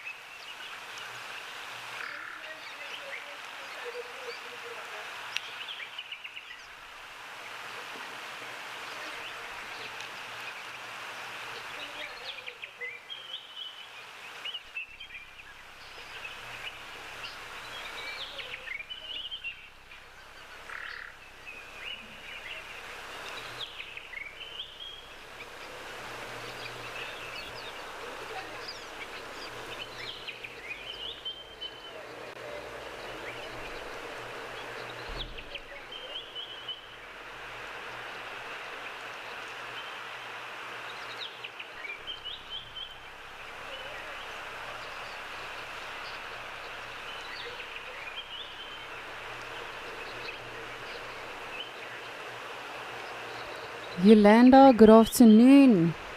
You would like to know which predators would go for these little ones. So, of course, anything is possible. But I mean, to something like a lion, for instance, if they were able to get their paws on those little ones, that would literally be like a McNugget. But for the most part, you are looking at jackals, your black-backed jackals that we find here. They will go for it or try to go for it. As I said, the parents are very, very protective and defensive. So definitely your jackals, your raptors, any eagle really will go for the tiny ones if they have the opportunity. And of course, eagles will have a bit of a better advantage.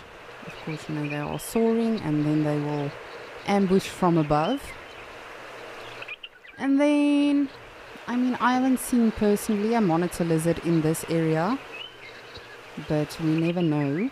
Maybe they just camouflage very well. But monitor lizards will also go for the tiny ones. Again, you know, in a general area, crocodiles will definitely snatch them up. Even baboons. I've had a gruesome sighting of baboons actually feeding on a baby Egyptian goose on my previous reserve I was working at, which was rather gross to say the least. But yes, out here, as I say, you know, at the end of the day, it's about survival of the fittest. If you need to eat, you're going to eat, and if you have the opportunity to eat, you will definitely use that opportunity and seize the day. But out here, you are looking predominantly at jackals, eagles, even owls. But that being said, the parents are very, very protective and very defensive, so it's not going to go down without a fight.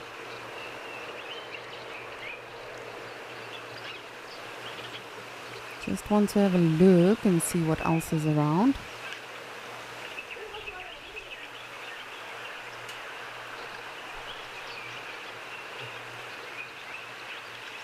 We actually did have some mongoose earlier, the banded mongoose, mongooses. I remember I had a very heated argument once with one of my guests that almost had a heart attack when I called it mongoose, the plural form of mongoose. And they said, no, it's mongai. You have to say it correctly, but mongoose, mongai, mongooses.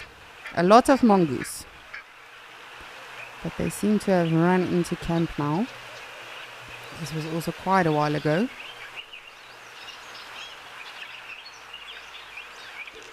But as always, please do keep your questions and your comments and suggestions and everything coming. We love hearing from you.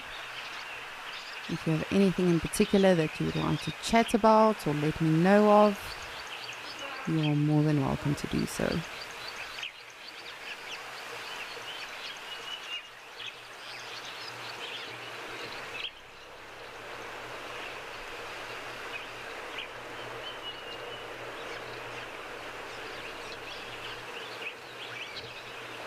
Starbuck, good afternoon. Always wonderful hearing from you. You would like to know, do birds fly in the rain? Yes, they definitely can. Of course, it's a bit more challenging to actually navigate, but it is definitely possible, yes. I mean, if you are in a region and let's say it's raining for a week on end, birds are not going to let them deter them from getting to the next water hole or getting to the next area for food and water and for reproductive purposes. So they definitely can fly in the rain, yes. However, that being said, from what we see mostly, if it is just in general a rainy day, then animals and birds tend to, rather huddle for shelter and just keep out of the rain as much as they can. We've got one springbok that has arrived to the party.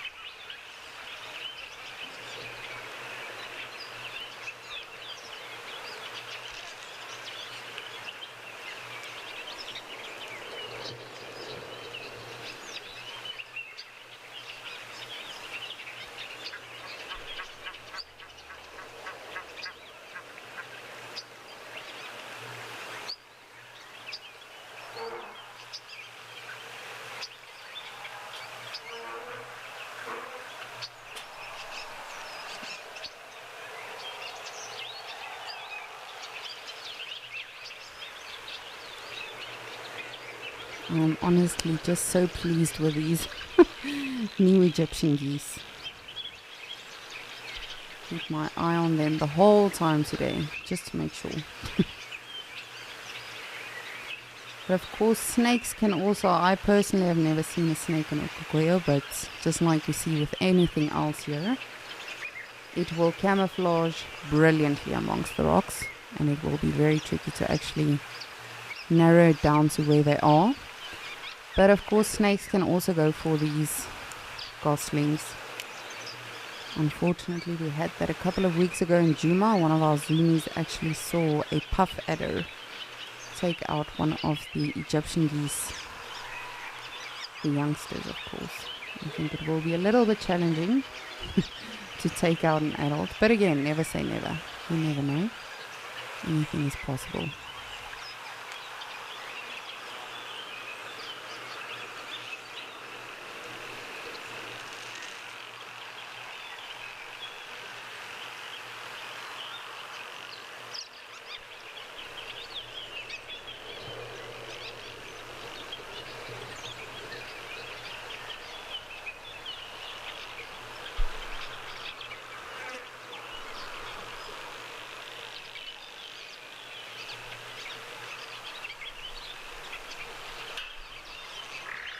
Harriet, good afternoon, and thank you so much for jumping on board with us. You would like to know if bird droppings have any nutrients.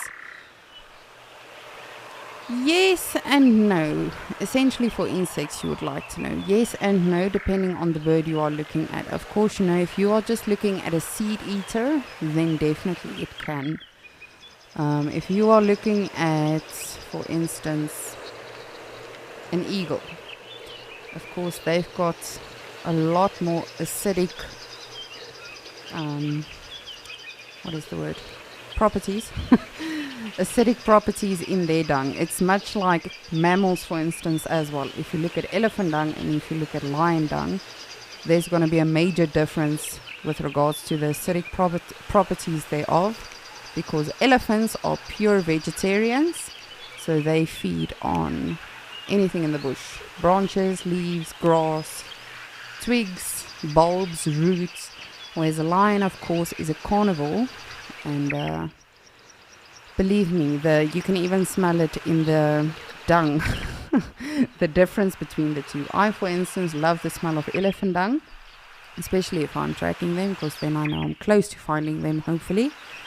But whenever you smell hyena dung, lion dung, leopard dung, I can promise you it's not a pleasant smell. So I think the same would go for insects and the properties of the actual dung. So the animal that obviously defecated, what sort of diet does it follow?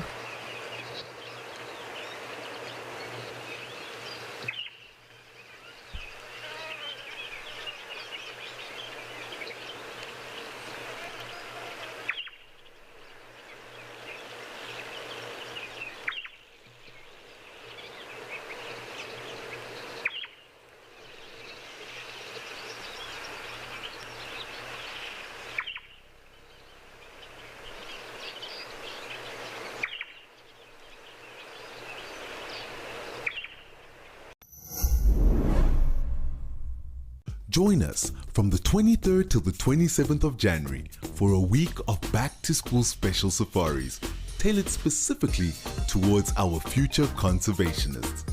Our naturalists will exclusively be taking questions from schools across the globe. Tune in for some entertaining animal education to ease you back into the school year, because fostering the upcoming generations of conservationists matters.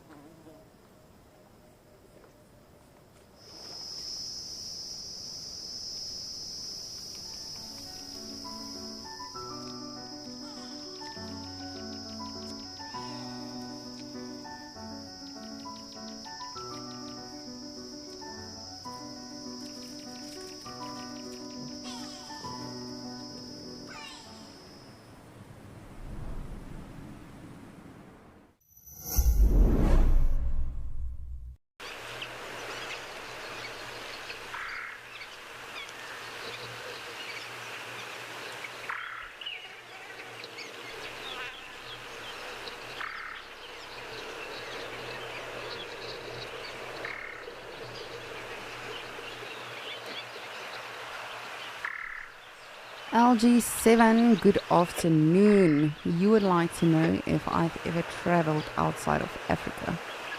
Yes, I have indeed. I've actually stayed in the United States for a year long. I worked for the very, very famous Mickey Mouse. And so I was what was the fancy word for it? A cultural representative for South Africa. And it was actually a very, very, very cool experience. I have to say I learned a lot about my own continent there than I ever did on my own continent. And what is very, very cool, Disney actually, they've got what we call this international program. And so they recruit people from all over the world, and these people get to go represent their various countries and regions where they are from. Whether you are working at Animal Kingdom or at Magic Kingdom. And so what was very, very cool for me personally, because I've always just thought that everyone has to visit Africa, because it really is, once you visited Africa, you will definitely want to come back again and again and again and again. And when I was working there, I actually realized, not everyone can, number one, afford to come to Africa, but also, it may be elderly people, it may be people that just doesn't have the opportunity or the time to come to Africa, because it's a rather long way. I remember my flight in itself to Disney was, I flew from, this was in 2017, so I really have to make sure I'm getting it correct now. I flew from South Africa to Dubai, and then I flew, not Dubai, Qatar. Yes, Dubai, sorry. And then from there I flew all the way to Disney, and each of those flights were 16 hours long. So it's really, it's a hectic travel. But what I have to say is that, the very, very cool initiative that they have is, of course, they bring people from all over to represent wherever they are from. So in my time there alone, I met so many people from Botswana from Zimbabwe, Zambia, other places in Southern Africa itself as well, and I learned so much. But of course, just getting in touch with the American culture as well, and of course learning about the different food and the different people. I have to say I have never met a more generous nationality than Americans, and this is just my own personal experience. Of course, that's the only place I've actually been abroad. But for Thanksgiving alone, we were literally invited to 4 various occasions on the same day. And it was literally people we met on that day. They were just like, listen, we are having a Thanksgiving dinner or breakfast or brunch or lunch. And they were just so giving. So to answer your question, LG7, yes, I have been out of Africa. But of course, there's always so much more to see. But it was a very good time there. And whilst I was in the States, I was also very, very fortunate to travel as well. I went to North Carolina, South Carolina, Texas. What are the other ones? I know I went to 7 states. But it was really a very amazing experience.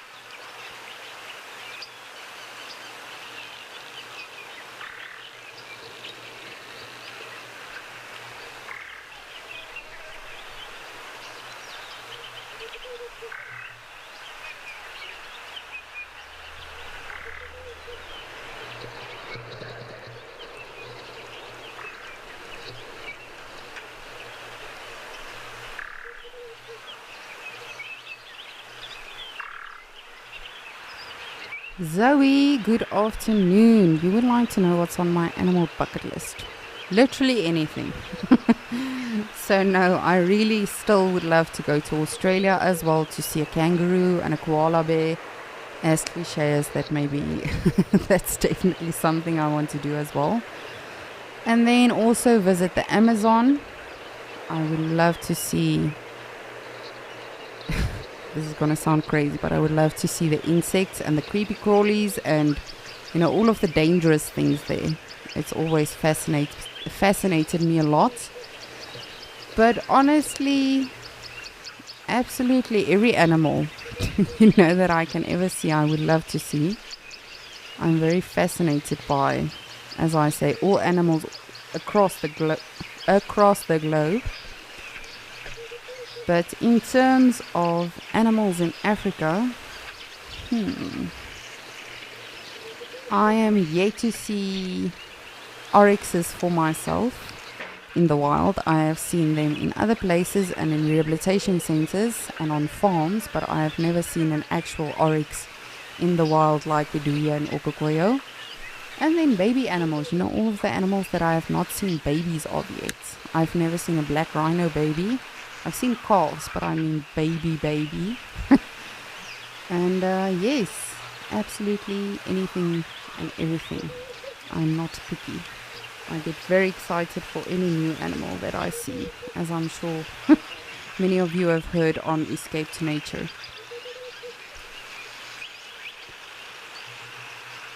Alrighty, well, these goslings seem to be hiding. I was hoping the parents are going to take them for a swim, but it does not seem that way. So let us head on over to Djuma so I can just show you the size comparison with regards to the Egyptian goslings.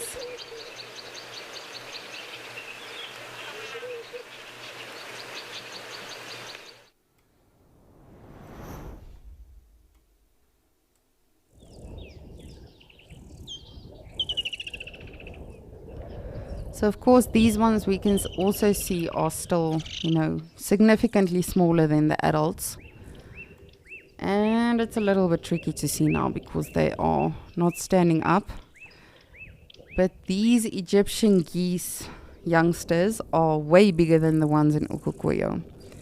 Now when I say way bigger, of course, you know, it doesn't mean they are years older than them. It literally just means a couple of weeks older than them.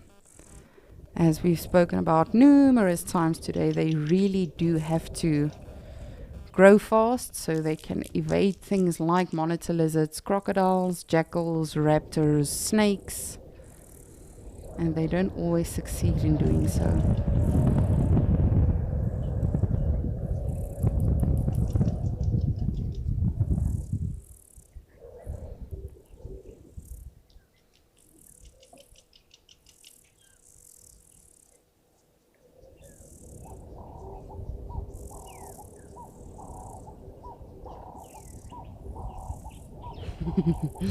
You can literally see the tiny ones are taking a nap. And it seems like the one Egyptian goose is also most probably alert, but a bit more not restless. She's chilling a bit more, as opposed to the other one that's standing on one leg and keeping its eye open. And that truly is the incredible thing with animals. Whether it's wildebeests, or lions, or cheetahs, or elephants, for the most part, there is always one that is aware. As Steve mentioned earlier on, you know, it's probably a little bit difficult to navigate it that way in the Masai Mara, because you've got thousands of wildebeests, hundreds of thousands, and they're all probably thinking, okay, well, Fred's got this shift, and just carry on with their life. But anywhere you look in the wild, there's always one keeping an eye open. Even something like a carnivore or cheetah, of course they are not as strong as lions and leopards, but they are still carnivorous and they are still predators. But even they, if you've got a coalition of cheetahs, they are always on the lookout. So let's say there's a coalition of 3 cheetahs or 3 male cheetahs. For the most part, 2 of them will be eating and then 1 will keep a lookout and then they'll swap. but they are one of the exceptions when it comes to predators, because of course they are very, very, I almost want to say flimsy if you compare them to the other predators like lions, hyenas. I've even seen vultures chase cheetahs off their kills, so they really do miss out on their food a lot, even though it's the fastest living land mammal, which is quite sad if you think about it.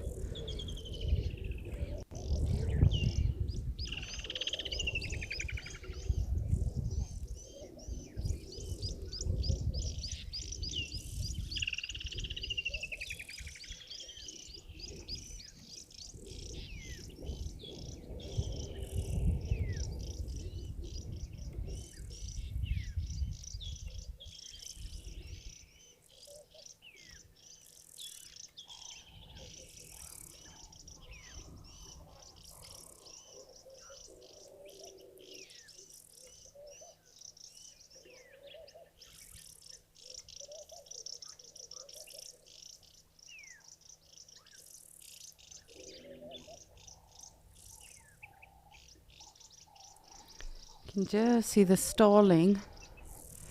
There is a nest in this tree, as well as a hornbill nest. And then I'm not sure, I'm trying to see if it's a kingfisher nest, because there's two kingfishers here that's constantly moving in and around this tree, and the one seemed like it was feeding something in a hole, but it could have just been wishful thinking. But of course these smaller birds will have their chicks in a hole, whether the female's with them or they are left by themselves, and they will actually go out and look for food.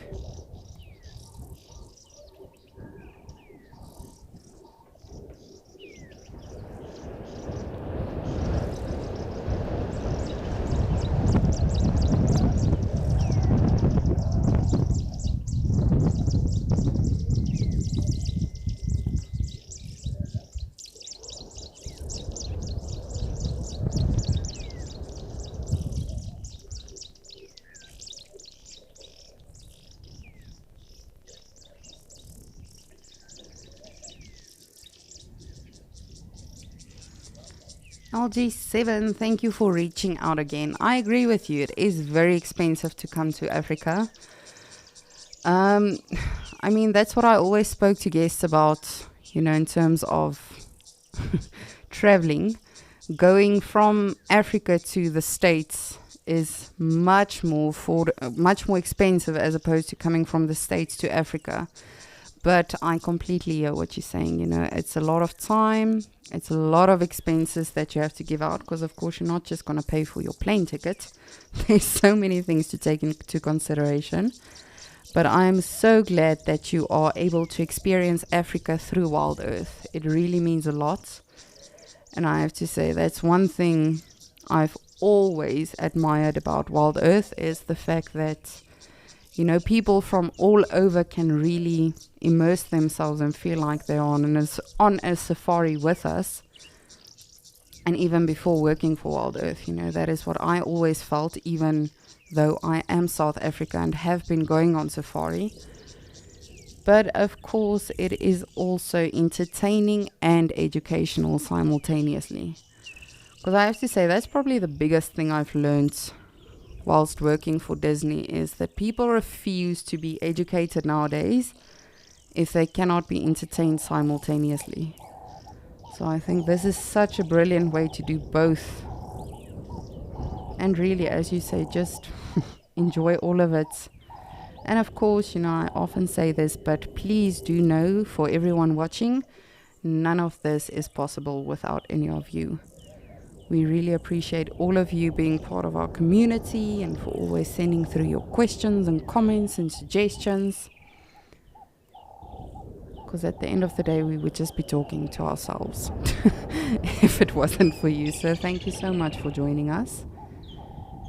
It really is so, so special. And to be honest with you, you know, since the last time I've been in Sabi, which was, goodness, 2019, I honestly did not think I would be controlling the dam cam and actually be joining everyone on Wild Earth and be able to experience all of this with all of you. So it just shows you.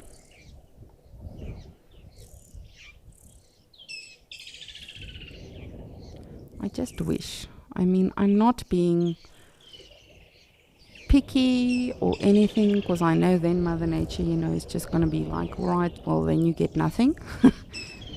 But I really would appreciate just one elephant. Steve had so many elephants and I haven't even had one elephant today. But perhaps that was just his welcome back gift. Maybe I'll get one tomorrow.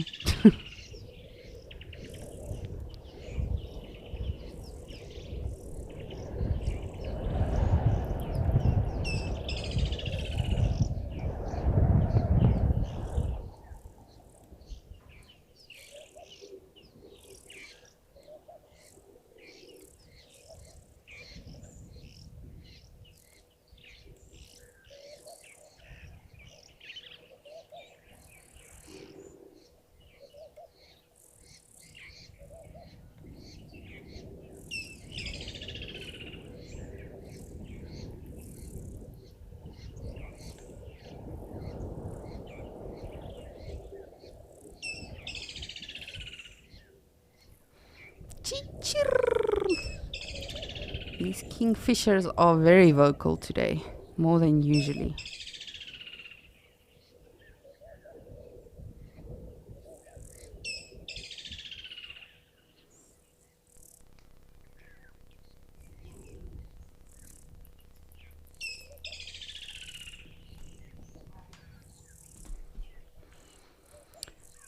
Gail, you are asking me a question now that is going to keep us busy until 6 p.m, but that's fine. I can live with that if you can. You would like to know what is the most unique thing that I think personally about South Africa. I think definitely the fact that we are such a diverse country, and this is not just generally just to South Africa. I would say this is for Southern Africa, because it really is so diverse. From, the locations that you can visit, to the topography that you find in those locations, the landscapes, how it can change literally just within half an hour of driving. We literally have everything in one country, if you are just looking at South Africa now.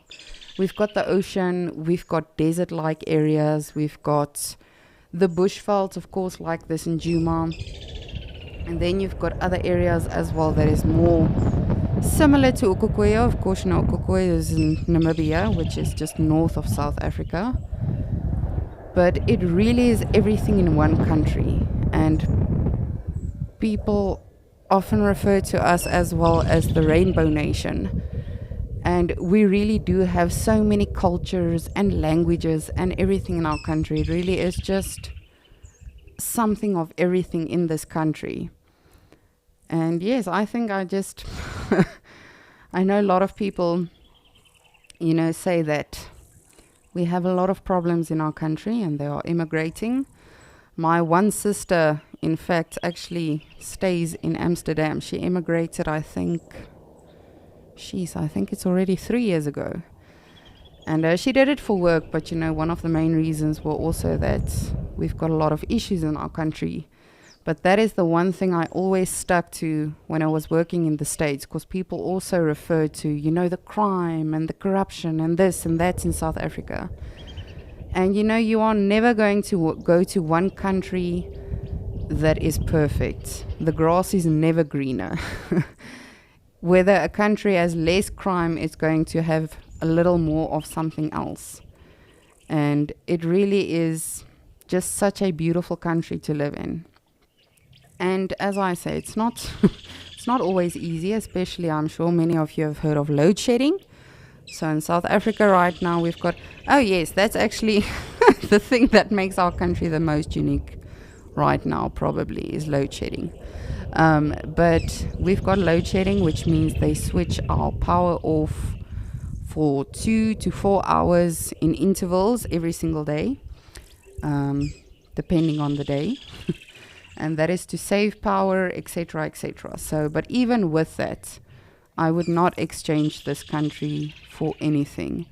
And as I say, not just because I grew up here and I was born here and all of that, it is just such a stunning country. This particular location in itself as well, Djuma, I mean, I grew up basically since I was 2 years old going to Djuma. And that is where my love for nature started. But even if you're not a nature lover and you love the ocean, you know, we've got so many various coastal areas that you can actually visit and go to. And even the topography within those as you go along the coastline is just ridiculous. I mean, Steve mentioned earlier he just came from the garden route. That is by far also one of the most beautiful and scenic routes and areas that you can ever visit in your life. And I say this, you know, with just being to, when I say abroad, just being to the States. And I was fortunate to see a lot of places in the States, and a lot of places I actually fell in love with. One of my favorite was actually North Carolina, because I saw snow there for the first time, which is, of course, you know, something that we very rarely experience in South Africa. But I don't know, it's just something about our country that is so, so, so unique and so special that would never make me leave unless I'm forced to.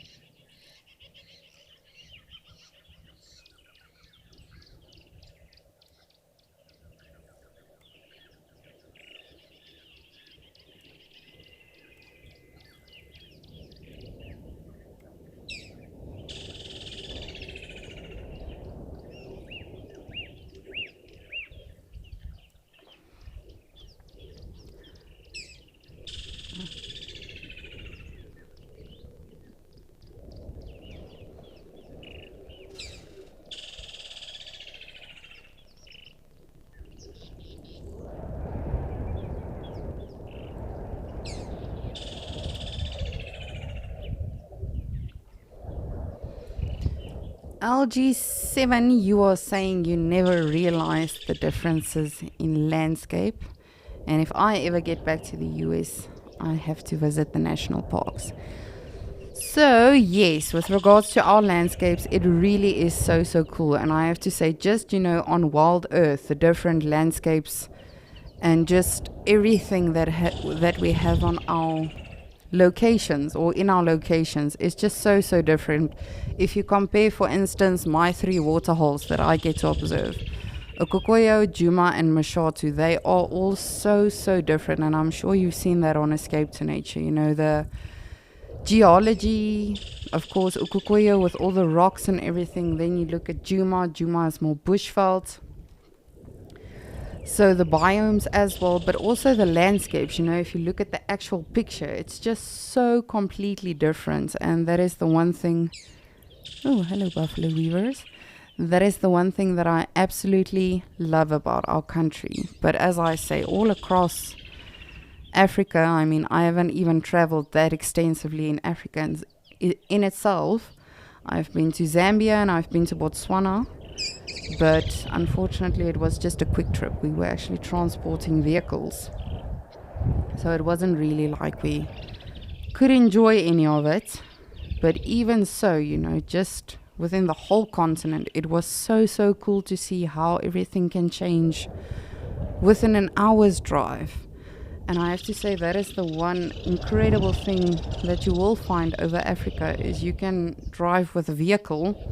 Some areas you're going to need a 4x4 vehicle, but a vehicle nonetheless that you can travel all over and, you know, discover all of these various places and routes, and I don't know, it's just absolutely incredible, which is why I really want to go to Okukoyo this year. I'm going to be making a trip up there. But then yes, you were mentioning your national parks. So I went to 2. No, I'm lying. I went to 1, and then I visited, I don't know if it was a center or a park in North Carolina, but I went to the Smoky Mountains National Park, I think is, please do correct me if I'm wrong. I don't know if that's the official name. I just know it was in the Smoky Mountains. And my first black bear sighting was actually a mother with 2 cubs, which was absolutely incredible. So I've been to one of your parks, LG7, but I will definitely make a plan to go to more. My aunt visited Yellowstone, I almost said last year. And my uncle actually lives in the US. He lives in, I can't remember if it's Houston or Austin, in Texas, with their 2 children. And so yes, I hopefully will be able to get back to the US.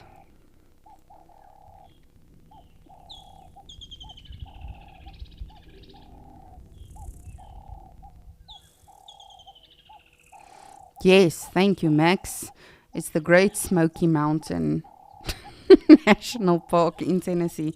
You know, I should be able to remember these things, but when you've seen so many places, and I have to say I'm so grateful for the time that I spent there.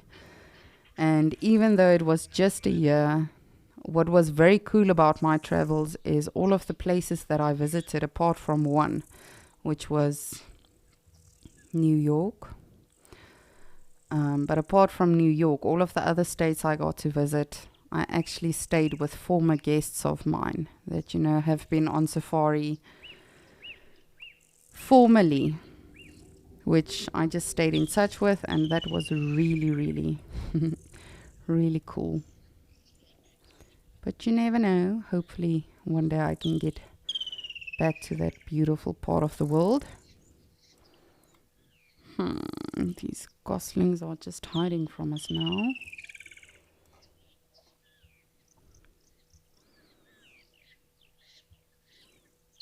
And of course, this beautiful bush we are looking at is a magic guarri, also a phenomenal fire extinguisher. It's got a very waxy layer on it, so I have actually, this is not just something I've read in a book and now am relaying to all of you. We fought a massive wildfire or bushfire one year, and we actually used a lot of magic quarry for that. But because of that waxy layer, the actual leaf doesn't set alight.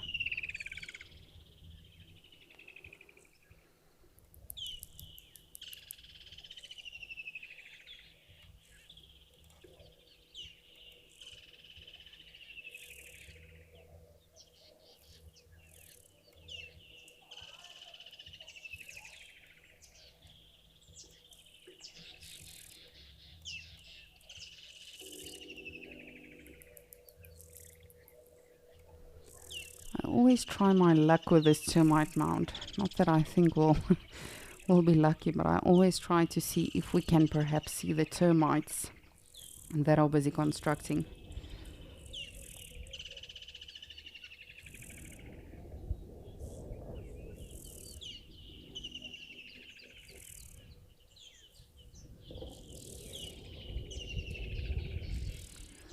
It is a little bit difficult. Now, when you look at this termite mound just like this, we tend to think, okay, well, this termite mound is not active because, you don't see the fresh soil and all of that. A lot of the times, termite mounds, if you were to open this, of course, we would never do that. But if you were to open this actual termite mound, there will still be a huge colony. Because you can see the chimney is still intact. It's not broken on any side. Of course, aardvark, pangolin, those sort of animals, they actually excavate the termite mounds. But they are very clever as well. They don't necessarily always go to a termite mound directly. Because termites are very clever and they can feel the vibrations if there's an intruder. So they'll start a random hole somewhere and they actually dig their way to the termite mound or to the main area of the mound, and they say, surprise! And they eat all of the termites that they can get. It's like a buffet. And then they will dig their way out.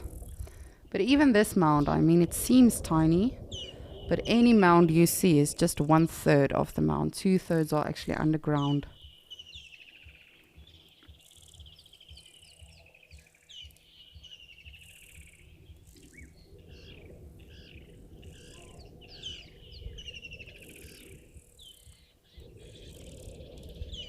I remember the biggest termite mound I've actually ever seen. Oh, this pied kingfisher. I think it's a pied kingfisher that keeps dipping in the water. It's either that or it's a woodlands kingfisher that's just cooling off, perhaps.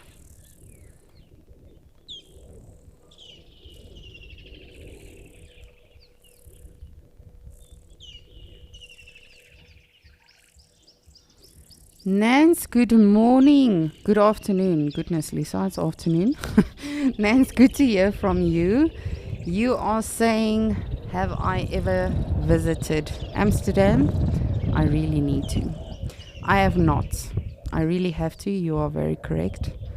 My brother-in-law is actually visiting my sister and her husband right now.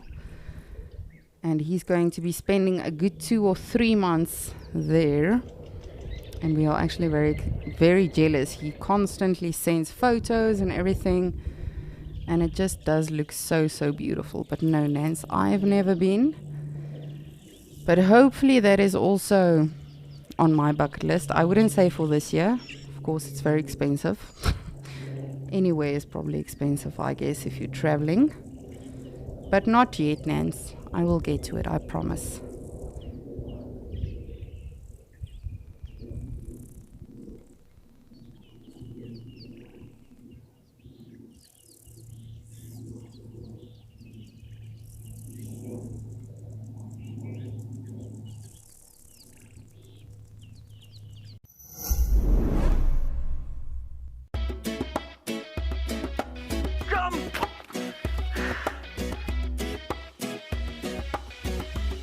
All the ladies are coming. Jason, while I'm being cinematic. From the sublime to the ridiculous, everybody. of that ethereal and unattainable thing, the happy marriage. Nice to see him. This is an unbelievable afternoon.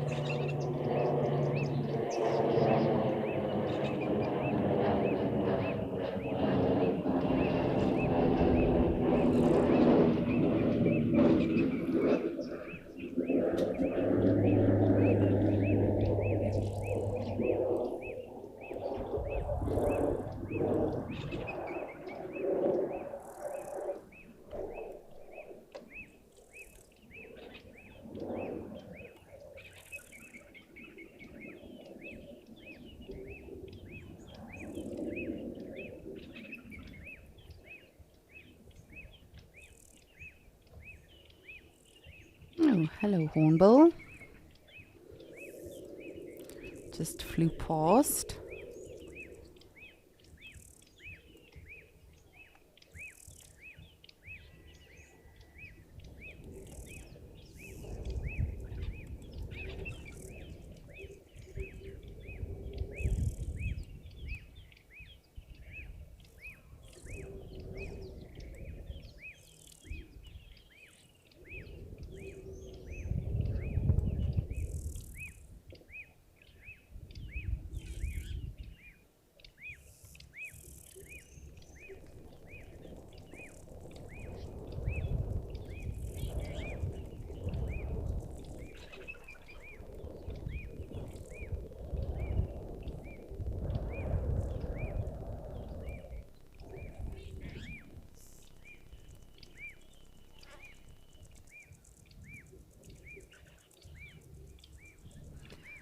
LG7, you are saying there are national parks in the US as well that are very close together but very different.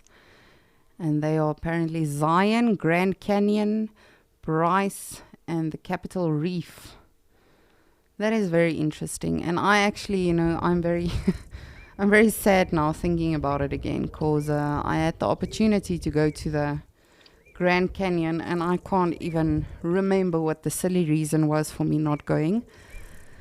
But no, I did not go to any of those, but I am most sad about the Grand Canyon.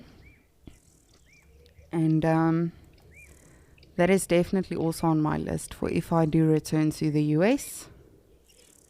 Hopefully I'll get to see those. But it's interesting if you look at, all of these areas, again, not just in South Africa, anywhere you find yourself. You can, if you start analyzing these places, and that's why I personally think it is so important to travel, even if it is just within your own country. Because I have to say, while I was in the US as well, I spoke to people, and sometimes, I would converse with someone that hasn't even traveled out of their own state yet, much less to another country. And again, to each their own. But I think traveling is just such an immersive experience because it just opens your mind so much. And it really, before I went overseas, I was told, just go overseas, take some time, discover yourself.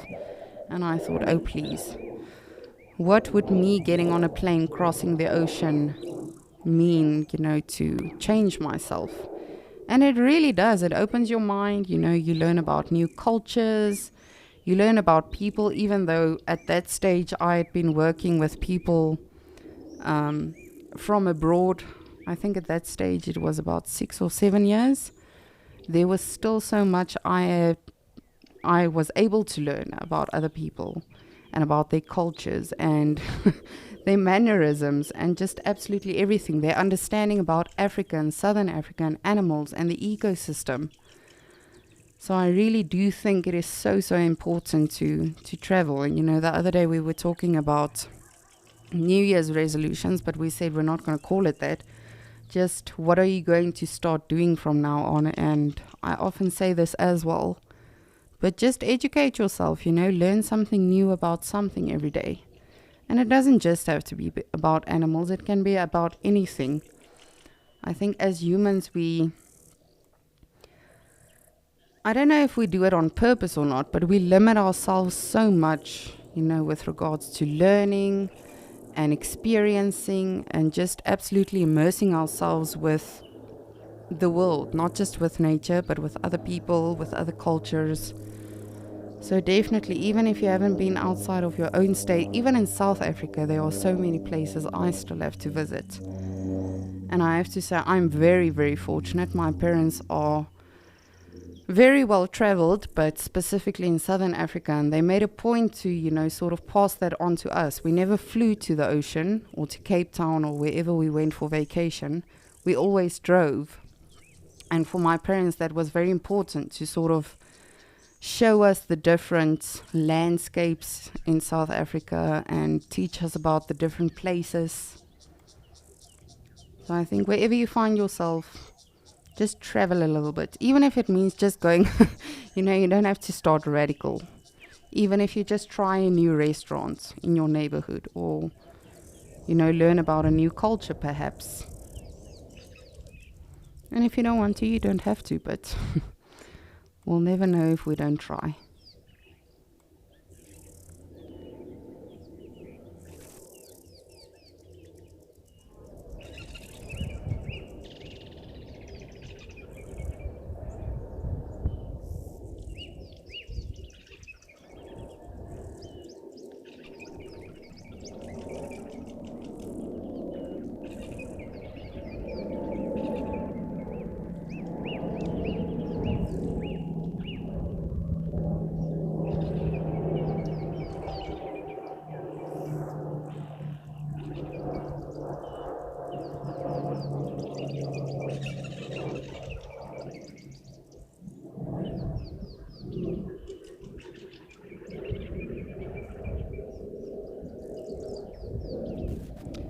Ashley, good afternoon. You are 13 years old. Oh man, what a time to be alive.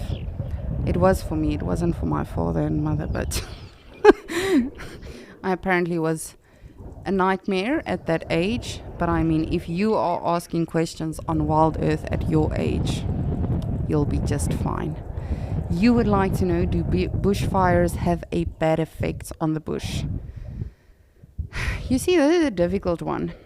Because bushfires do need to happen because it sort of rejuvenates the soil and the grass and everything.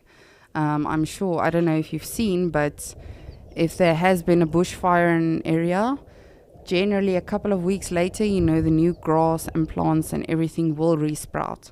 However, that being said, sometimes it can be at a bad time of the year where it's very, very, very dry.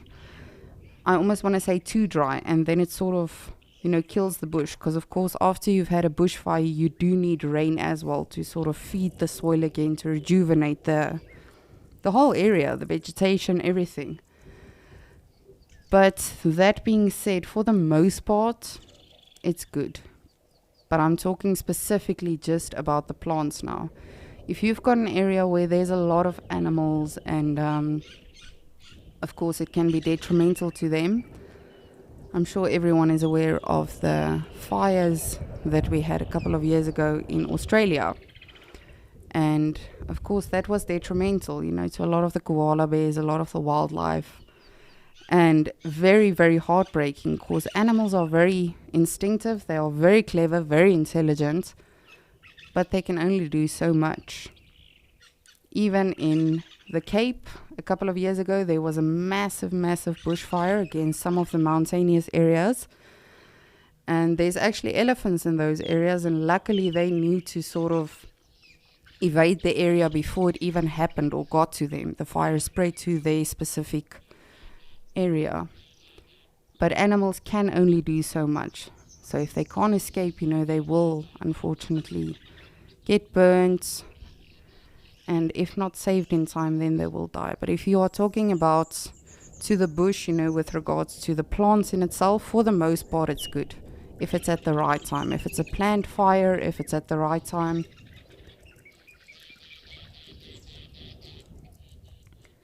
But if it is not monitored and it's not controlled and under control, then yes, it can be a huge problem, a very, very, very big problem.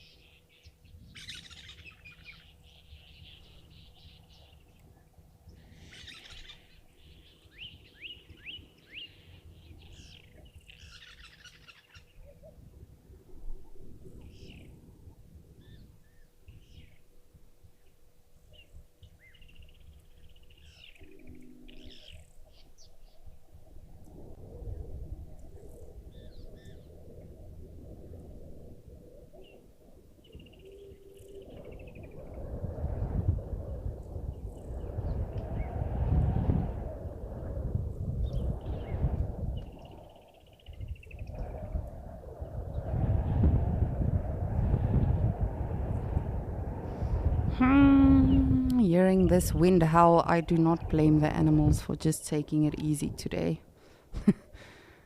and just resting. There you are. You see, we've got an awesome Zoomy helping us out again on the Djuma Dam cam, and of course they will find the kingfisher. Thanks, Red. Silly bird. What is that? I think that is our cape. Oh, not our cape, our pied wagtail from earlier on.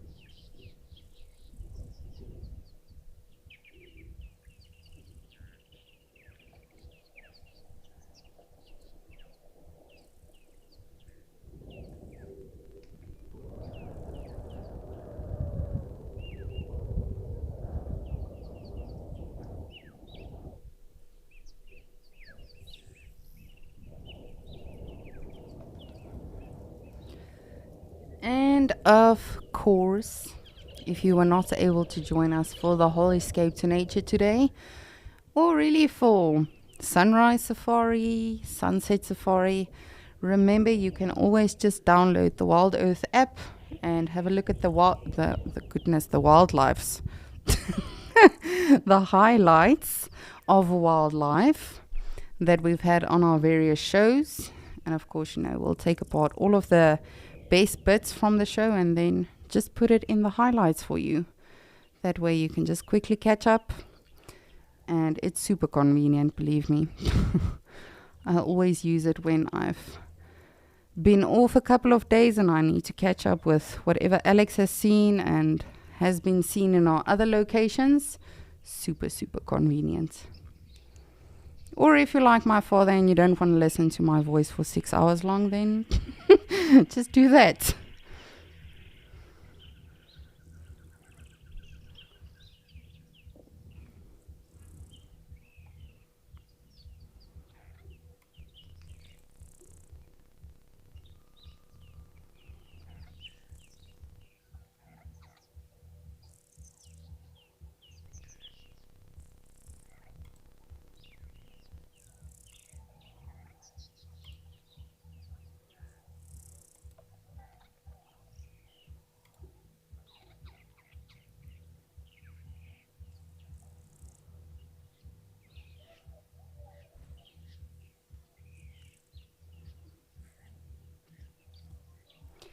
Mother Nature, if you are listening, please, just one elephant.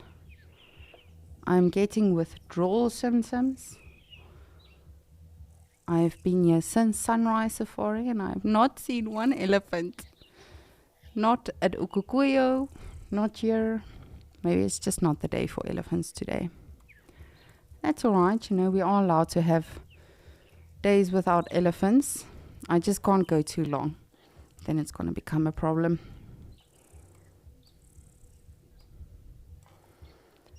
I become like Cedric that hasn't seen a leopard for a couple of days.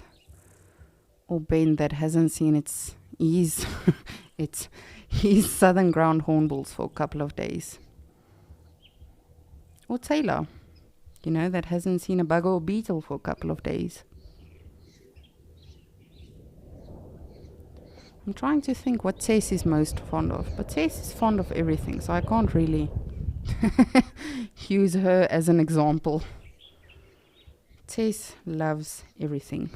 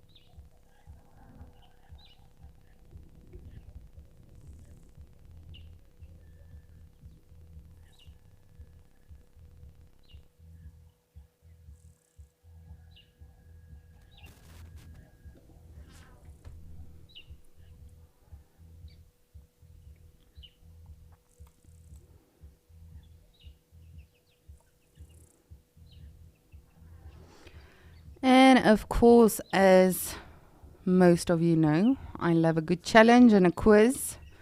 So I think tomorrow what we will do is we will have a mixture of anagrams and bird calls. How does that sound? Let me know what you think, and then we'll do that tomorrow. Of course, the other day, what did we do the other day? Oh, we did the Afrikaans animal names. And every now and again we like to do a quiz or a challenge, or I like to do it with all of you. since you are all such good sports. But let me know what you think of that. And then tomorrow for Escape to Nature, we'll be doing that.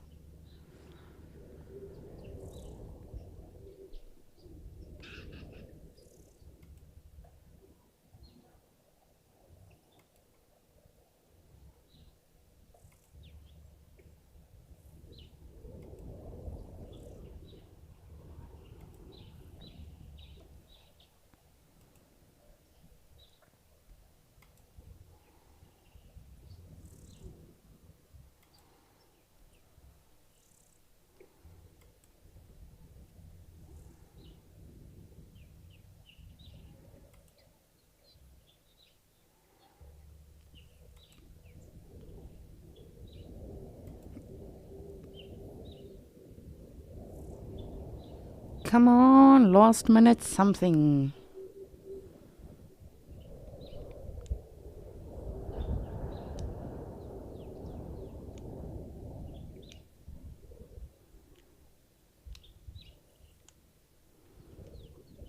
I have to say, this is what I love about safari, and what I have and always will love about safari is you just never know what's going to happen. Sometimes here on the Djuma Dam Camp, with the exact same weather, we have wildebeests and zebras and impalas hanging out. And then sometimes even elephants coming for a swim in this weather. And then on a day like today, we just had some time to reflect and just appreciate all of the sounds and noises and just absolutely everything that goes along with it.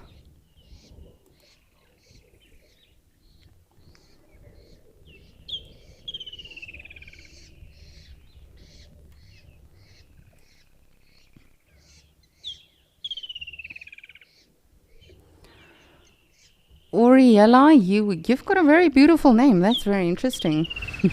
You would like to know, what do I do when I'm not manning the water holes? I get on my boyfriend's nerves and see who else I can irritate a little. No, I'm just kidding. So it depends on the day. My better half works in the week and then he's off on weekends. So if we are off together, we'll go to family and see people, and sometimes we'll just chill. But if you mean me personally as just an individual, so I actually love construction and DIY. So if I have the time, I paint a little bit. I'll paint a room out or give a place a makeover or something like that. But I have to say, ever since being with Wild Earth, I haven't really had time for that. Not because I don't have time, just merely because generally when I am off, I'm spending some time at home, just doing some research as well and extra studying. Well, I try to. Some days I just catch myself binging a series the whole day. But yes, that is mostly what I'm doing. I don't know if that answers your question. Are you asking what's my hobbies? Because I love to write. I write songs. I've written a script. I just like to write. And it's always weird when someone asks you these things. It's like going on a first date, then you have no idea what to say. You know yourself, but it's just strange to think about it. But to answer your question in general, if my better half is working, then generally I clean the house, see what I can fix and see what I can paint and remodel or do something with. And yes, if we are in fact off together, we spend some time with family, see what we can do. This past week I was actually house sitting for my mother, who was in Ngwenya in the Kruger National Park, or just outside the Kruger National Park. And we actually don't have pets living with us, so it was very good just to spend some time with my cat again, and my sister's cat and my sister's dog, and take care of all of them.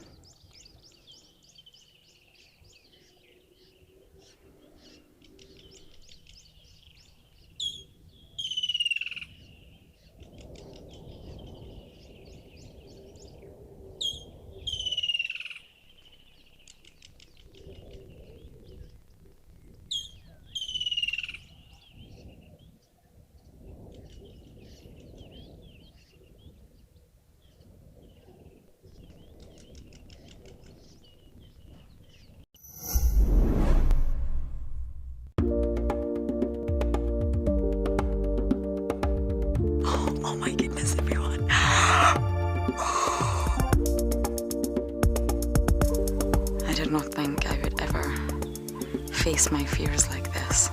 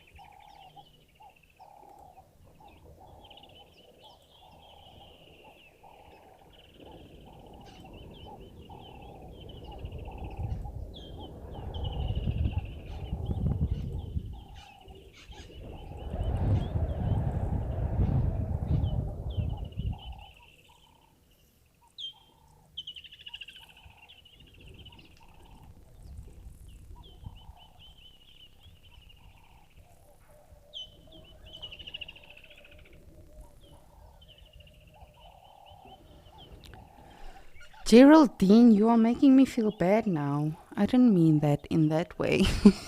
You are saying Mother Nature's being good to us already just by giving us this scene. I know. And of course, you know, I always stress how important it is just to be grateful for all of this. Of course, when you truly love nature, you will appreciate absolutely everything. So I agree with you, Geraldine, and I apologize. I was getting a little greedy. I just want to see one elephant. Just one.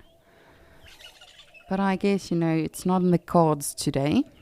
Maybe later, today at Okokoyo, hopefully. If it does happen on Sunset Safari, I will definitely inform the directors and have them realize that it's super important we see the elephants, just so that I can show all of you. But no, you are very, very correct, Geraldine, and it is so, so, so important to, you know, realize that all of this is a blessing and not at all a right. You know, we are not entitled to seeing this and to listening to all of this and just observing all of these animals and everything else that's happening around them.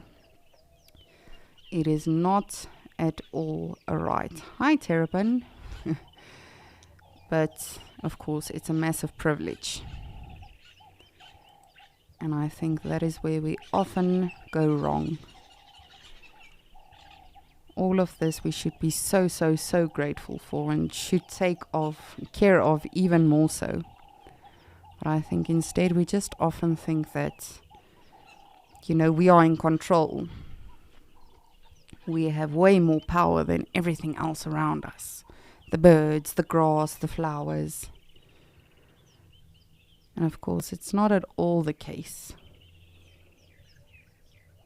And sadly, if we do not realize that soon enough, as Steve said earlier on as well, and just get in touch a little bit more with nature,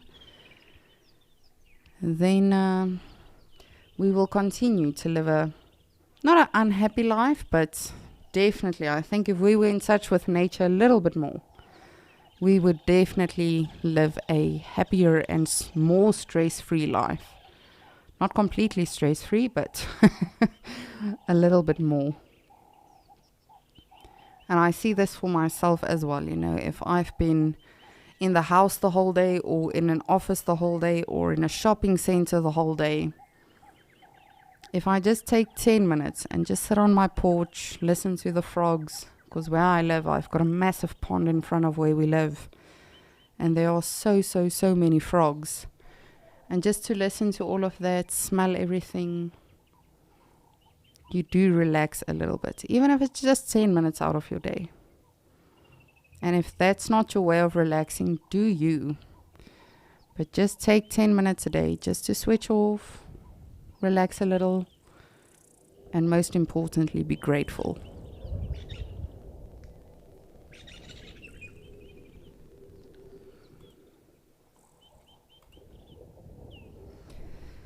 But as I say, it has been, as always, it's been a wonderful escape to nature. It has been fairly quiet for us at the waterholes, but we do have 6 new goslings in Okokoyo, which I'm super amped about. And of course, Steve had some wonderful birds, elephants. So it really, as always, has been a phenomenal day. And please do make sure to join to join us again tomorrow. If you are keen and if you are interested, we'll do a little bit of a quiz again tomorrow. We can do an anagram mixed with a bird call challenge if you are all interested.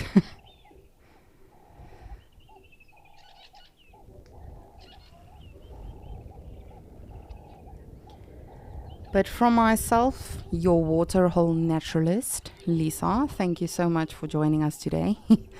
Of course, from Steve all the way in Madikwe, thank you so much for joining. And then also to Tess. Tess, thank you for your time today and for making, some time to join us on Escape to Nature. We really appreciate it.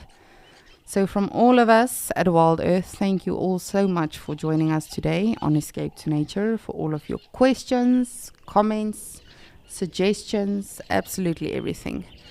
But remember, after this it's Penguin Beach, and then after that, of course, it's the famous Sunset Safari. So we will see you again tomorrow, same time, same place, and get your anagram game on, for we will be having a challenge. But I will see all of you tomorrow if I don't see you on Sunset Safari.